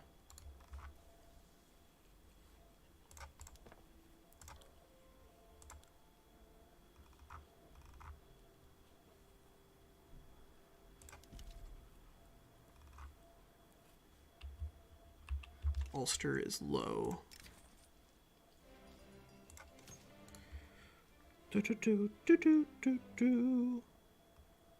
Yeah, so Sweden, the Netherlands, all of those guys, they're all fun. They're very, very cool characters to play with. Very cool countries to be playing around with. Okay, so now we're definitely not hitting 1857. We're probably 1860, which, I mean, that's still improvement. But boy, like I think this here is a lesson in making sure that you get laissez-faire up really early, because we still don't have it on the books, and that has immensely strangulated our ability to expand our construction sector, because we're really just not getting a big investment pool. We're at 500k investment pool. That's nothing.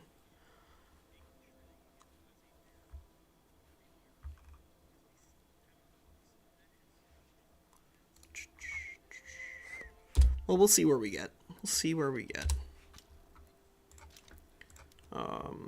Two Sicilies is already annexed France or Russia, so GTFO.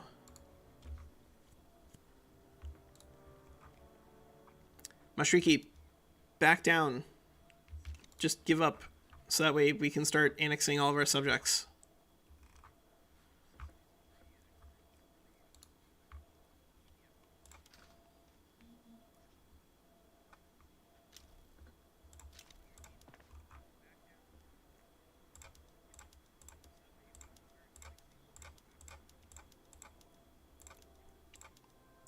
And now we get to do the update yet again.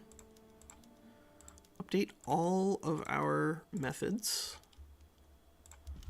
That's probably why, like, from a real-time attack standpoint, conquering stuff cannot possibly keep up with like just building things and ignoring the world, because it takes so long. It's really intense how long it takes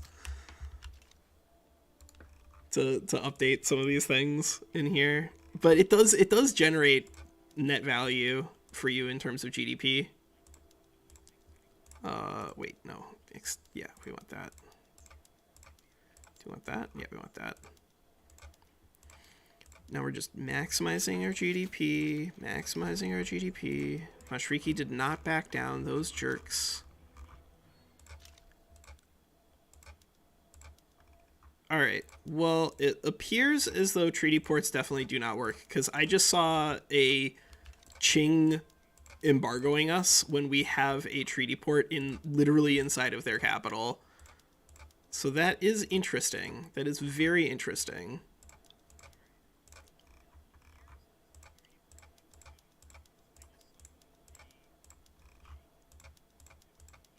Yep, there we go. All right, we gotta do it. We gotta try to get laissez-faire. There's no other way. If you guys revolt and overthrow the government because we start laissez-faire, then live your best life, I guess. But we need to do this.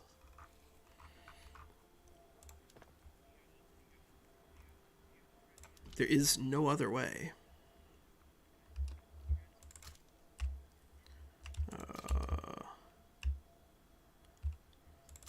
Yeah.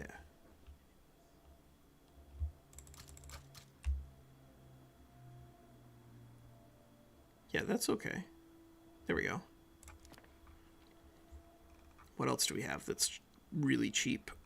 Gold. Any more gold? Nope. Now I'm just looking at the productivity here. So that's all I really care about. Yeah, the Art Academy are very productive. Textile mills, tooling workshops. No, we're not going to subsidize tooling workshops. Why would we subsidize our tooling workshops? Tell me that. Why would we subsidize our tooling workshops? We are already exporting so much stuff, it's crazy. We could, I guess we could go around, we could just turn around and just export anything that we, oh no, this is the thing, is that like we're not even creating unmet supply and demand anymore. So we could see if anybody wants to buy our Man of Wars. Anybody want to buy Man of Wars? Alright, yeah, we could sell some boats to people. Here's some boats. I hope you enjoy your boats. And fertilizer?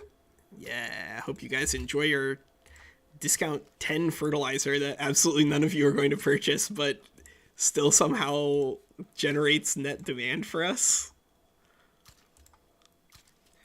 The magical export to a non-existent market is fun.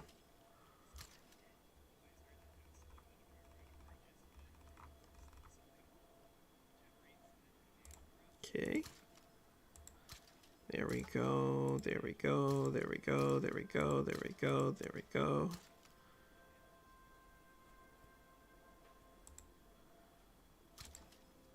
Oh, fertilizer. The amount of work that we go in to pretend to make you profitable is just nonsense.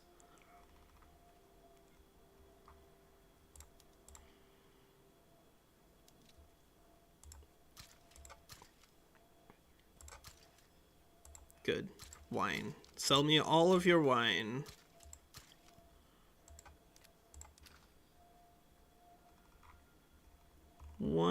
All of the wine, please. I think there should be a button, honestly, that just like automates some of these trades, because these absolutely can be automated, right? This absolutely could be automated. There's no reason that I need to like click through this. I should be able to just say, there should be a button somewhere that says create a new import route anytime it is productive, and then kill it if it's not productive. And then similarly here for like these exports, imports, like this, all of this could be automated. The only problem, I guess, is that the more that you automate it, the more that you end up with like CPU load, and boy, the game is pretty slow already. Yeah, sure. Go crazy. Oh, mutual funds. Oh my god, there's just so much that we've missed out on because we've been doing all this war. That I do think that what we saw from King of Bees, which was like a pure, it really was like pure tools industrial loop, did look very strong. I do think that you can probably get there faster with free trade in Qing, because free trade Qing is going to have the ability to just meet up. Oh my god, we're still doing radicals. We're still doing radicals. But it allows you to line up supply and demand really well, which is kind of like all you need.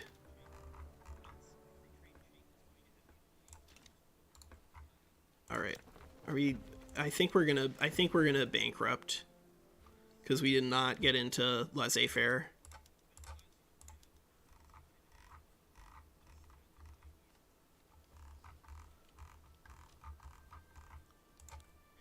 Yeah, the smaller trade routes can take away potential, but of course you end up where you've got like plenty of countries that just like literally can't use fertilizer because they don't have the technologies yet. And so those guys you can still sell fertilizer to, because there's always that like net 10 that you can just sell for fun. Yeah, we have like 600,000 GDP, and we can't even meet a 1700 construction sector because we're not in laissez-faire. Watch, we're gonna switch into laissez-faire, and then our economy is just gonna explode, or it's like gonna explode in a revolution and we die. That would be pretty funny.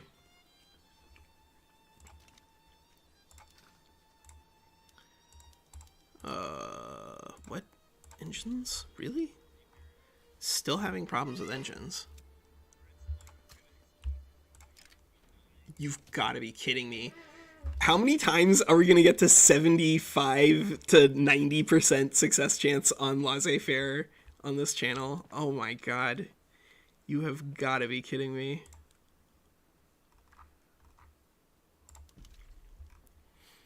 That is insane. That's insane.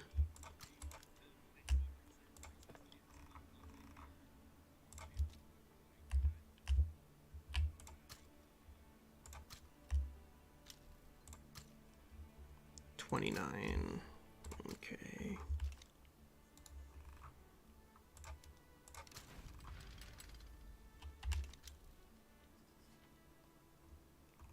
Yeah, I think there should be a method for sharing techs. I think people who want to just be able to directly build in the territories of their subjects, I don't know if I agree with that, because if you're directly building in the territories of your subjects without it being like a decision or something like that, where's the difference? Why would you ever annex a subject?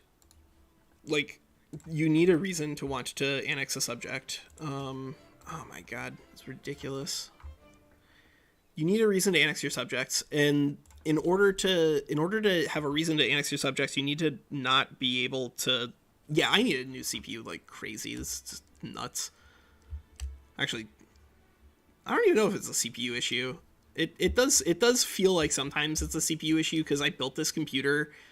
When did I build this computer? I built this computer for Stellaris. Yeah, I built this computer for Stellaris, but it was like pretty top of the line, or not like top, but 3/4 of the line then. There we go. That's fine. Yeah, we'll just wait for laissez-faire to finally pass. Jesus Christ. It's going to be 18. We're not going to get laissez-faire finished until after. So yeah, I think the right strategy for France is, I still think it is like map paint like crazy, but I think you got to take your opening turns and get corn laws, which you can get corn laws pretty quickly actually with France. Just use industrialists, bring the landowners in, bolster the landowners, and then switch your trade over to export. And you can get corn laws in like the first year or two as France pretty easily. At which point your economy just like grows way faster than this.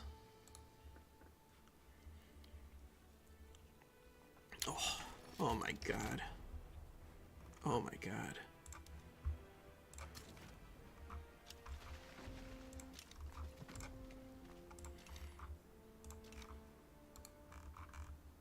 Laissez-faire. For crying out loud, just finish. Finish.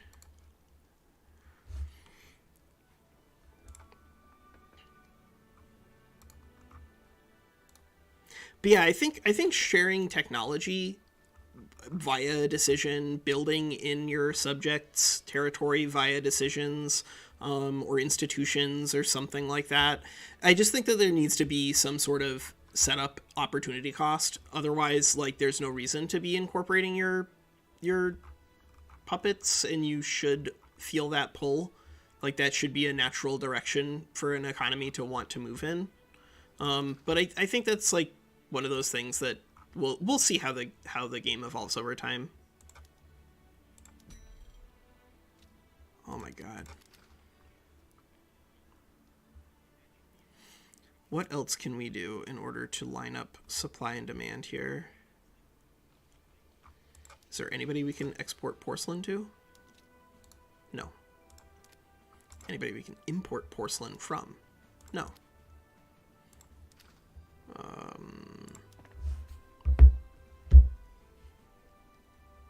Build more furniture manufactories, I guess. I'm loath to be building. You've got to be kidding me. 89%? Guys. Unbelievable. Unbelievable. 89%. Just insulting.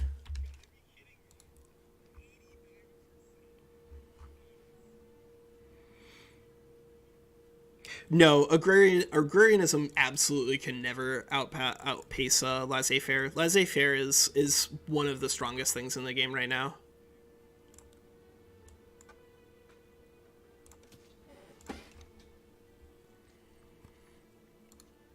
I can't believe this. 89%. I'm so mad. We've probably taken like 15 to 20 rolls on laissez-faire over the course of this game because we did it before and then a revolution was brewing, so we had to stop it. It was crazy. It's absolutely crazy. How do they do this? Oh right, we can go through and create just way more capitalists, but let's build some more stuff first because we ran out of stuff to build. Yeah, we'll just build some in India. It doesn't matter. I don't want to build too much in India because they could like revolt still because we're not incorporating them.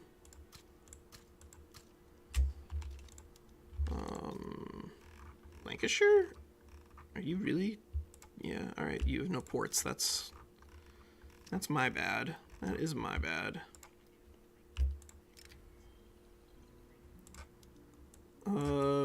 Radical. He needs to be sent to the asylum. Done.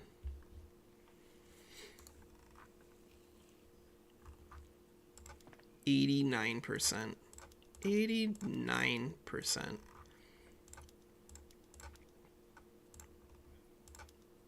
Alright, let's go through and just publicly trade everybody. This is where somebody off screen says, Walker, we're updating him right now. I just wanted to get some construction going. But here we go.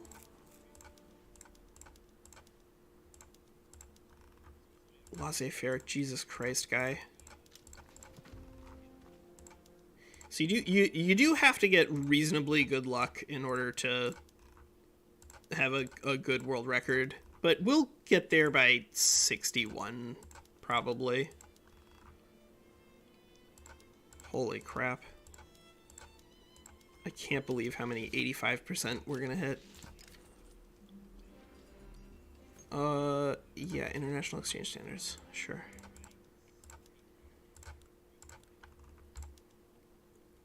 No, you guys don't get any of that. That's for the real troops only.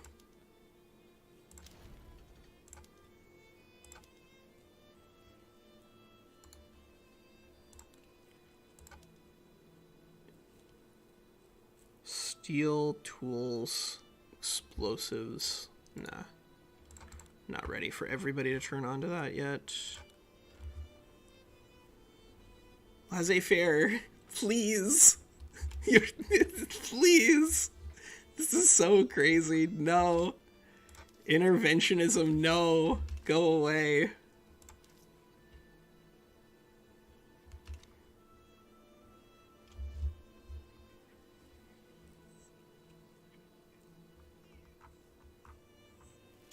You are kidding me with this. Oh my god. This is just agony. This is just agony. Alright, if this revolt breaks out, I'm gonna call the stream here, because we need to do other stuff other than watch a siege, an EU4 siege. Hopefully it doesn't, because we are getting close, but god damn it, this is so mad. I'm so mad. Because we could have started by just waiting on corn laws, because you don't have to immediately attack France. And so like what you can do is just bring the landowner in, bolster them, and then at that point there really isn't any sort of meaningful political power for the trade unions, so they can't resist any switch into free trade or laissez-faire, which is why it's so strong to push for corn laws like immediately, because it lets you get those things on the book without revolution, and then it lets you like really juice the crap out of your money. Because the thing is, these guys in trade centers, we don't have any like immensely huge trade centers, but Picardy is okay. Yeah, Picardy's okay. But here in these trade centers, the capitalists are going to be giving us money into our investment pool. Where's your wealth, buddy? Show me your pop expenses. It's not even going to show us that, is it? Net income. It's not showing us. No, it's not showing it in here either. It should be in the dividends section though, because they are getting paid dividends out.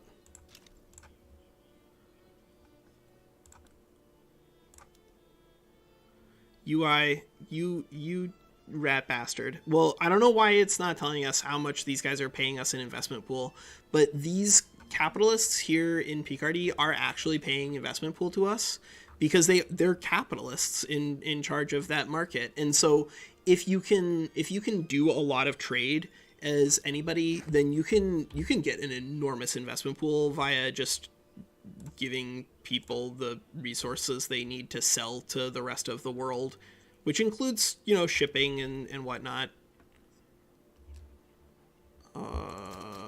Sure. Yeah, you build a bunch of stuff there.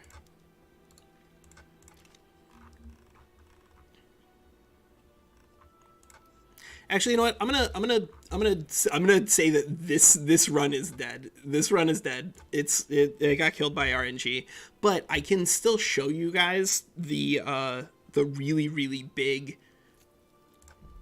Here.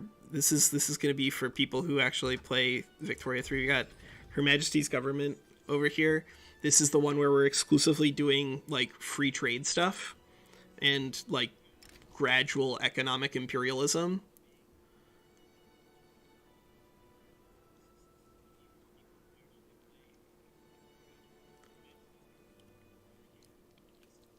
Come on, computer. You can do it. Load.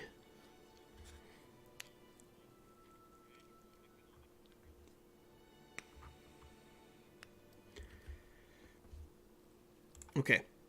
Here we go. Yep. All right. So we're in laissez-faire and we're in free trade, which means that we have just tons of cash to throw around at stuff. And so here in England... Oh, my God. Please don't crash. Let me show the 170 size. Yeah, so here in England, we have a size 170 trade center in home counties, which means that these guys are going to be getting paid like bank in terms of their dividends. Economy, net income, dividends. So these guys are currently making 45K in dividends to them. But of course, like a lot of that is going to be coming into our investment pool. We're getting almost $1 million in investment pool at the moment, and that's without having done any sort of conquering. Like we're literally just picking up stuff via obligations and having people attack us. So, you know, you can use free trade to really juice the economic growth, but if you're just using free trade, your economic growth is definitely slower than if you're conquering stuff. Conquering stuff is just like is so good in Victoria 3. All right, I'm gonna call it there. I gotta go work on editing some other stuff, but this is fun. I think the real lesson is that for any billionaire GDP run, doesn't matter what you're doing, doesn't matter if it's Qing, doesn't matter if it's France, doesn't matter what you're doing. Start by going into corn laws and then immediately get laissez-faire on the books. That's like the other reason why I think France is stronger than England at game start is that UK. We can also check that too. But UK starts with a much weaker, landowner, and therefore can't switch into corn laws as easily. And that really is a problem for them in terms of their economic development. There we go. Great Britain. Yeah, they start with a 6% landed gentry here, and like some of that obviously depends on the composition of the parties that form beforehand. But gentry basically are never going to be strong playing as Great Britain at the beginning of the game, whereas with France, because they already have so much of their territory under their control, versus like Great Britain, which has all of these puppets. France actually has like a 16% landowner, so if you begin the game by just bringing the landowners in. I guess we have to bring the intelligentsia in because they want to join this party. And then you just go in here and you just bolster the landowners, get them up to 20%, and make sure you've got this on. And then you can just go from there. Like, because eventually they will hit 20% if landowners are being bolstered at the beginning of the game, they're gonna hit 20, like guaranteed. And so if you do that and then you set yourself up with corn laws like immediately, then you don't have to worry about the fact that clicking it later on in the game causes a revolution. Because at the beginning of the game, your trade unions are marginalized. They're 2.3%. Like, there's 129k here. They're not going to overthrow the government, and rural folk alone are not going to be able to do it. And so if you can just use corn laws at the beginning of the game, which you can, then you can be a lot stronger. All right, yeah, that's Walker. See you guys next Saturday. I'm not sure what we're gonna do, but it's gonna be something non-Victoria. I just want to do something else. Maybe it'll be CK3. Maybe it'll be after the end. I don't know. It'll be whatever I feel like. All right. See you guys.